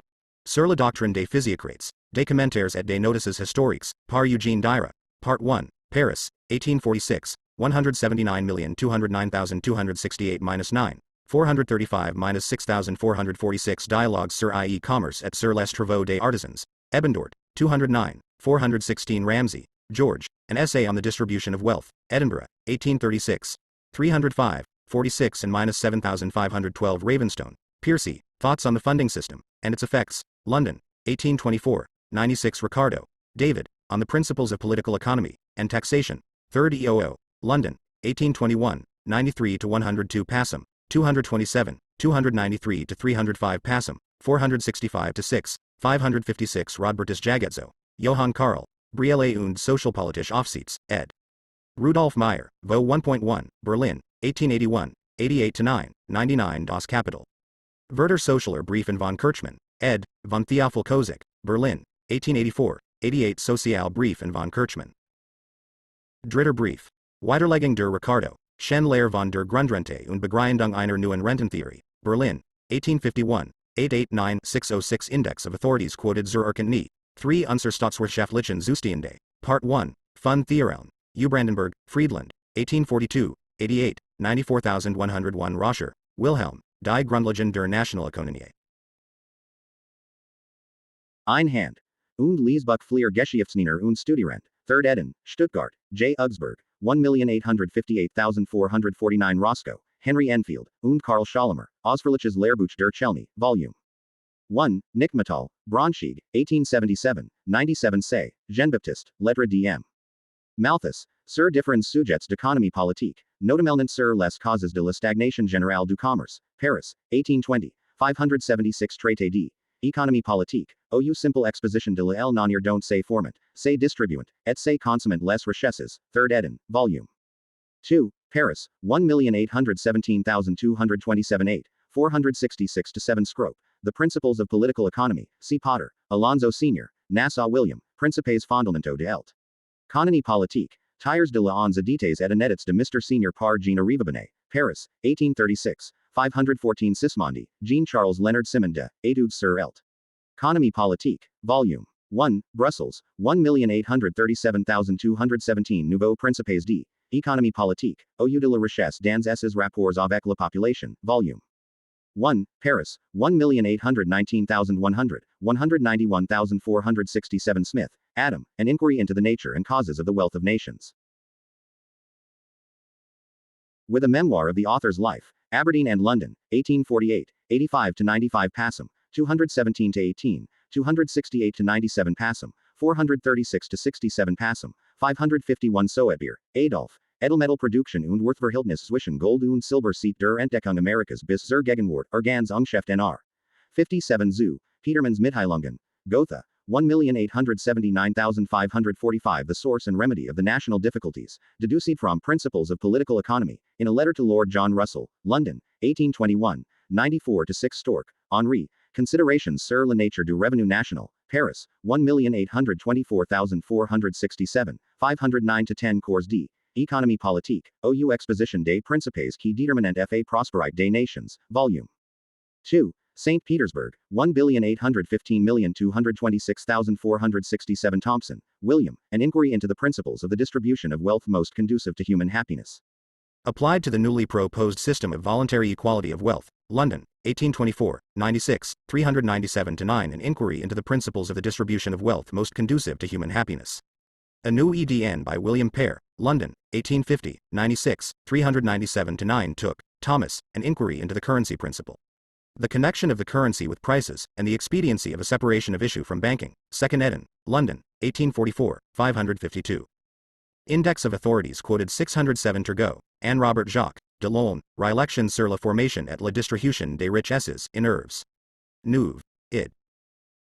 Par Eugene Dyra, Volume 1, Paris, 1844, 269, 416, 436 Tyler, Edward Burnett, Forschungen über die Geschichte der Menschheit und die Entwicklung der Zivilisation, trans. By H. Muller, Leipzig, N. D. 514 Wayland, Francis, The Elements O, Political Economy, Boston, 1,843,323 Williams, Richard Price, On the Maintenance and Renewal of Permanent Way, in Minutes of Proceedings of the Institution of Civil Engineers, with abstracts of the discussions, Volume 25, Session 1865-66, ed. James Forrest, London, 1,866,249,259 2. Parliamentary Reports and Other Official Publications East India, Bengal and Orissa Famine. Papers and correspondence relative to the famine in Bengal and Orissa, including the report of the Famine Commission and the N. Linnets of the Lieutenant Governor of Bengal and the Governor General of India. Presented to Parliament by Her Majesty's command. Ordered by the House of Commons, to be printed, the 31st of May 1,867,218 East India, Bengal and Orissa famine. Papers relating to the famine in Bihar, including Mr. F. R. Cockerell's report. Presented to Parliament by Her Majesty's command. Part 3. Ordered by the House of Commons, to be printed, the 31st of May 1,867,218 East India, Madras and Orissa, Amin. Returned to an address of the Honourable the House of Commons, dated the 4th of July 1867. Ordered by the House of Commons, to be printed, the 30th of July 1867, 314 Report from the Select Committee on Bank Acts, together with the proceedings of the committee, minutes of evidence, appendix and index. Part 1 Report and Evidence.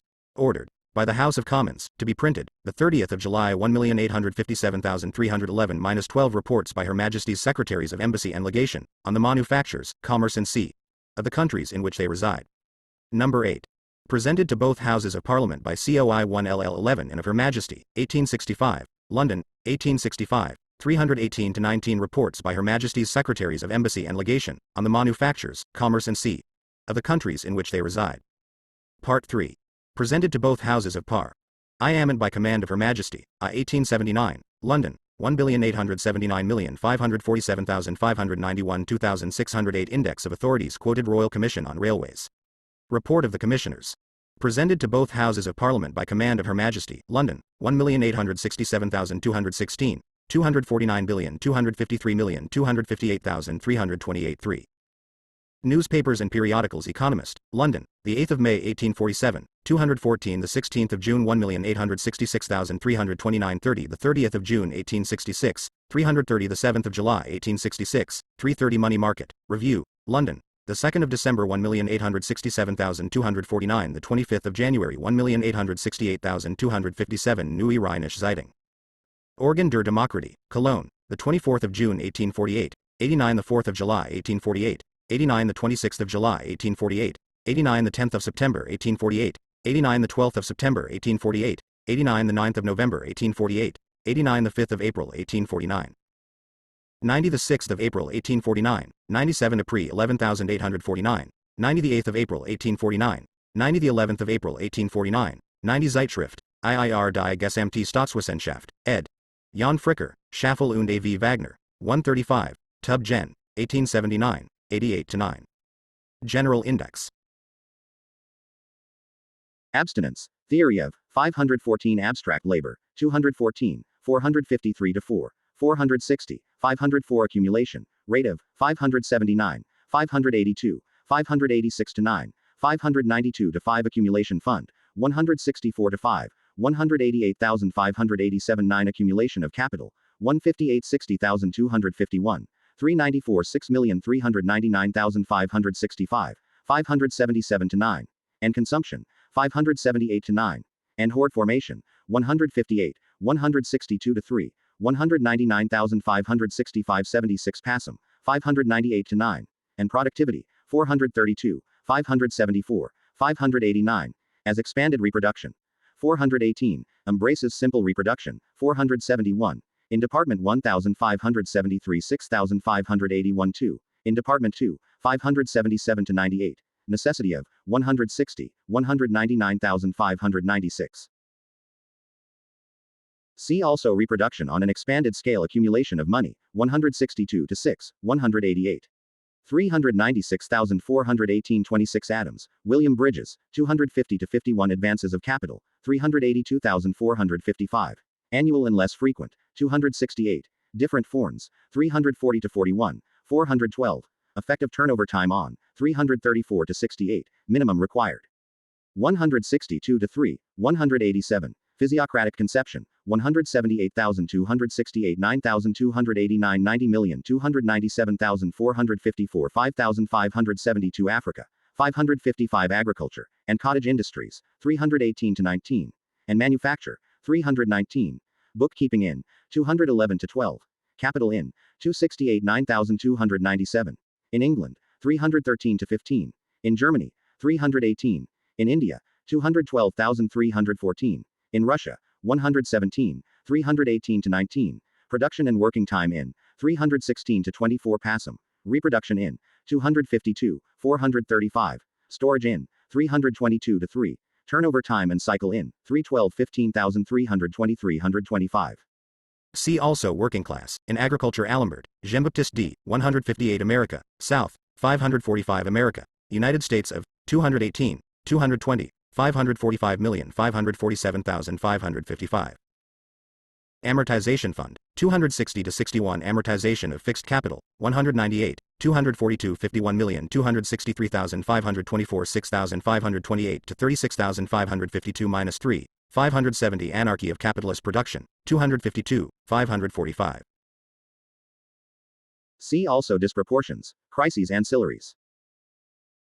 218, 238 to 9, 243 4,274 5, 280,309 Arabs, 120 Argentina, 52 Arrivabene, Jean Giovanni Cornta, 514 Athens, 554 to 5 Australia, 218,545 Bailey, Samuel, 186,582 Bakewell, Robert, 314 to 15 Balances, 192 Banknotes, 547,554 Banks, 164, 199,329 30,392,419, 422 minus 3,488,569.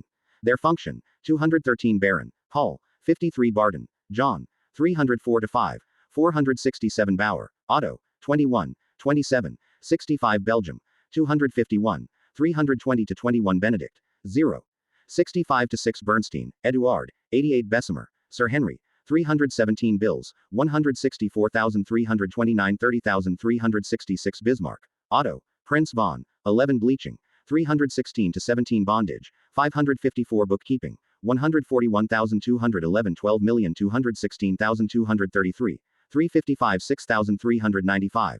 Its function, 211 to 12 Brewing, 206, 329 Britain, see England Building Industry, 148,311 12 Bucker Inn, Nikolai, 21, 27 Bulganov, S, 9,610 Genera, Index Capital, 10 to 15, 83 103 Passam, Volume 1 of, 25, 37 to 8, 43, 45, 48,226,292,305, 373,465. See also Index of Authorities Quoted, Volume 3 of, 32, 35, 38 to 40, 42, 49, 59 to 60, 64, 69 to 70, 84 to 5, 87, 99,102 3,154,227,260, 293 4,304,324.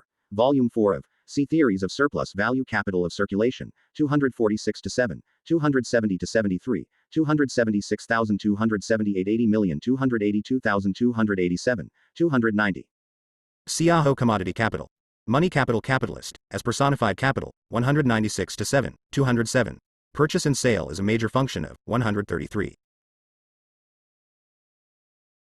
See also Industrial Capitalist. Merchant. Money Capitalist Capitalist Class, 422,452,497,559 Capitalist Mode of Production, 156, 189 to 96 Passam, 217 to 19, 389 90,431, 509,544 Capitalist Production, and Sale and Purchase of Labor Power, 113,428, 461 to 3.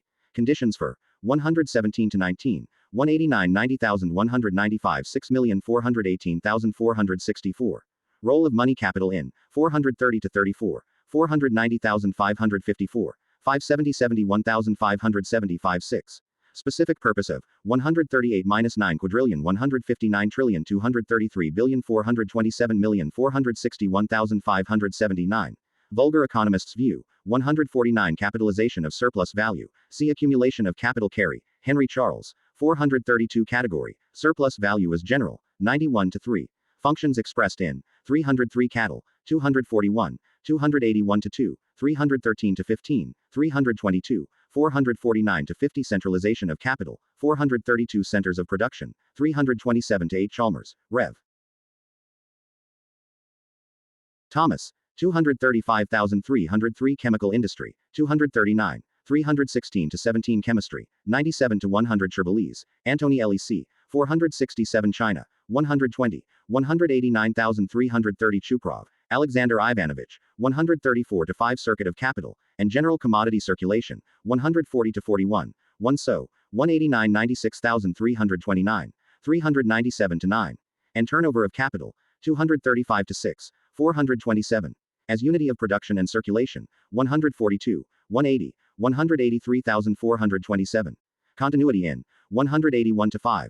Disturbances in, 133, 149, 183. Economists' views on, 150,234 5, 333. Its three forms, 132, 137,233 4, 427,429. Unity of the three forms, 185,333 Circuit of commodity capital, 142, 145, 153 to 4, 167 to 79 Passam, 215, 234.4689.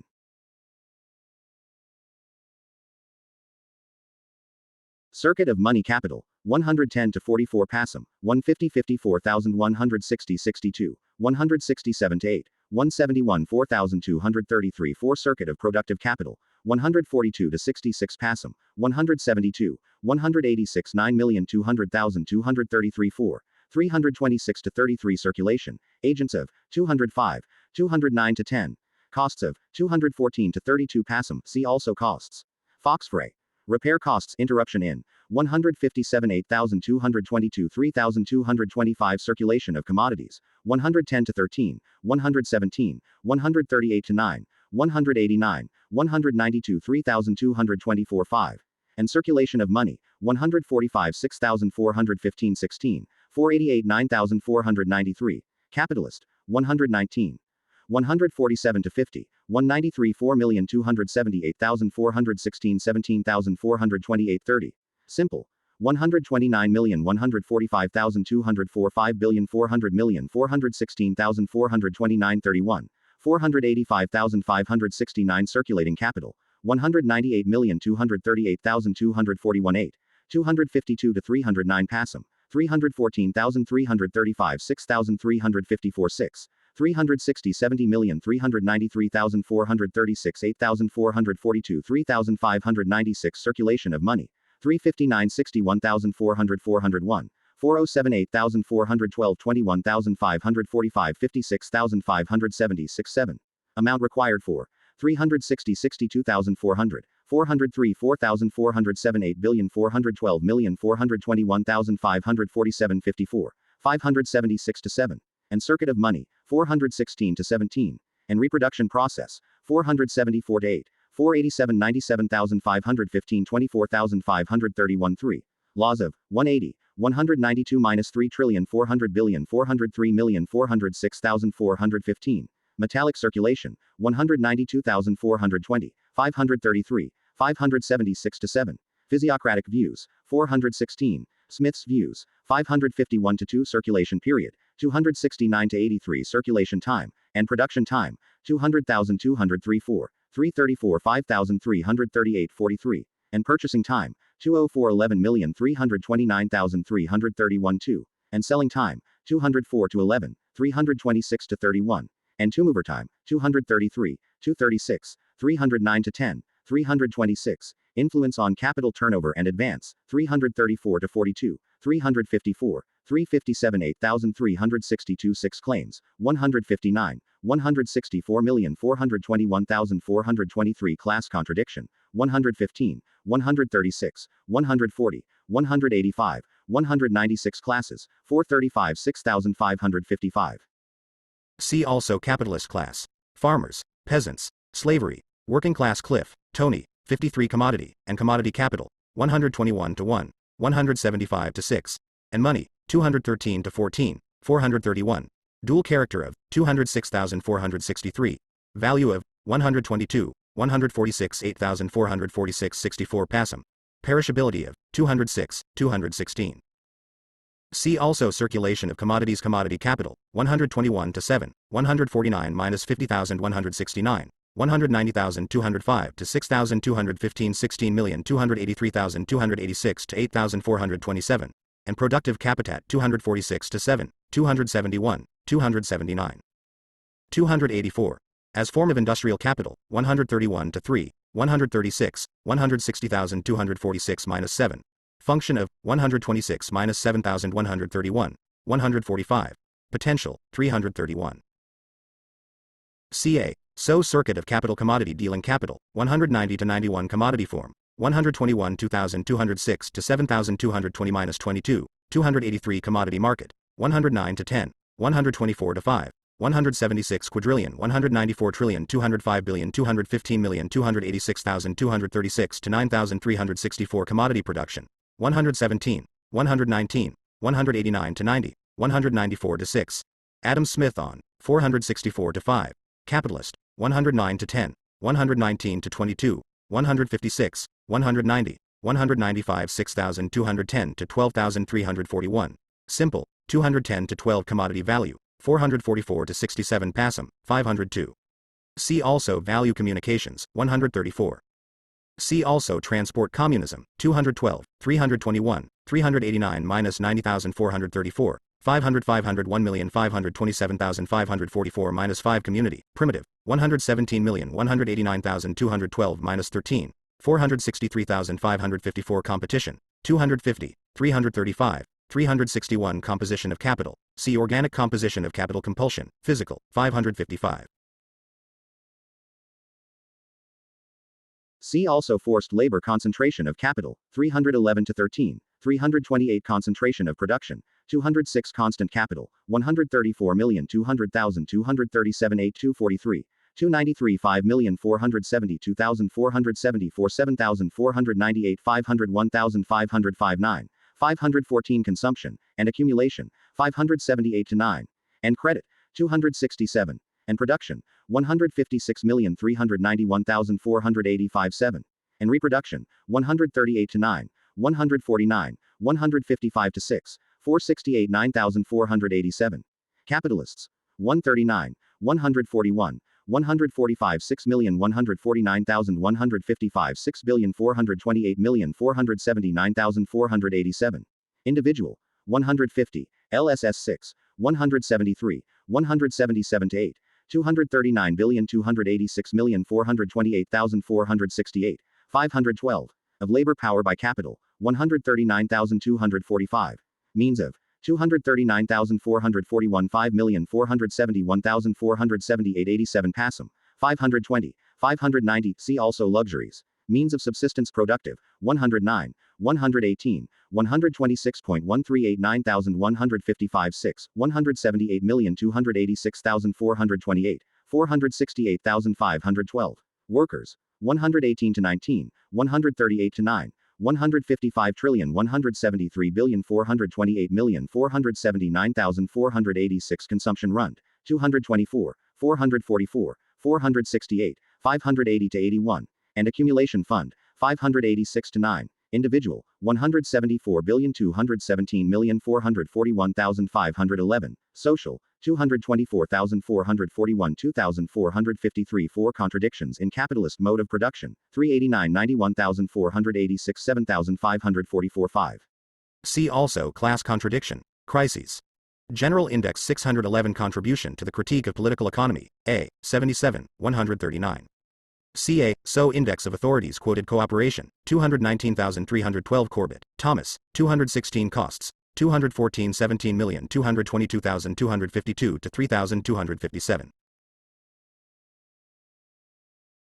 CA, SO Circulation, Costs of, Foxfray, Repair Costs Corcel Senoy, Jean Gustave, 317 Credit, 199, 594. And Capitalist Production, 148,261,267,311-12. 3956420 576 to 7. And Consumption, 267. And Foreign Trade, 329 to 30, 392. And Metallic Circulation, 420,554,576 7. And Stock Formation, 219. Relations between workers and capitalists, 152,266,295,523 Credit Economy, 195 Credit Money, 192 Crises, Economic, 308, 358, 391 to 3, and Consumption, 156 to 7, 486 to 7, and Money Market, 392 to 3, and New Investment, 250, 264, and Reproduction, 153 5543 5, 571, 596. Bourgeois concepts of 100, 153 5487, 545. Effects on working class, 486 to 7, 543 to 4. Material base of 264, of 1847, 329. Periodicity, 264, 486 7596. Possibility of 571. See also Disproportions Critique of the Gotha Program, 253 Crop Rotation, 320 to 21, 325 Cycle, see Industrial Cycle. Turnover Cycle Dira, Louis Fran OIS. Eugene, 209, 268 9416D. Alembert, C. Alembert Danielson, Nikolai, 11 Demand, C. Supply and Demand Departments III, C. Production, 2 Departments of Deposits, 164,305,366,419,422 3 Depreciation, C. Under Fixed Capital Destat de Tracy, Antoine Louis Claude, Comtida, 520. 556 to 64 Disproportions, in Expanded Reproduction, 579 to 80, 593, 596. In Simple Reproduction, 470, 483 to 4, 530, 542 5578 9 Distribution, of elements of production. 116,461,500 Of the social product 0.174, 469, 70, 483, 4. Of 612 Generindex distribution. Con TD surplus value, 93, 294,408, 423 to 4, 447 8,451,497,532 dividends, 259 division of labor, 119,212, 312 Daub, Maurice, 33 domestic industry, 318 to 19 Drummond, Victor Arthur Wellington, 591 to 2 DuPont de Nemours, Pierre Samuel, 269 economists, see Political Economy Edmonds, Thomas Rowe, 96 elements of production, 110 to 11, 114 16 trillion 120 billion 153 million 300,000 464 5 angles, Frederick, 11, 12, 36, 38, 47, 68, 87 to 97 Passam, 137, 158 million 200,000 359 60, 449 trillion 487 billion 491 million 535,548 England, 148,311 12, 314 15,330 Exchange, 225 to 6, 448 to 9. See also Under Reproduction on an Expanded Scale. Simple Reproduction Exchange Value, 135, 186,206,223 Exploitation of Labor Power, 120,395, 431. Rate of 372 to 3, 379 to 80 Factory, 183, 185,255 Farmers, 194 5,268 9,313 to 15,435 minus 6, 446 to 50. See also Peasants Foxfra, 209,420 Fetishism, 303 Fixed Capital, 237 43,277 8,288 9, 298 9,303,472 3. Amortization of 198,242 51 Passam, 263, 524 to 33, 552, 570. And Circulating Capital, 237 48 Passam, 262, 268, 271,278, 300, 304 to 5, 308, 314, 354, 369. Maintenance and renewal of 252 to 3, 440. Moral depreciation of 250, 264. Physical depreciation of 238,242 3, 248 to 51. 255,265,298 9,524 7. Reproduction of 251, 262 to 3, 472 3,524 45 Passam, 552 3,570 71. Turnover of 198, 242 8,262 6,271,354,370,472 3, 597. Quesnay on 268. Ricardo on 293 to 5, 300 to 305. Smith on 269 to 92 Passam, 436 to 46 Forced labor, 311,462 Foreign trade, 158,329 30,390 93, 542 to 6 Forestry, 316, 321 to 2 Forms of production, 120, 194 minus 5.463. See also Mode of Production. France, 64 Free Trade School, 570 Fullerton, John, 574 German Ideology, the 195 Germany, 56,318,545 Gold and Silver, 121, 158 9,213 14, 392 401,418,545 Gold Production, 131,400 400 1,403, 410 12,418,420 21,545 9,553,567, 598 Good, William Walter, 313 Government, 497 Government Stock, 423 Greece, 555 Ground Rent, 497,532,561 2. As form of surplus value, 91 3,447 9. Smith and Ricardo on, 91 to 3, 437 to 9, 447 to 9.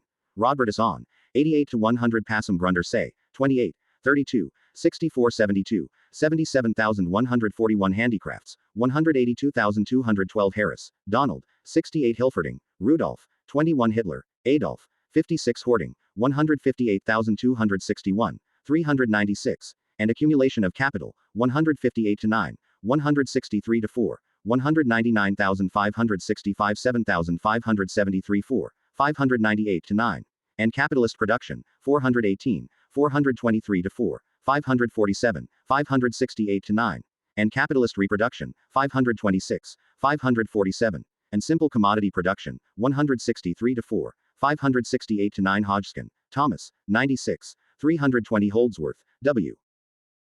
A.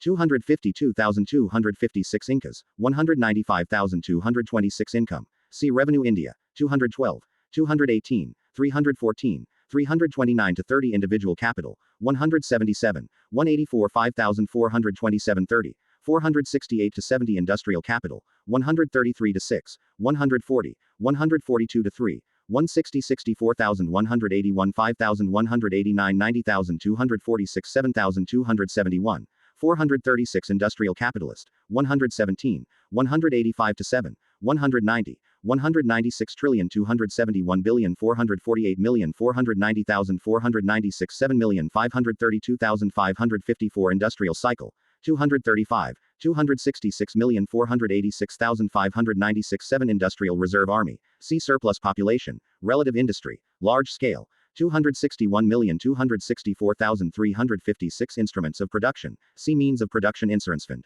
215,256,440 Interest, 95, 532, 555, 561 Investment of Capital, 270, 273, 335,390 Iron Production, 242. Jaffe, Hosea, 66 Japan, 56 Joint Stock Capital, 177, 311,433,509, 553.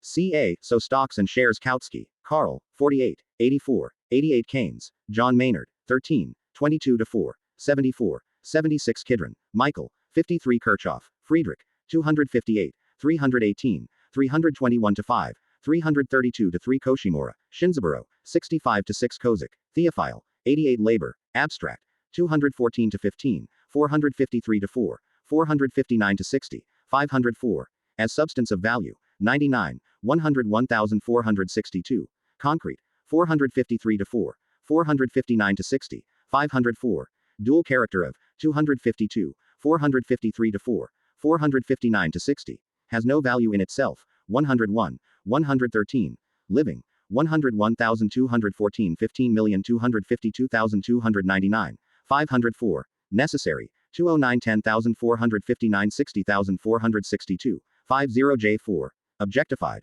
101,214 15,299, Productive, 202, 209 to 10, Physiocrats, Views, 209,435, Productivity of, 179, 218 to 19, 356, 395,432, 573, Surplus, 92 5,110 11 trillion 113 billion 121 million 210,460 62, 501 to 12, 573, Unproductive, 207 13. See also Wage Labor Intensity of, 335, 395,431 Labor, Material of, 218 to 19, 287 to 8, 294 labor, means of, 202, 294, as component of constant capital, 294, as fixed capital, 239 to 41, 298 to 301, 303, depreciation of, C under fixed capital, role in labor process, 201, 237 42,281 5,298 301, transfer value to product, 133 4,202,237 40, 242,294,525 labor, object of, 201 to 2, 226,240 41, 274 5,298 9,316 labor, productivity of, 179,218 19, 356,395,431 2 labor fund, 292 labor market, 109 to 10, 125, 197, 388 91,521 2 labor power, and means of production, 109 to 21 PASM, 461 to 2, and surplus value, 120 21,245 6, 296,451 2, and variable capital, 120, 245 6,286 8,299 300,446 7,454 9, 471 2,474 5, 515 to 24 PASM, as commodity, 99, 101. Minus 11, 113, 118 minus 19 trillion 121 billion 186 million 196,245 minus 6, 286 8,390 to 91,428,446 7.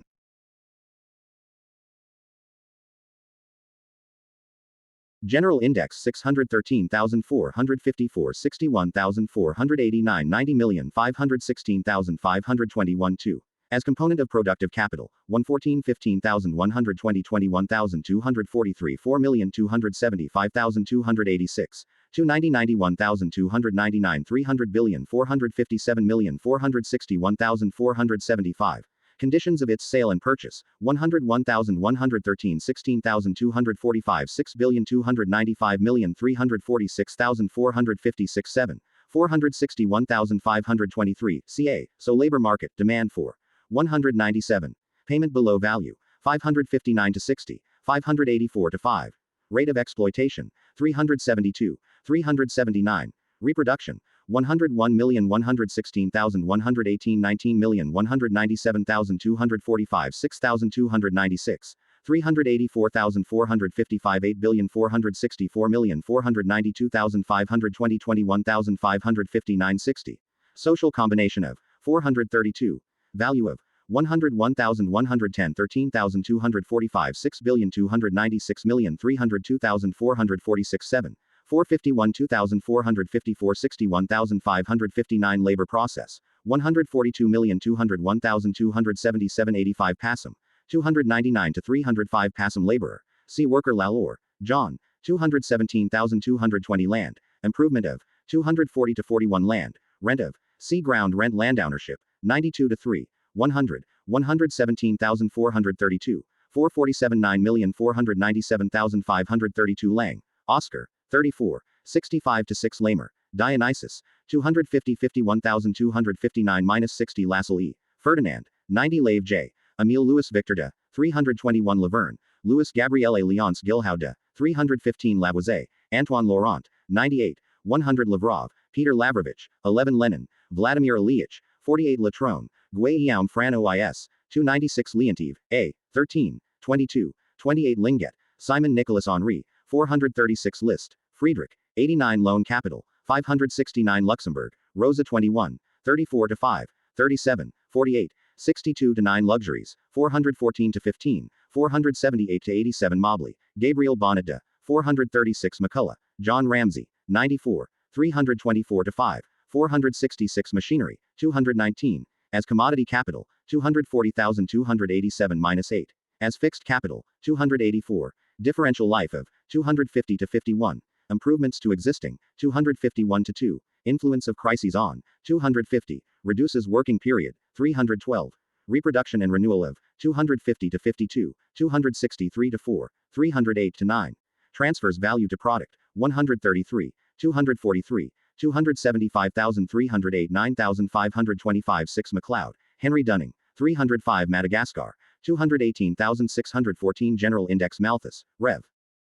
Thomas Robert, 235, 303,516 Manufacture, 319 Market, 206, 327 to 9, 332,335, 390 to 91, 555. See also Commodity Market, Labor Market, Money Market, World Market. Marks, Jenny, Ney von Westphalen, 102 Marks Aveling, Eleanor, 87, 89 Mateo, J.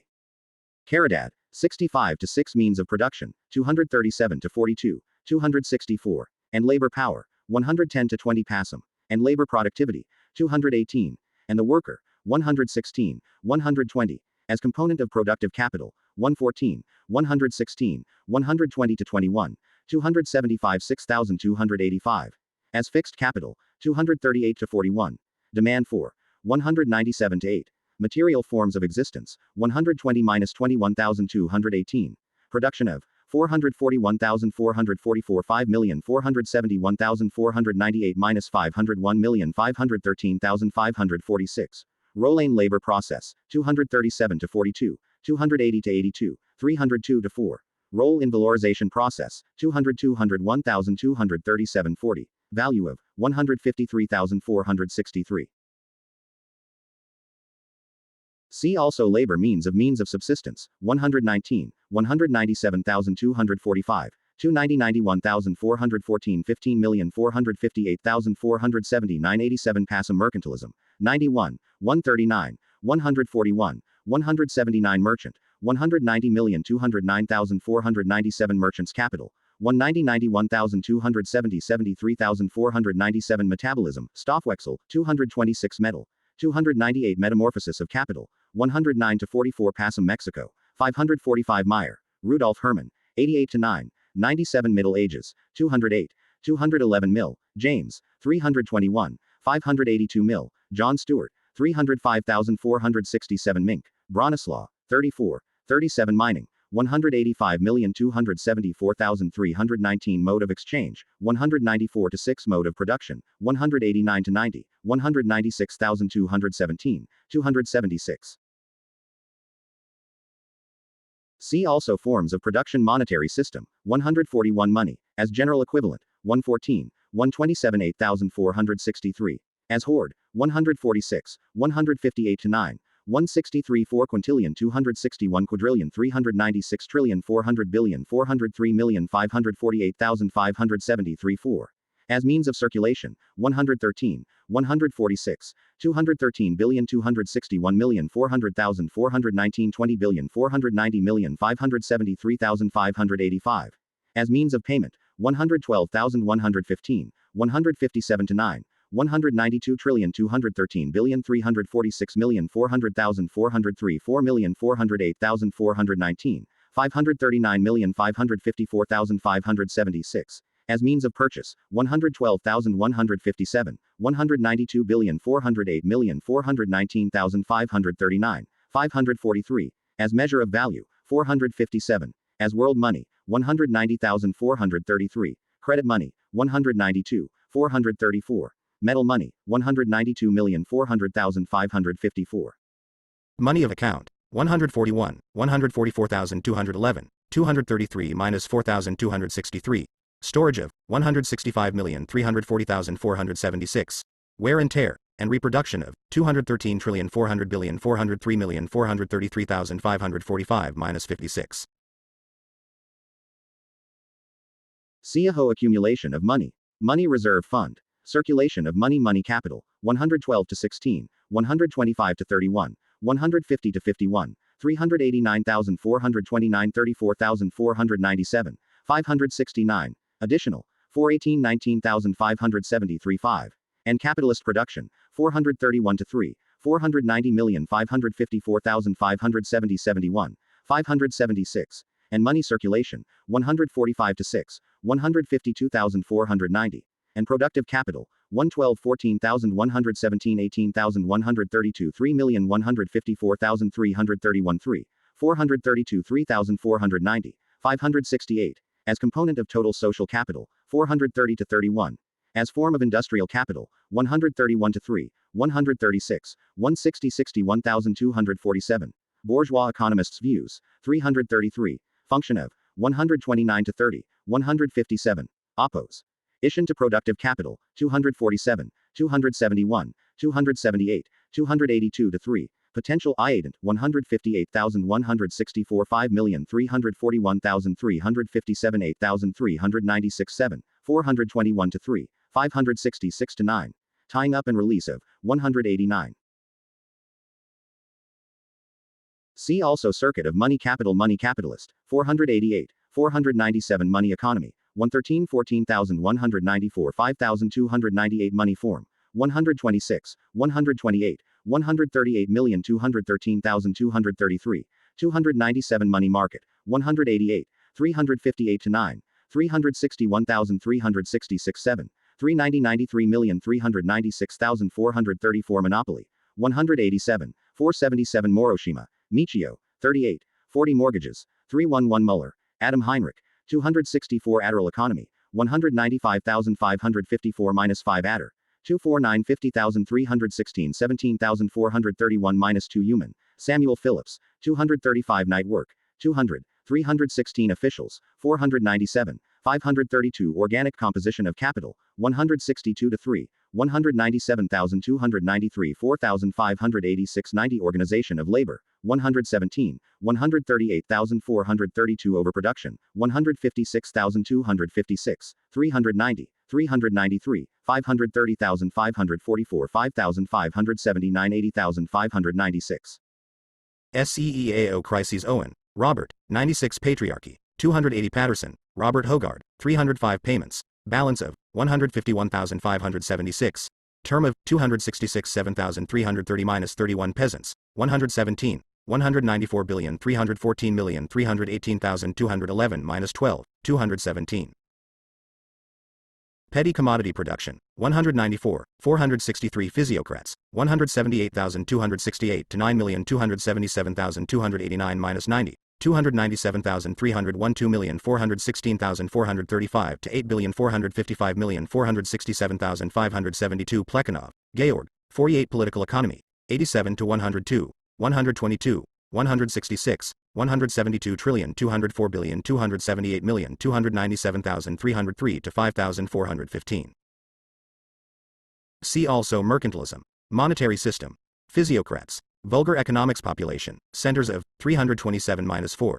Relative Surplus, 390 to 91, 486,577, 589 Potter, Alonzo, 265 Pottery, 16 Precious Metals, see Gold and Silver Price of Production, 294, 413 Prices, 360, 68, 390 91,413 to 16,486 Priestley, Joseph, 97 to 8, 100 Private Production, 322 Product, 13s 9,213, 217 to 18, 220 to 22, 280 89,306 to 9,331,334.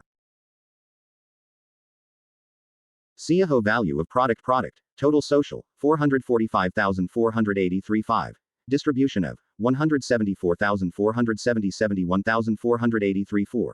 Includes productive and individual consumption, 468. Natural form of 470 72,506.9. Rate of growth, 588 to 9, 594. Use value composition, 470 to 72. Value of 444, 470 73,501,505.9 production and consumption, 156 to 7, 391, 485 to 6. Continuity of 182 to 4, 219 20,266, 326 to 36, 356. For producers' own needs, 120,217, 280. Forms of expansion, 158 9,251 2, 256 7,395 6,568. Social, 434. 2 departments of 441 to 6, 471,478 87 Passam, 498 501,513 14,546. See also Capitalist mode of production, capitalist production, centers of production, elements of production, forms of production, means of production, mode of production, overproduction, price of production, production process, production time, social production fund production process, 306 to 15, 356,427 8 production time, 200 to 204, 233, 235 to 6, 309 to 10, 316 to 26, 334 to 42 Passum productive capital, 111 to 21 Passum, 126, 128,132 6,145,160 62,172,186 9, 201,241 61 Passum, 268 to 85 Passum, 322 4,331,361,427 Productivity, see labor, productivity of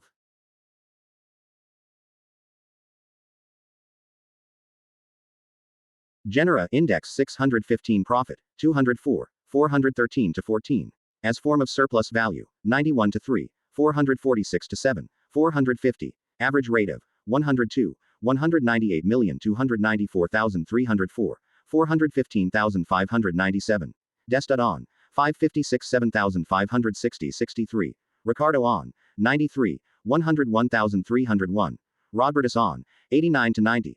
Smith on 91 2,273,278 9,437 40,446 9 Property 100,115 16,432,460 6,497 Prosperity 335,486 -7 Proudhon, Pierre Joseph 96 467,509 Purchasing Time 204 to 11 329 to 33 Quality and Quantity 110 to 111, 127 to 8, 262 3,484 -5,582 Quesnay, Fran OIS, 13, 178 9,209, 268 9,416,435 6,438,446 Railways, 228, 248 to 53, 256 to 60 Ramsey, Sir George, 239,305,466 7.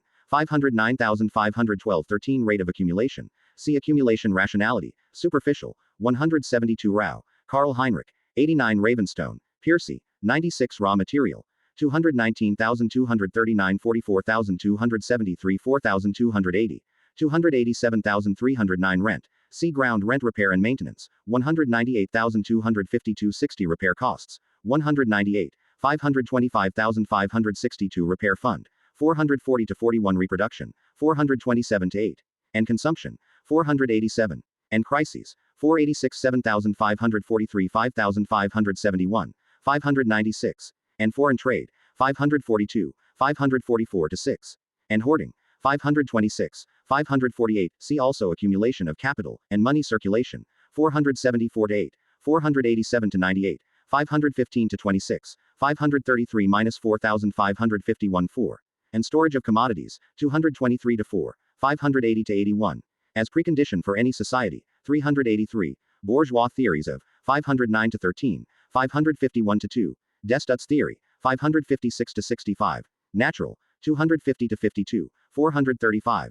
Of capitalist relations, 116 -17,468,492. Of constant capital, 474 to 8, 498 501 505 9,514. Of fixed capital, 250 51,262 3,472 3, 524 45,552. Of individual capital, 144 6,180, 184 5,468 9, 565. Of labor power in the working class, 101,114 15,117 19,197,245,285. 295,384,455 60,464,485 6,489 91, 520 to 21, 524, 559. Of money material, 445 to 56. Of social capital, 180, 184 to 5, 616 Generalindex reproduction, Con TD 427 30,468 71,565. Of variable capital, 474 to 5, 478 to 10, 501 to 5, 513 to 24. Physiocratic theories, 277,435 6, 446. Purpose of capitalist reproduction, 233 to 4, 487. Smith's theory, 4369,444,484 5. SEEAO reproduction on an expanded scale, simple reproduction on an expanded scale, 179, 566 to 8. And organic composition of capital, 586 to 9. Disproportions in 580-81,593, 596. Equilibrium conditions of 570-71,589-97. Exchange between two departments 569-71,577 9,581 9,592 9. Exchange within Department I 568-77. Exchange within Department I 1,583 9,592 4. Requires faster growth in Department 1,513 14,572 3. Schematic depiction of 581-97 PASM. Simple reproduction as factor in 470-71, 487, 586, 590,595 6. Surplus product of Department I as material basis for 573 5,581 3. Transition from simple reproduction to 573, 581 to 2. See also Accumulation Reserve Fund 164 5,251,256. 333, 340,41,403,419.23. Results of the immediate process of production 45 to 6, 465 revenue, Destud on 556 to 65. Of capitalists 147 50,447 8,454 65. Of workers 441,446 65 PASM 515 to 17, 520 to 24. Ricardo on 465 to 6. Smith on 438 50,456 65 PASM. Surplus value is 383, 453, 459 61,464,495. Ricardo, David, 24, 93 to 102 PASM, 227, 293 to 305 PASM, 465 to 6, 556 Robinson, Joan, 24 Rodbertus Jagezzo, Johann Karl von, 88 to 102 PASM, 487 Romantic School, 264 Rome, 555 Roscher, Wilhelm Georg Friedrich, 449 Roscoe, Sir Henry Enfield, 97 Russell, Lord John, 94 Russia, 33 to 4, 85,117,189,318, S4S. Say, Jean-Baptiste 23, 24,227,228, 466 minus 7,516 Shafi, Albert Eberhard Friedrich, 88, 585. Schiele, Karl W. I. Helm, 97 to 9 Scholomer. Karl, 97 Science, 432 Scotland, 194, 4 Joe Scrope, George Julius Poulet, 265 to 7 Seasonal Work, 185,340,526,555 Securities, see Stocks Selling Time, 124,204 11, 326, 31 Semi-finished Goods. 220, 240, 284, 291,297,472,597 Senior, Nassau William, 514 Serfdom, 117, 189,462,554 Share Capital. See Joint Stock Capital Silver, see Gold and Silver Simple Reproduction, 399,446. A1 Ion to Capitalism, 470 to 71, as factor in accumulation, 471. Disproportions in 470,483,530,542 5,578 9. Equilibrium conditions for 473 478 4835,487,501 503,530,540 569 71,578 9. 586 595. Exchange between two departments in 473 to 8. 481 4,487 98,501 505,511,513 14. 516 to 45 PASM, 578. Exchange within Department I, 474, 498 to 501. Exchange within Department II, 473 to 4, 478 to 87. Realization of surplus value, 399,473 4,478,485 7. 572,578. Schema 4. 473 to 4. 487. 586 Sismondi, Jean-Charles Simon de, 100,191,217,467,516 Slavery, 116. 189,466,554 5 Smith, Adam, 85 to 95 Passam, 217 to 18, 227,247,268 96 Passam, 297, 304, 419,436 76 Passam, 484, 502, 510 to 12, 551 2,566,570 social capital, 177, 184, 346 7,427 30, 468 to 71 socialism, academic, 87 to 8, Ricardian, 93 to 6, state, 87 to 8, 92, utopian, 96. See also Communism Social Production Fund, 224 Socioeconomic Formation, 120 Soetbeer, Georg Adolf, 545 Sorge, Friedrich Adolf, 11 Soviet Union, see Russia Speculation, 185,222,311,332 to 3,390, 395,414 Stalin, Joseph, 33 State Capital, 87 to 8, 177. See also Socialism, State Stein, Lorenz von, 242 Stewart, Sir James, also Denham, 91 Stock Exchange, 414,417. Stock formation. See storage stocks and shares, 242, 423, 574 storage, 188,221,215 25,266 7, 322 4,331 3,340 41,357,363 3,525, 580 to 81 Stork, Henri, 226, 467,509 10 Subsistence, means of, see means of subsistence production, see production, for producers' own needs Suez Canal, 330 Supply and demand, 156, 196 to 8, 358, 361,389,414 Surplus labor, 91 to 5, 110 15,121, 135, 210,460,462,501 2,573 4 Surplus population, relative, 390 to 91, 486,577,589 Surplus product, 94 to 5, 404,550,572 5, 581 to 2 Surplus value, 84 to 5, 98 to 101, 120,451, 461 2,493 4.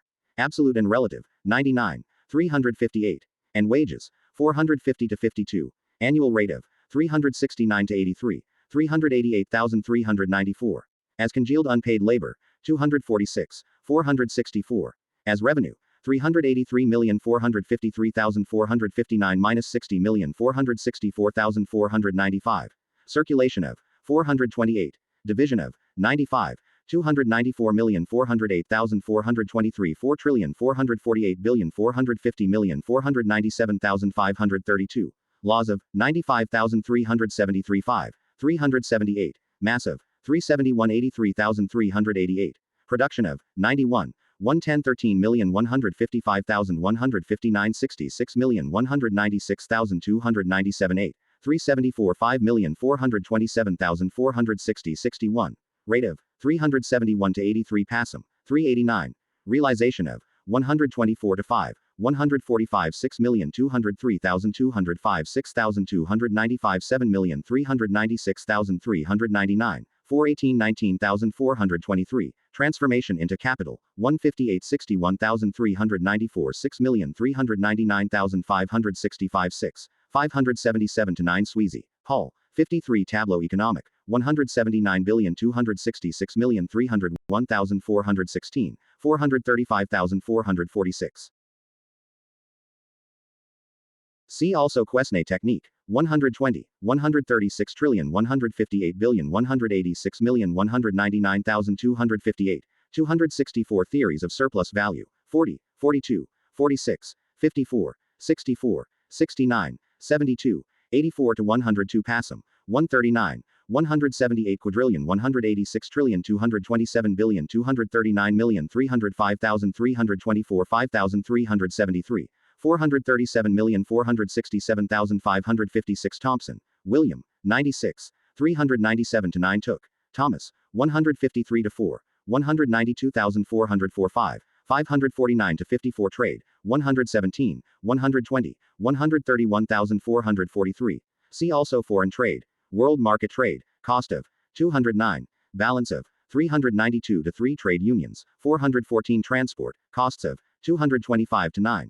Means of, 206,219 20,239,327 8. General Index 617 Transport Industry, 135,225 to 9,365 minus 6.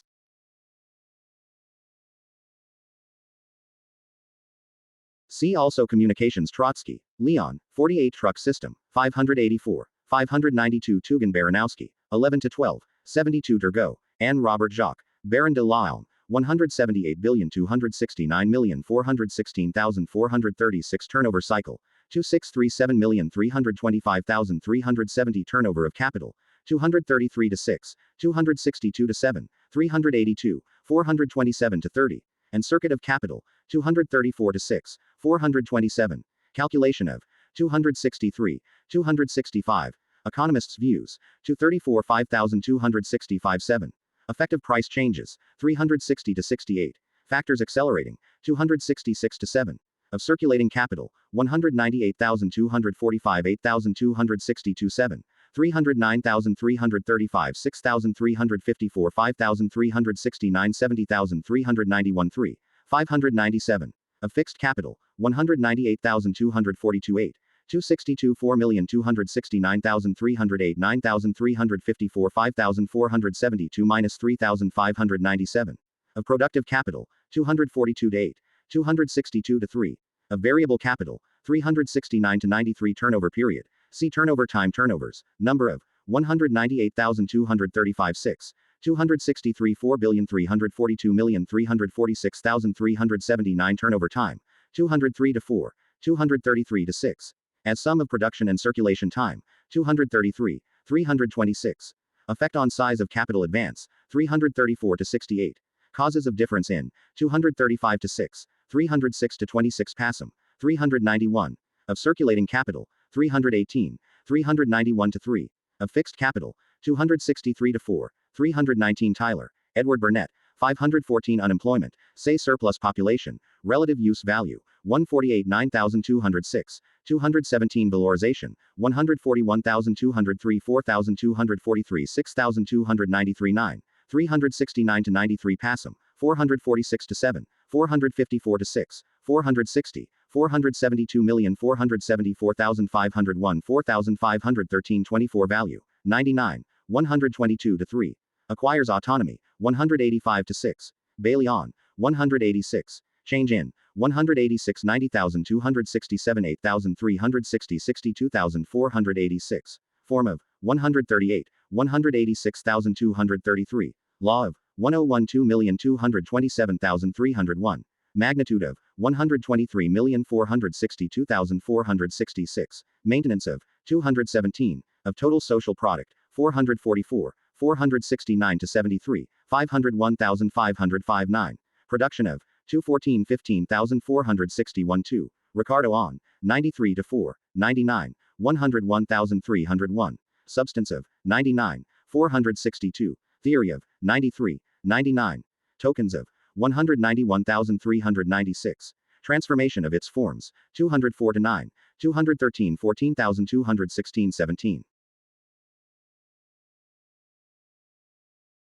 See also commodity value 618 general index value of the product 122,238.46 399 400,000 469 70,472,505.21 and value produced 453 506 513 value produced 451 to 4 484 501 504 to 6 513 to 14 variable capital 140 41,204,243 5 295 to 7, 3,012,447,471 2, 512, and wages, 447, 455 8,471 5, 513 to 24.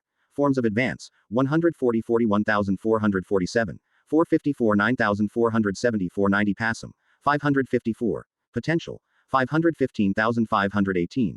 Reproduction of, 474 to 5, 477 to 80. Ricardo on, 293 to 6. Turnover, 369 to 93 Vorontsov, v. 53 Vulgar Economics, 101, 14850 449, 466 7514 16,556 64 Wage labor 119, 196,201,418, 554 Wage laborer, see worker wages and money circulation, 489 to 90. and surplus value, 450 to 52, and variable capital, 141,285,295 7,401, 422,447 8,454 9,463 4,474 5, 489 to 90, 513 to 23, as draft on future labor, 152, as value of labor power, 110 sextillion 113 quintillion 152 quadrillion 245 trillion 302 billion 447 million 451,458, 463, as workers' revenue, 441 to 52 passum, 456 to 61, 464, 515 17,523 4, destud on, 556 to 64 passum, form and period of payment, 141,245,266, 295,297,302, level of, 391, 413 to 15, 486, 584 to 5, 592, non-renal Andrew.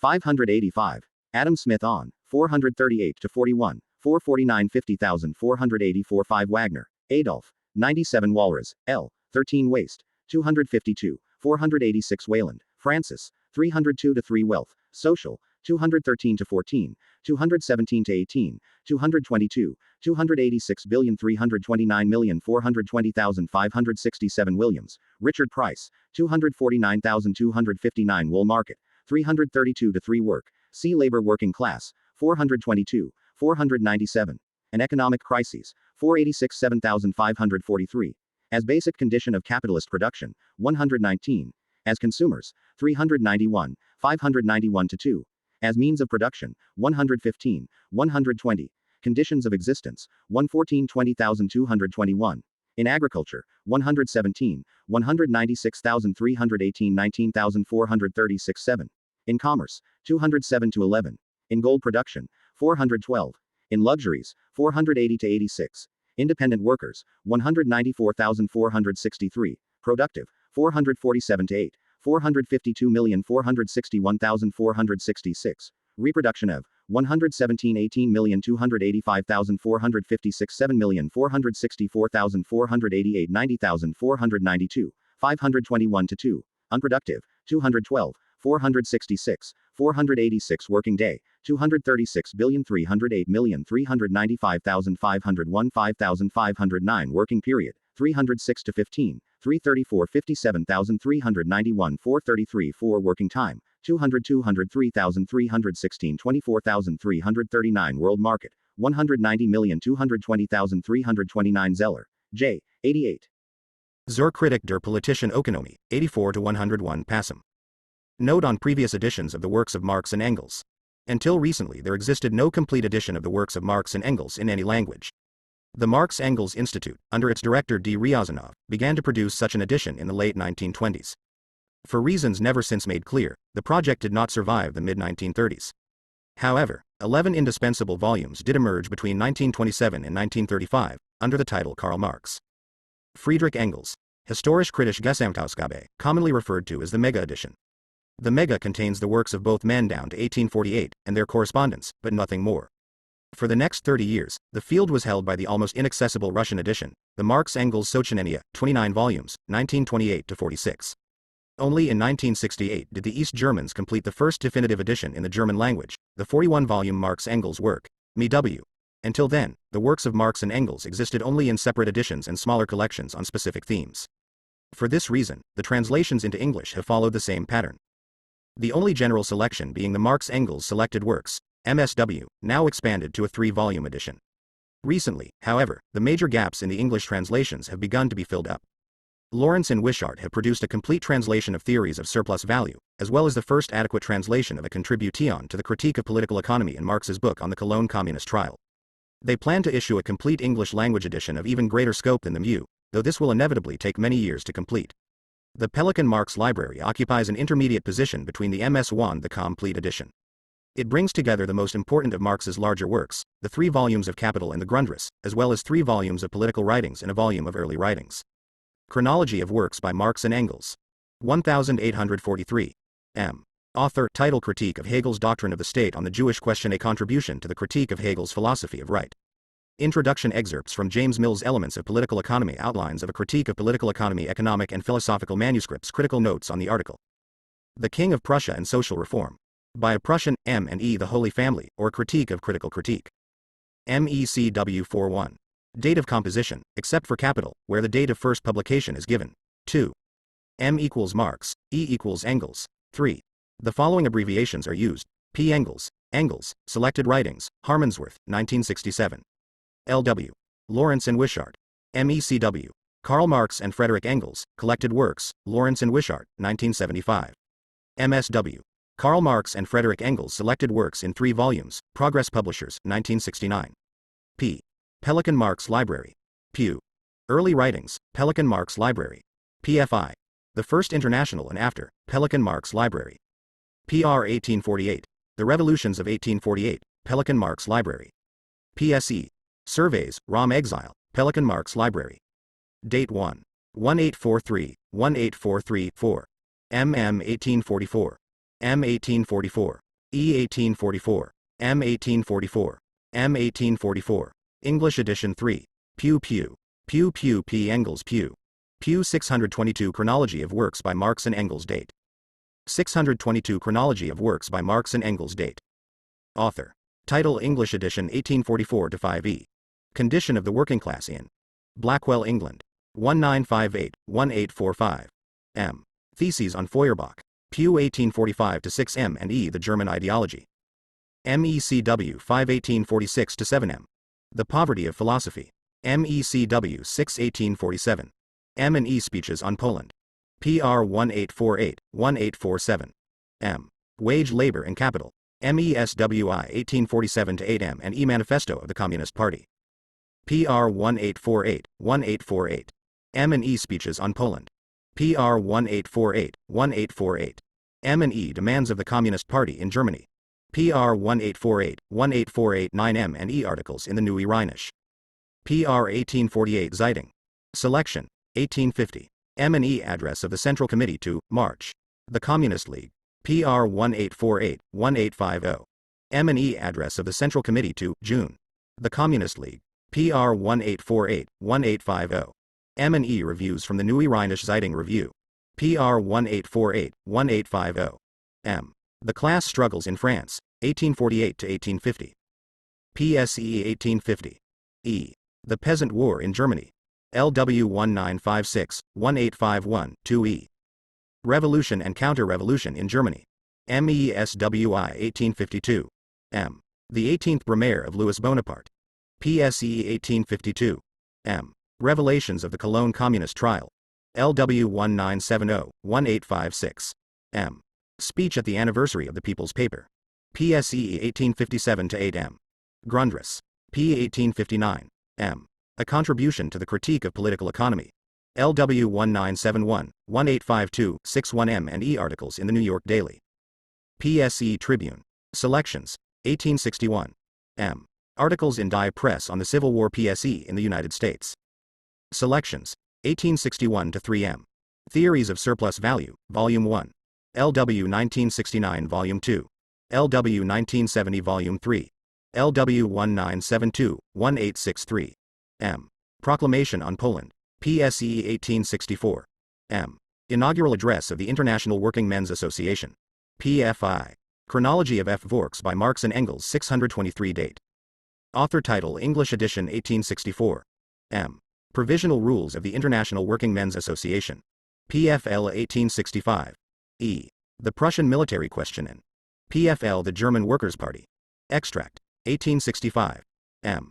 Wages, Price, and Profit. MESW 2 1866. E. What have the working classes to do with Poland? PFI 1867. M. Capital, Volume 1. P. 1867. M. Instructions for Delegates to the Geneva Congress. PFL 1868. M. Report to the Brussels Congress. PFL 1869. M. Report to the Basel Congress. PFI 1870. M. The General Council to the Federal Council of French Switzerland, a circular letter. PFL 1870. M. First Address of the General Council on the Franco-Prussian War. PFL 1870. M. Second Address of the General Council on the Franco-Prussian War. PFL 1871. M. First draft of the Civil War in France PFI 1871. M&E on the Paris Commune. LW 1971-1871. M. The Civil War in France. PFI 1871. M&E Resolution of the London Conference on Working Class Political Action. PFL 1872. M&E The alleged splits in the International PFL 1872. M. Report to the Hague Congress. PFL 1872-3. E. The Housing Question. Mies WLL 1874. M. Political Indifferentism. PFI 1874. E. On Authority. Meswil 1874-5 M. Conspectus of Bakunin's book. PFL Statism and Anarchy. Extract. 1875. M&E for Poland. PFI 1875. M. Critique of the Gotha Program. PFI 1876-8 E. Anti-Daring. Progress. 1972-1879. M&E Circular Letter to Bebel, Liebknecht, Brack, et al. PFI 1880. E. Socialism. Utopian and Scientific. MESW 3 1880. M. Introduction to the Program of the French Workers' Party. PFI 1873-83 E. Dialectics of Nature. Progress. 1972-1884. E. The Origin of the Family, Private Property, and the State. MESW 3624 Chronology of Works by Marx and Engels. Date. Author title English edition 1885. M. Capital, Volume 2. p. 1886. E. Ludwig Feuerbach and the End of Classical German Philosophy. MESW 3 1894. M. Capital, Volume 3. p. Read more in Penguin. In every corner of the world, on every subject under the sun, Penguin represents quality and variety, the very best in publishing today. For complete information about books available from Penguin, Inc. 1 Uding Puffins, Penguin Classics and Arcana, and how to order them, write to us at the appropriate address below. Please note that for copyright reasons the selection of books varies from country to country. In the United Kingdom, please write to Department. EP, Penguin Books Limited, Bath Road, Harmondsworth, West Drayton, Middlesex VB 70DA. In the United States, please write to Consumer Sales, Penguin Putnam Inc., P.O. Box 12289 Department B. Newark, New Jersey 070-5289. Visa and MasterCard holders call 1-800-788-6262 to order Penguin titles in Canada. Please write to Penguin Books Canada Limited, 10 Alcorn Avenue, Suite 300, Toronto, Ontario M4V3B2 in Australia. Please write to Penguin Books Australia Limited, P.O. Box 257, Ringwood, Victoria 3134 in New Zealand. Please write to Penguin Books, NZ, Limited, Private Bag 102902, North Shore Mail Centre, Auckland, 0 in India. Please write to Penguin Books India Private Limited, 1, Community Centre, Panchsheel Park, New Delhi 110017. In the Netherlands. Please write to Penguin Books Netherlands BV, Postbus 3507, NL 1001AH Amsterdam in Germany. Please write to Penguin Books Deutschland GmbH, Metzlerstrasse 26, 60594 Frankfurt am Main in Spain. Please write to Penguin Books SA, Bravo Mario 19, 1 degree B, 28015 Madrid in Italy. Please write to Penguin Italia S. R. Via Benedetto Croce 2, 20094 Corsico, Milano in France. Please write to Penguin France, Le Carré Wilson, 62 Rue Benjamin Bailo, 3500 Toulouse in Japan. Please write to Penguin Books Japan Limited, Kaneko Building, the 3rd of February 25 Koraku, Bunkyo-ku, Tokyo, 2 in South Africa. Please write to Penguin Books South Africa, Ply, Limited, Private Bag X14, Parkview, 2122 Johannesburg. By the same author. At Capit Al Volume 1 translated by Ben Fowkes, with an introduction by Ernest Mandel and Volume 1, 1867. Years of research resulted in a marvelously lucid exposition that builds up from the basic unit of the commodity to a detailed consideration of the labor theory of value, the role of money, the modern factory system and the ways in which capital extorts surplus value from wage labor. Volume 3 translated by David Fernbach, with an introduction by Ernest Mandel. Although Marx never lived to complete Volume 3 of Das Kapital, its trenchant conclusions aroused controversy even before publication. It is in this third volume that he sets out his central, epoch-making thesis that the basic laws of motion of the capitalist mode of production led to explosive crises and its ultimate collapse. Here we find not only a sustained economic and social description of capitalism as a system and the bourgeoisie as a class, but also a full statement of why declining rates of profit and periodic crises of overproduction spell the inevitable end of capitalism and the likely birth of a far better society.